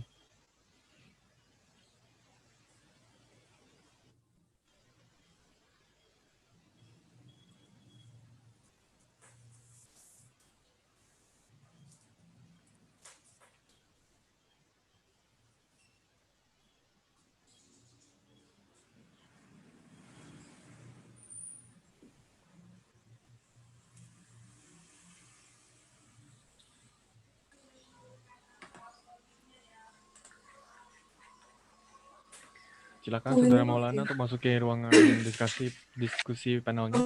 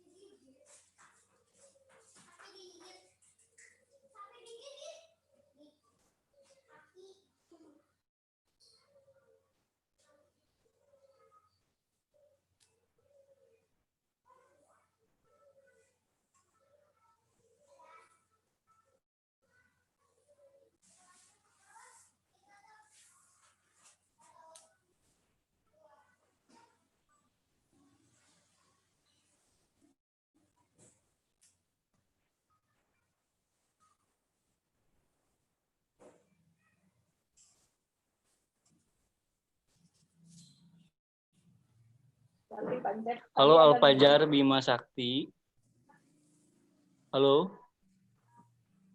Alfajar.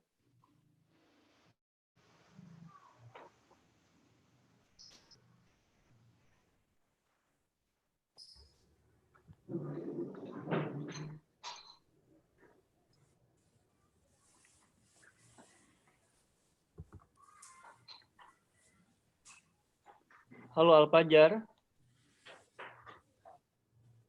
Tadi Pak Li mestinya bertanya. Kenapa tidak bertanya tadi wakil dari Korea Selatan? Untuk yang lainnya harap menunggu, nanti harus masukin ke ruang-ruang ini.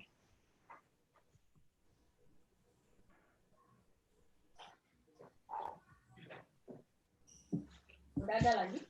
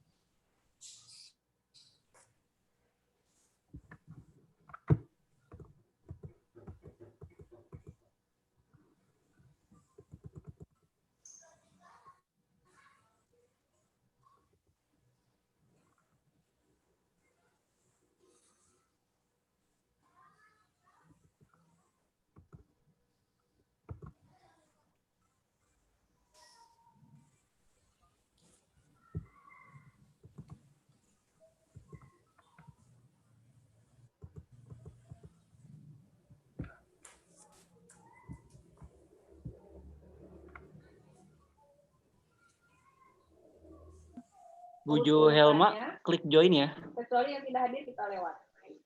Berikutnya, Untuk masuk ke ruang 2. Sesi kedua sama seperti itu sampai halo Ibu Helma. hanya 2 sesi sih. Karena yang ada di ruangan kita ini hanya 9 orang.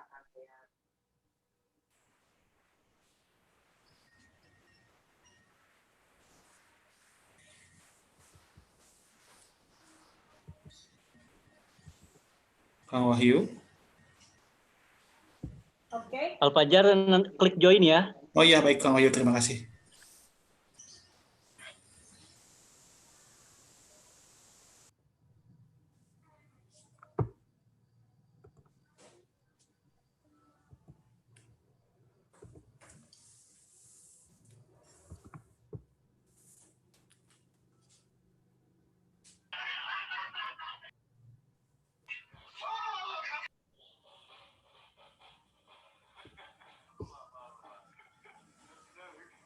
Yang 3 lagi. Ada Trisna Ahmad Supriyatna. Halo. Apa ada Trisna Ahmad Supriyatna?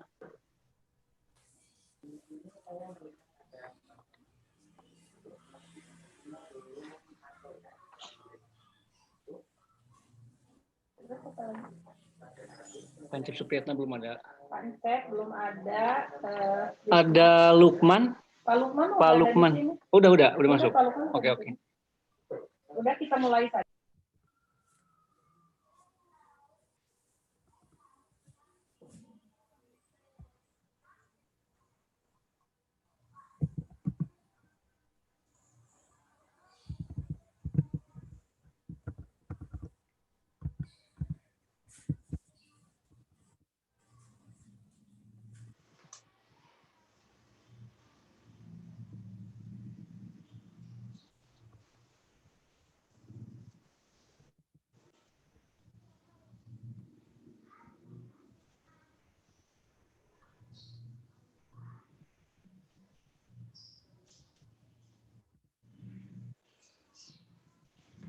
Halo Pak Hari, Harina ready?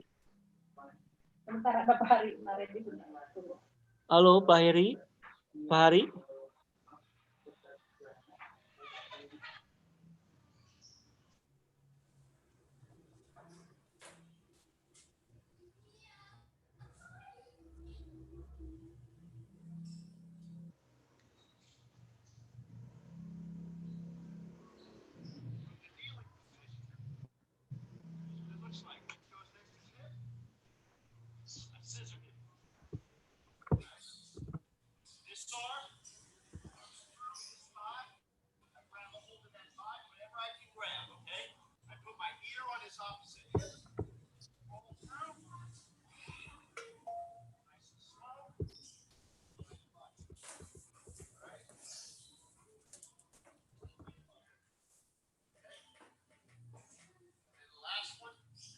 Halo Pak Usep. Iya kemana wae Pak Asep teh. Halo Pak Usep Sutarman. Ini anak yang hilang. Halo. Pak join ya untuk masuk ke ruang Ibu Leli. Tunggu Pak Usep ya. Terus siapa lagi? Harus yang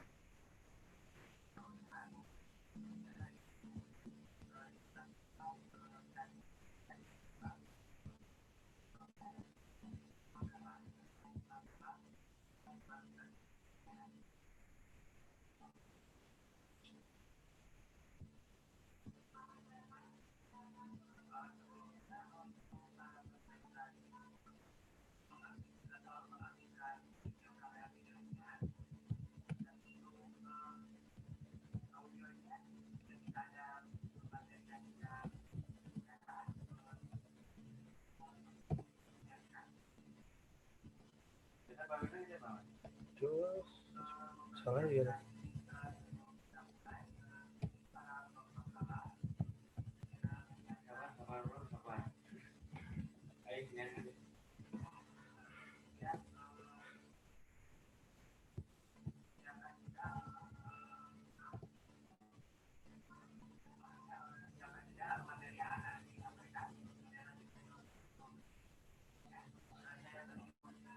Dari mana kan? Yang lainnya klik join ya. Saya masukin ke ruang masing-masing ini.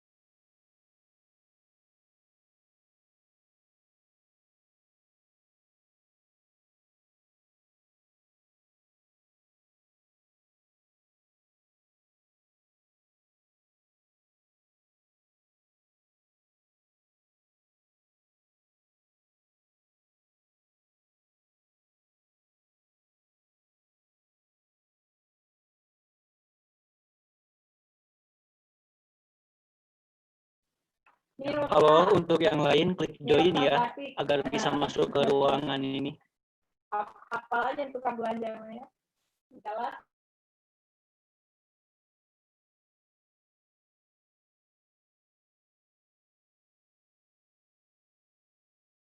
Di mana kan tombol joinnya?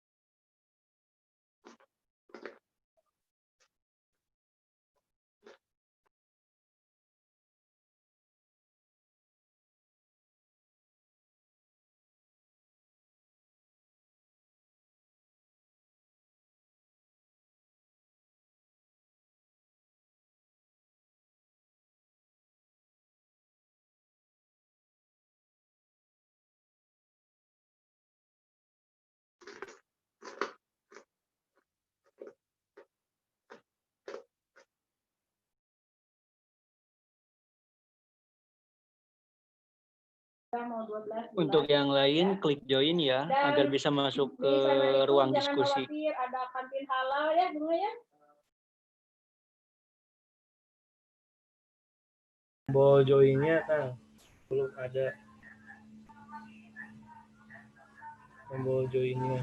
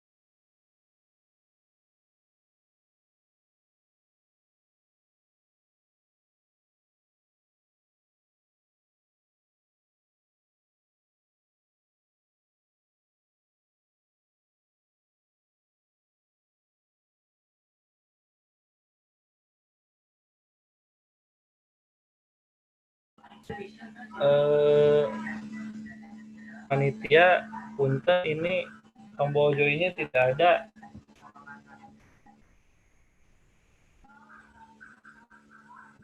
Pak ngomong gitu.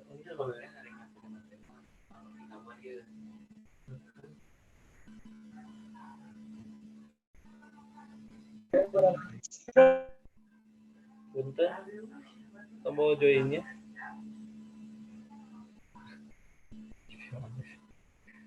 Tidak ada respon.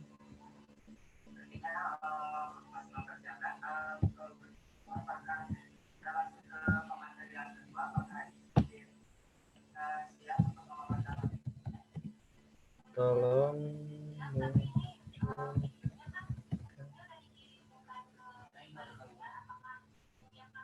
muncul.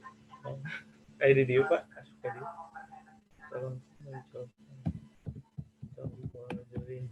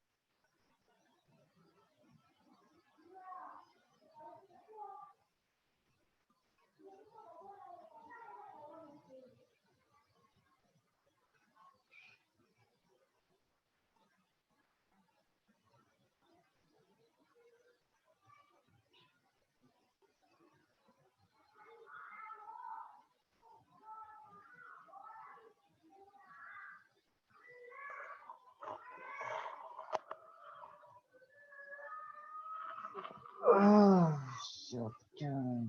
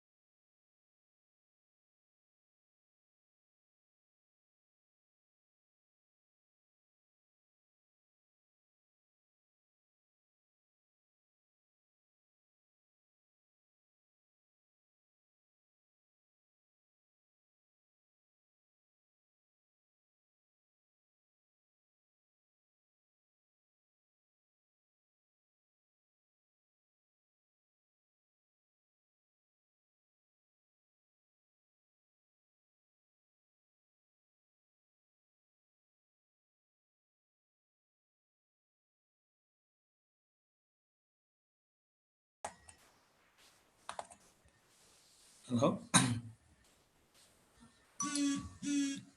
Kang Wahyu.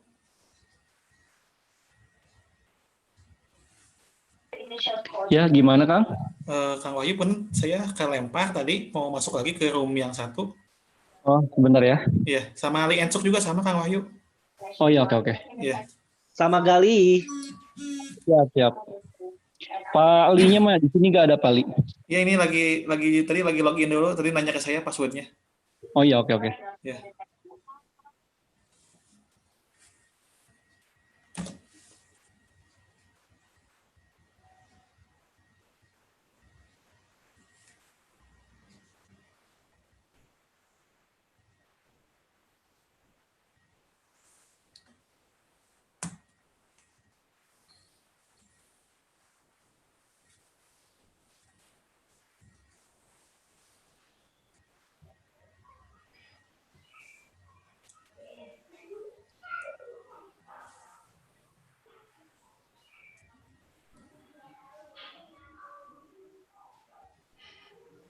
Ali. Gimana ya?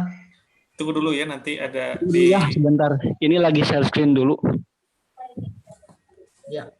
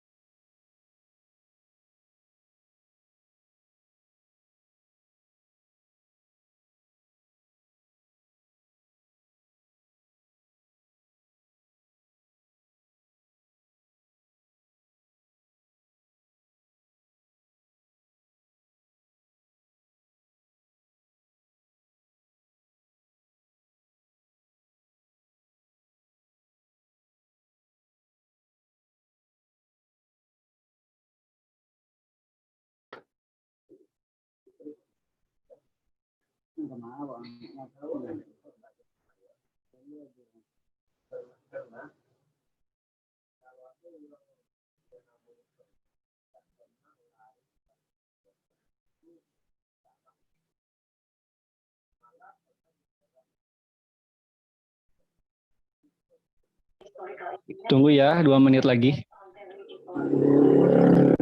Siap Kang, santai saja.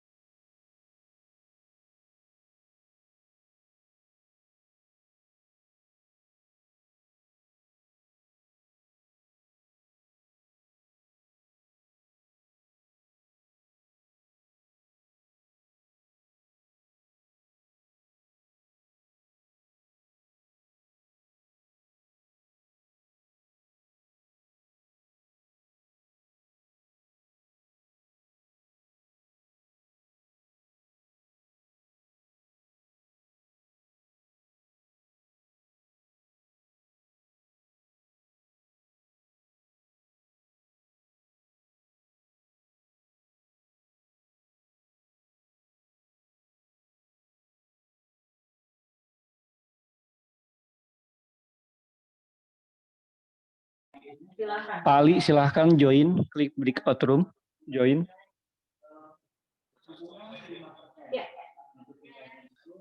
Kang Wahyu, sorry, tadi Gali masuk ruang 1, harusnya ruang 3.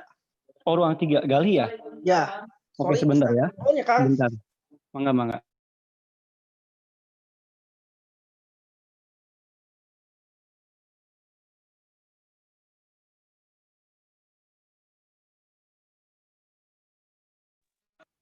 Mangga Kang, masuk. Oke, siap. Tapi belum muncul. Klik masuk breakout-nya. Oh, ada, udah. Nuhun ya, Kang. Mangga, mangga, mangga.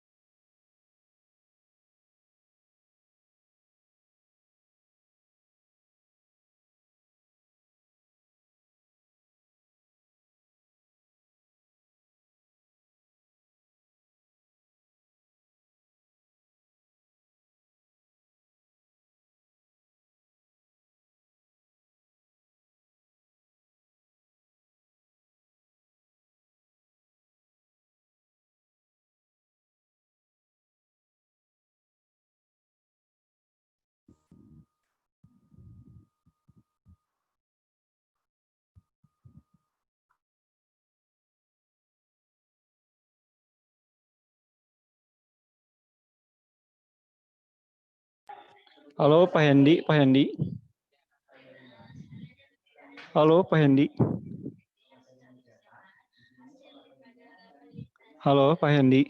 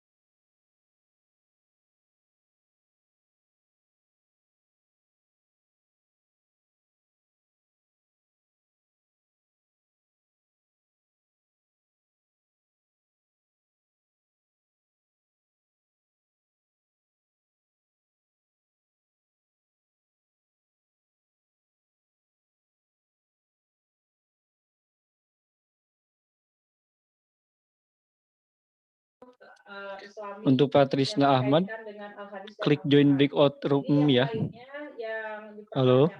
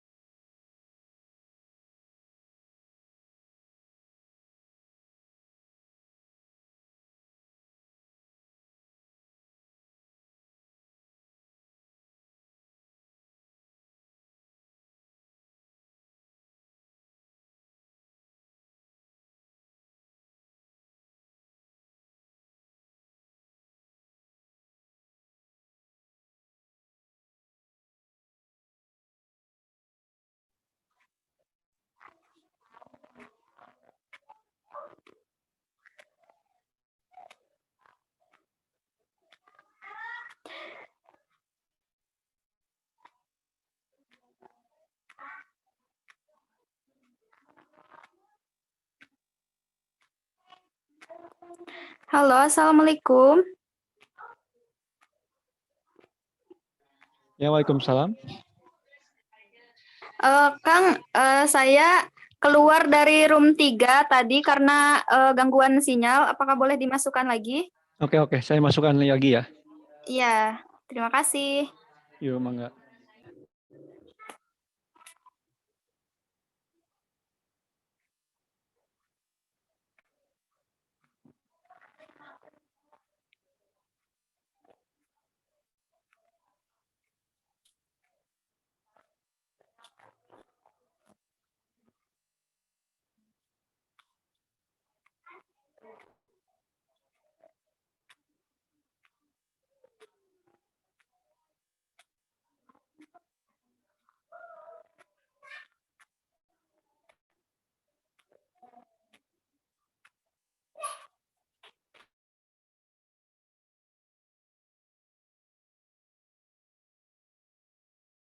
Waalaikumsalam sudah.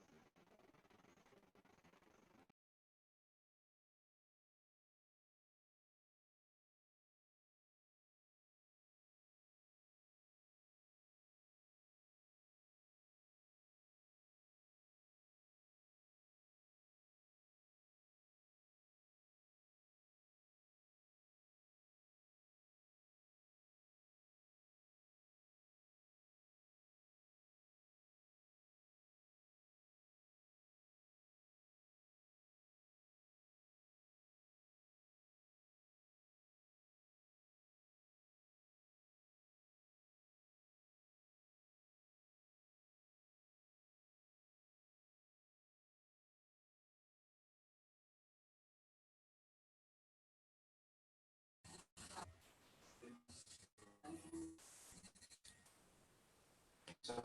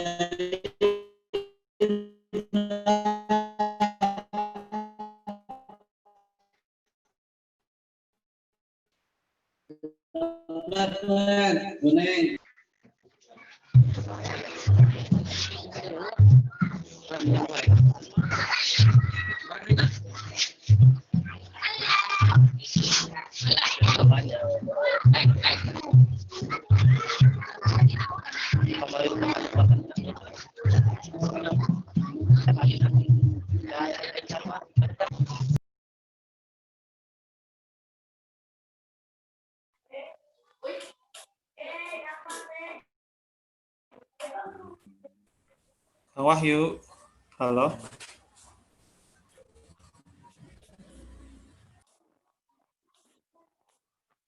Halo, Assalamualaikum, Kang Wahyu.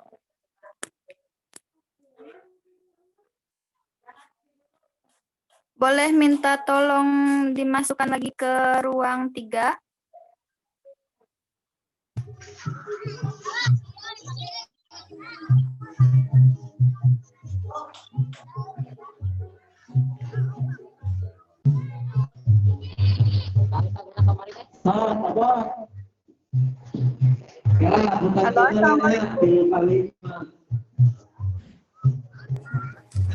Samarin aku juga kayak gitu. Tunggu aja, mungkin Kang Wahyunya lagi nggak stay di laptop. Oke, sebentar, bentar.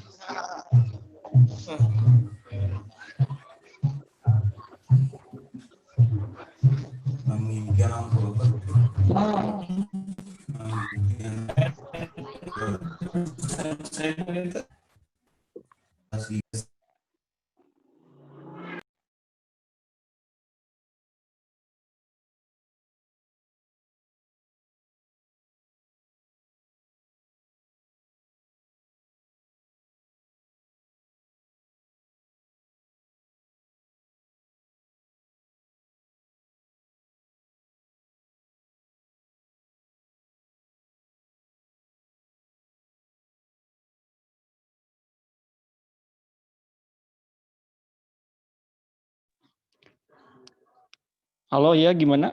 Masuk ke ruang berapa? Ke ruang 1, Kang Wahyu tadi lihatnya merah, jadi langsung kelempar. Oke, sebentar ya.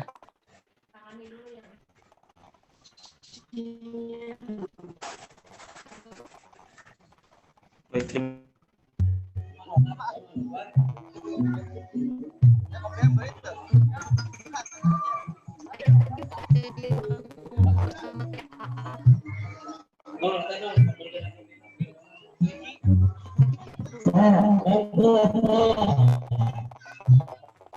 Nah, ditunda Pak. Jarak detik. Oh, ada kain nak lah. Berapa?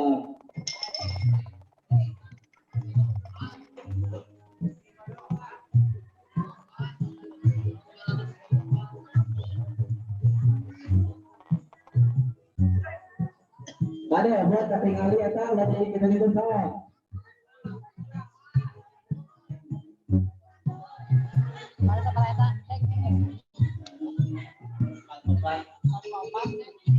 Sah, putarkan dulu. Sah, putarkan dulu. Tinggal tarik, aduh. Sah, Iche. Sah.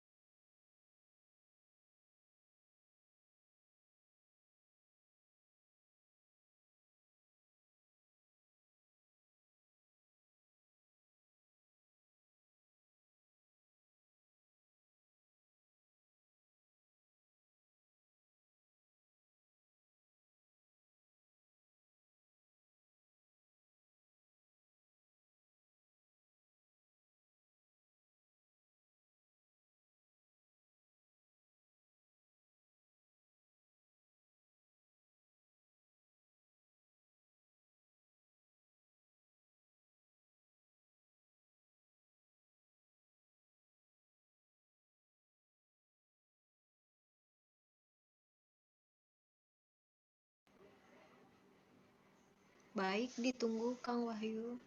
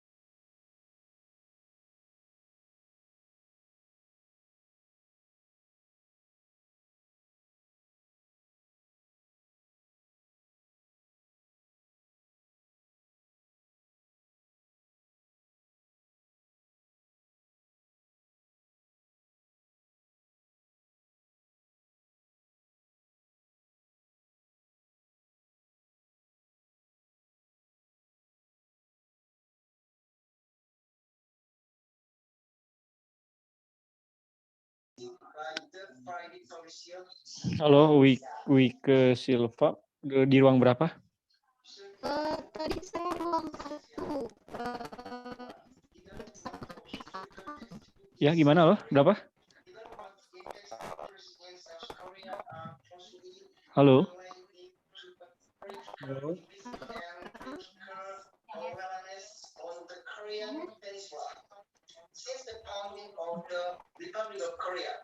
The school textbooks from private publications until 1973, where French artists were authorized to adapt their own textbooks.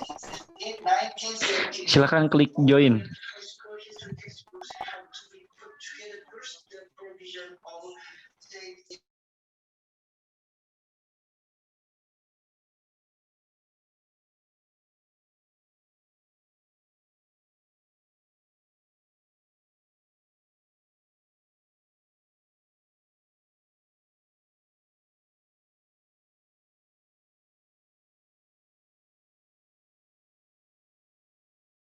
Iya. Halo Bu Nunung. Halo Ibu Nunung.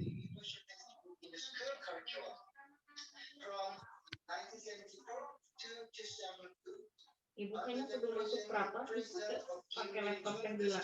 Bisa. Nambut laptop. Nambut laptop. Nanti ada jam 3. Jam 3 telepon aja Ibu. Halo Wike.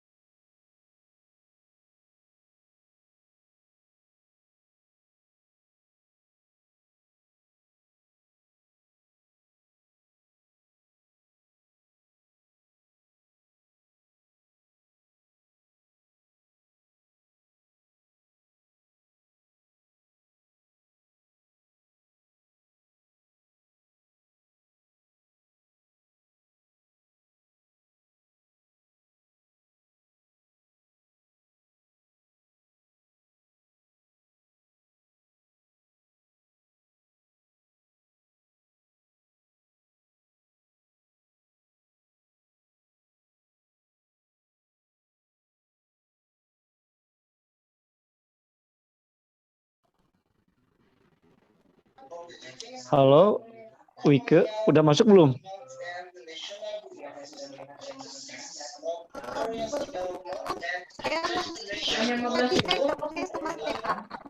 Ke, ke ruang berapa ya?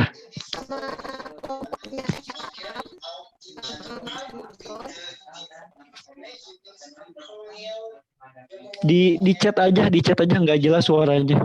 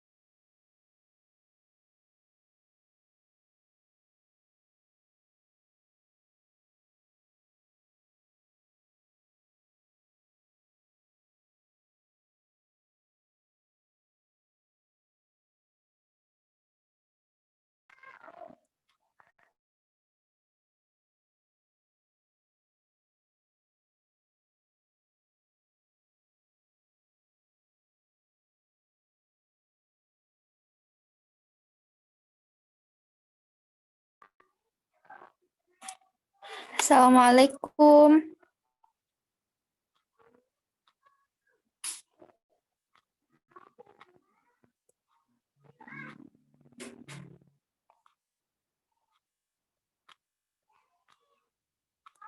Halo.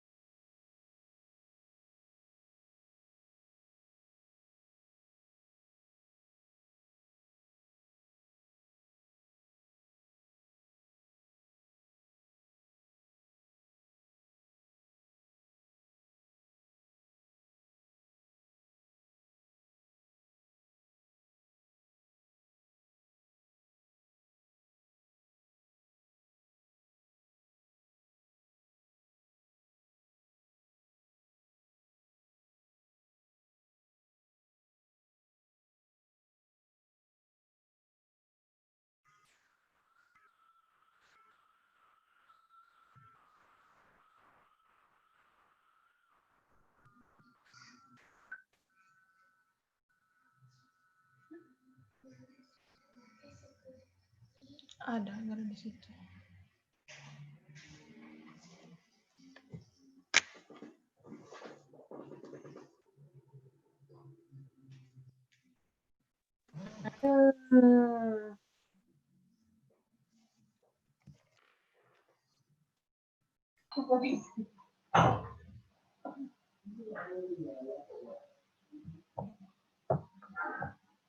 Pasti. Oh, enggak udah. Berkumpul di ruang utama.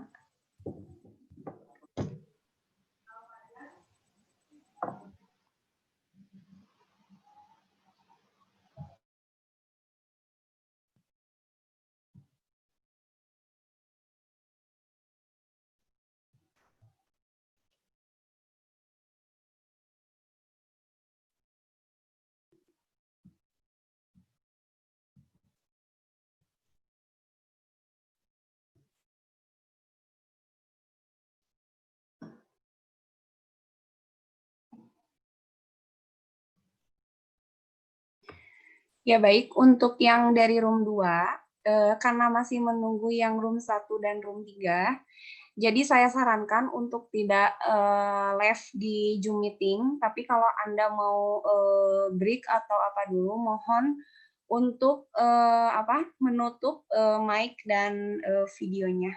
Tapi nanti kita akan berkumpul kembali untuk sesi penutupan acara. Terima kasih.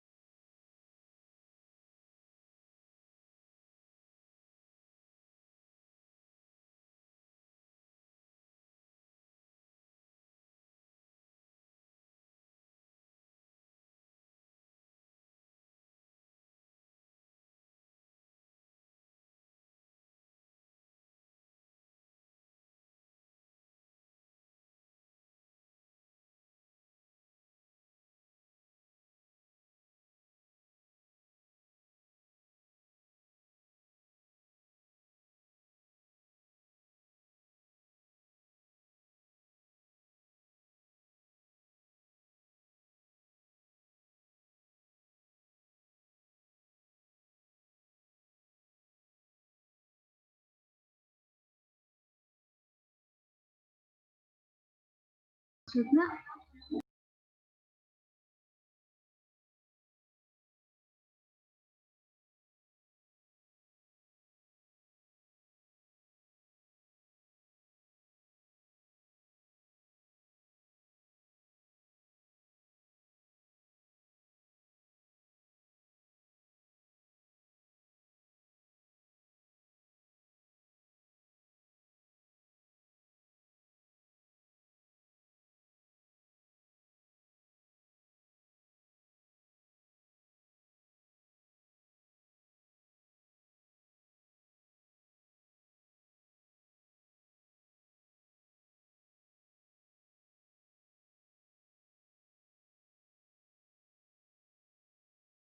beda berita pakai 3 aplikasi tapi tidak ada satupun yang jalan. Aku gak kata ngomong nanti lo aplikasi gaya sultan.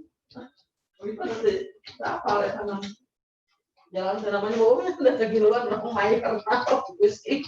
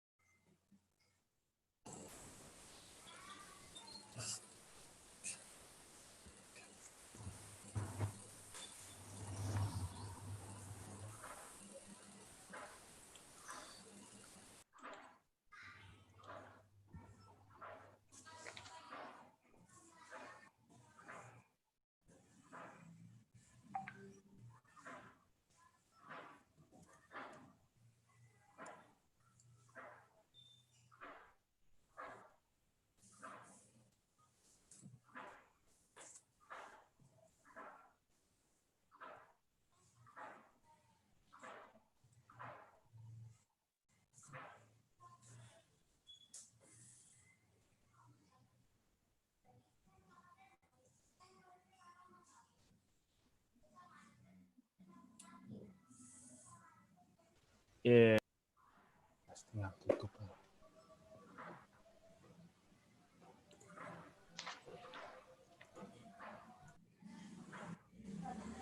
Oh, ya. Pak Lukman, halo. Assalamualaikum. Pak Lukman. Halo Pak Lukman.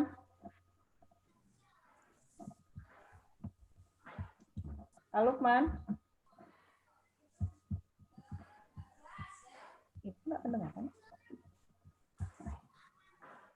Halo, halo. Halo Pak Lukman. Iya Bu ya. Kecil. Kirain Anda melarikan diri takut ditanya.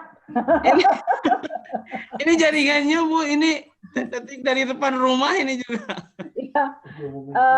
Tadi yang bertanya itu Iis, kata saya kok kayak berbalas pantun, balas dendam. Jadi tadi Iis bertanya, Iis paham konsepnya dan sangat menarik sekali konsep Bapak, tapi katanya ingin tahu implementasinya itu seperti apa gitu. Sambil nunggu yang lain, boleh Bapak menjawab. Implementasinya sebetulnya tadi dijelaskan sedikit karena memang penelitian saya kan baru awal ya. Nah, jadi rencananya penelitian itu akan dibuat seperti redesign kurikulum. Jadi saya melakukan redesign kurikulum untuk semua kurikulum sejarah di SMA, bukan hanya kelas 1 saja, kelas 2 saja, kelas 3 saja, tapi semua materi untuk materi SMA itu saya ramu, kemudian materi-materi yang kemudian bisa dimasukkan di sana comparative learning itu akan dibuat seperti model gitu Bu. Bu Isnya ada di sini ya? Ya, nah kebetulan di sekolah saya sendiri sebetulnya mengimplementasikan redesign kurikulum Bu Iis. Makanya tadi pertanyaannya agak sedikit nyinggung ke Darut Tauhid. Jadi kalau di sekolah kita materi untuk 3 tahun itu diberikan hanya dalam waktu 2 tahun. Nah, cuman tantangannya memang tidak semua sekolah kan bisa menerima implementasi ini. Gitu. Makanya penelitiannya harus agak lebih intens menghubungi gurunya karena tidak semua guru bisa welcome dengan konsep ini karena cukup berat juga, banyak komponen-komponen yang harus diaturnya sehingga tidak semua guru juga mungkin nanti akan bersedia menerima keinginan saya gitu. Karena semua kurikulumnya itu diubah, materi yang mungkin untuk kelas berapa jadi kelas berapa, tapi secara empiris sebetulnya di Darul Hikam itu sudah dilaksanakan Bu Is. Jadi materi untuk 3 tahun itu diberikan kepada siswa selama 2 tahun. Untuk kelas akhir itu nanti hanya semacam mengulang apa yang sudah dipelajari di kelas sebelumnya. Itu jadi ada redesign kurikulum. Redesign kurikulum ini bisa nambah, bisa berkurang, bisa ke samping, bisa ke atas gitu. Jadi macam-macam nantinya. Kalau hendak ngobrol lebih banyak nanti mungkin bisa ya langsung kita ngobrol. Ya Pak, boleh. Terima kasih Pak jawabannya. Tadi memang saya sedikit penasaran karena memang pembelajaran ini sangat menarik sepertinya untuk diterapkan di kelas gitu. Terima kasih ya Pak jawabannya. Oh ya, terima kasih. Ya. Mohon maaf, ini agak sedikit melanggar aturan, tapi nggak apa-apa lah, ini rumah kita ya. Harusnya sudah selesai. Ini dibahas di kelas pleno, tidak masalah. Jadi lebih banyak lagi yang ikut mendengarkan. Alhamdulillahirobbil alamin. Ini ada 54 mahasiswa stay di sini. Nanti sertifikat akan kita kirimkan paling telat insya Allah malam. Besok ya. Karena ya. Panitia insya Allah akan bekerja keras untuk Anda. Apresiasi yang setinggi-tingginya dari saya kepada Anda. Tapi mari kita dengarkan MC akan menyampaikan beberapa hal yang mungkin ada pengumuman atau apa. Silakan. Ya, terima kasih Bu Lili untuk waktunya. Alhamdulillah sudah beres untuk seminar kita hari ini. Semuanya berjalan dengan lancar, tidak ada kendala meskipun tadi beberapa ada technical difficulty di beberapa narasumber. Kemudian habis ini yang belum presensi silakan presensi dulu, absen sudah ada form untuk presensinya di sebelah kanan di chat. Dan habis ini kita akan mendengarkan closing statement dari Ibu Dr. Eli Olivar selaku Chief Executive dari International Seminar ini. Puji syukur pada Tuhan juga semuanya dalam keadaan sehat dan mengikuti ini dari awal sampai akhir dengan penuh semangat. Tepuk tangan dulu untuk semuanya. Baik, langsung saya untuk closing statement dari Ibu Leli, waktu dipersilahkan. Bismillahirrahmanirrahim. Terima kasih. Tadi saya sudah menyampaikan di kelas paralel bahwa tujuan dari seminar ini adalah saling menukar informasi baik berupa teori ataupun konsep dari terutama sebenarnya inginnya adalah antar universitas, kemudian juga antar mahasiswa, bahkan antara dosen dengan mahasiswa, antara dosen dengan dosen, dan ada guru juga di sini. Dan insya Allah di sini cukup mewakili ya yang hadir. Tadi ada yang dari China, kemudian Thailand, kemudian dari Korea, dan dari Indonesianya juga di sini terwakili. Ada yang dari Riau ya, ada yang dari Jogja, ada yang dari Pontianak, kemudian ada yang dari Aceh. Nah, jadi UPI itu betul-betul Universitas Pendidikan Indonesia. Demikian juga beragam materi dari riset.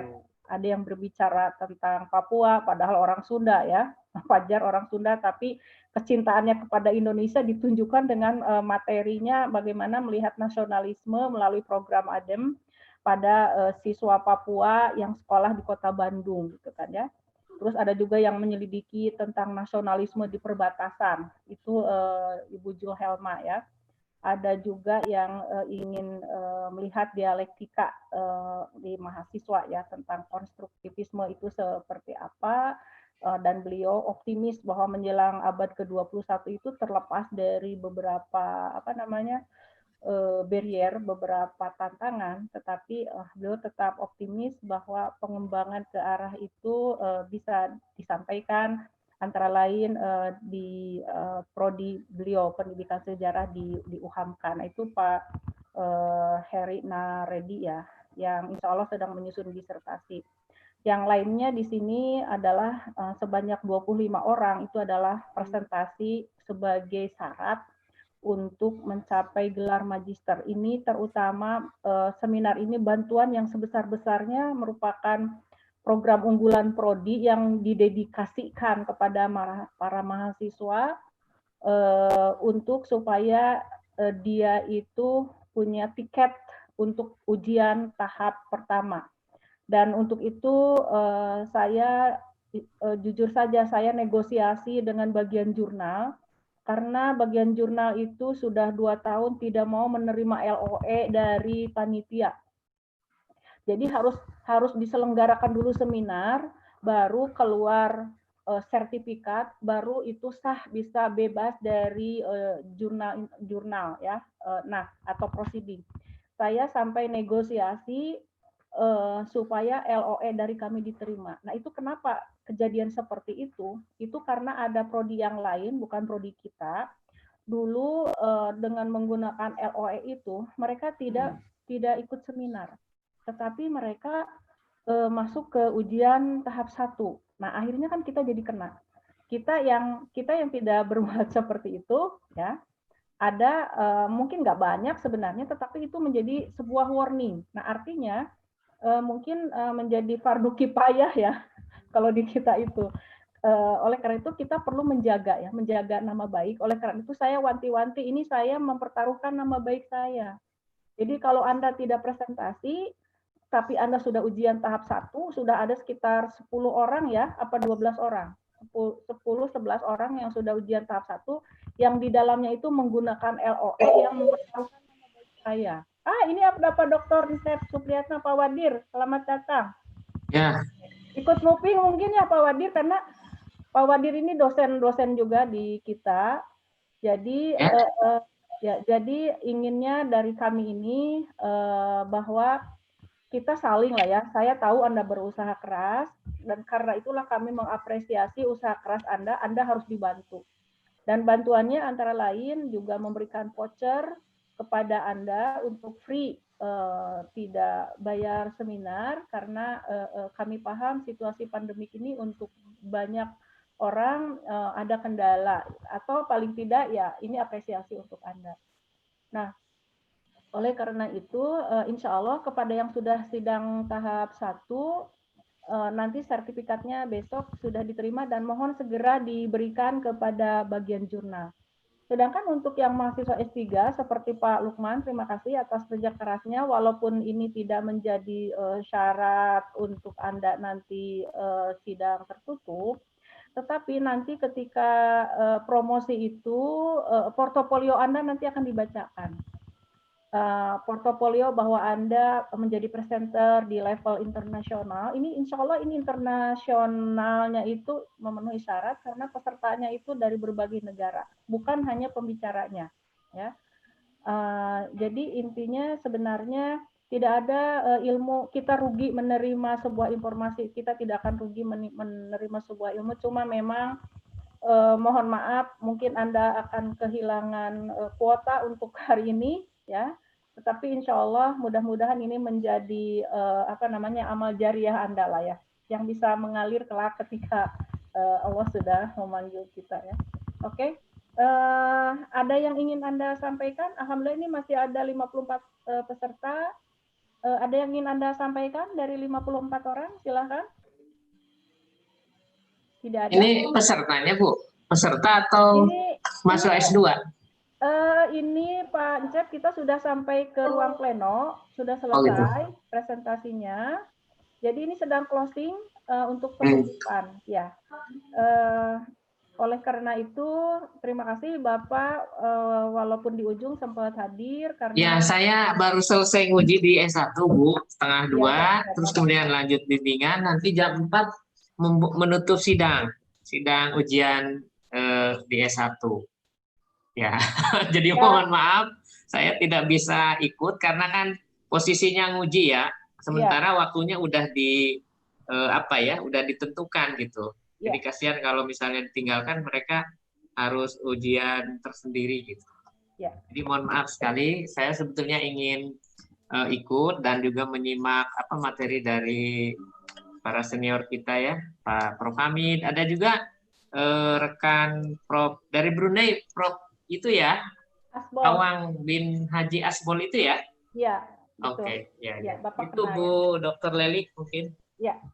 Terima kasih Pak Dr. Encep Supriyatna. Justru saya berterima kasih Anda dengan berbagai kesibukan masih menyempatkan diri untuk menjadi presenter dan ini menjadi sebuah role model untuk para mahasiswa kita dan saya perkenalkan juga Pak Dr. Encep di sini ada mahasiswa mahasiswa baru S3 yang menggabung di sini dengan harapan mereka bisa melihat bagaimana tema-tema yang diangkat untuk menjadi disertasi kita di sini.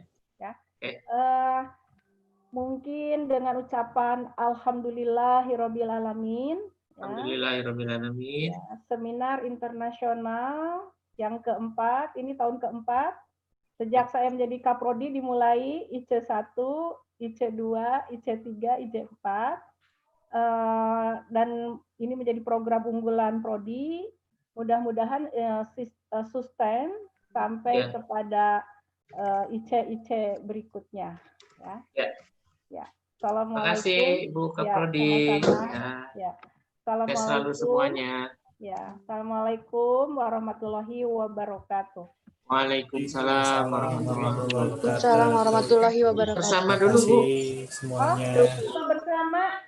Silakan ke MC Bapak. Banget, ya bangun.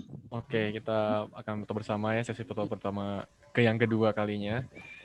Host bisa langsung foto untuk ini. Ayo, hitungan 1, 2, 3. Say cheese.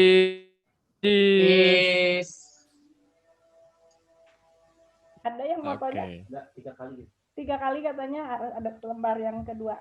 Oke, kedua kalinya. Yang kedua. 1, 2, 3.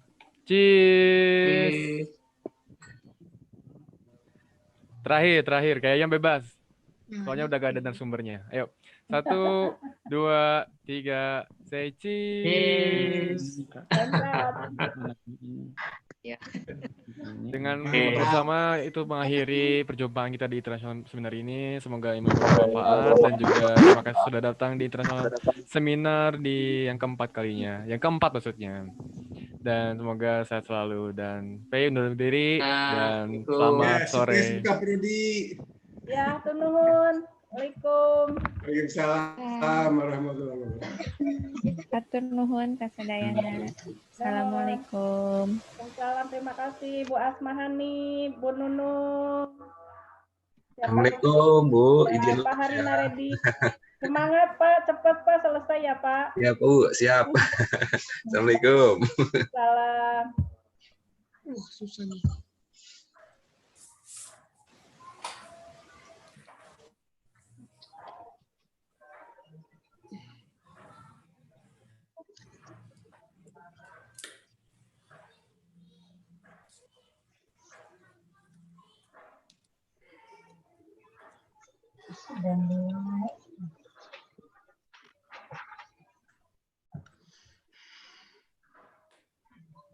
Ayah ke Olivia. Ayah, Olivia. Ayah. Live aja ya. Kepada seluruh peserta, mohon maaf barangkali lupa untuk mengisi presensi karena itu keperluan kami panitia untuk mengirimkan sertifikat kepada peserta yang mengikuti sampai akhir. Jadi kami panitia sangat selektif. Tidak semua peserta yang ikut hari ini mendapatkan sertifikat. Peserta yang sampai akhir yang akan mendapatkan sertifikat. Terima kasih.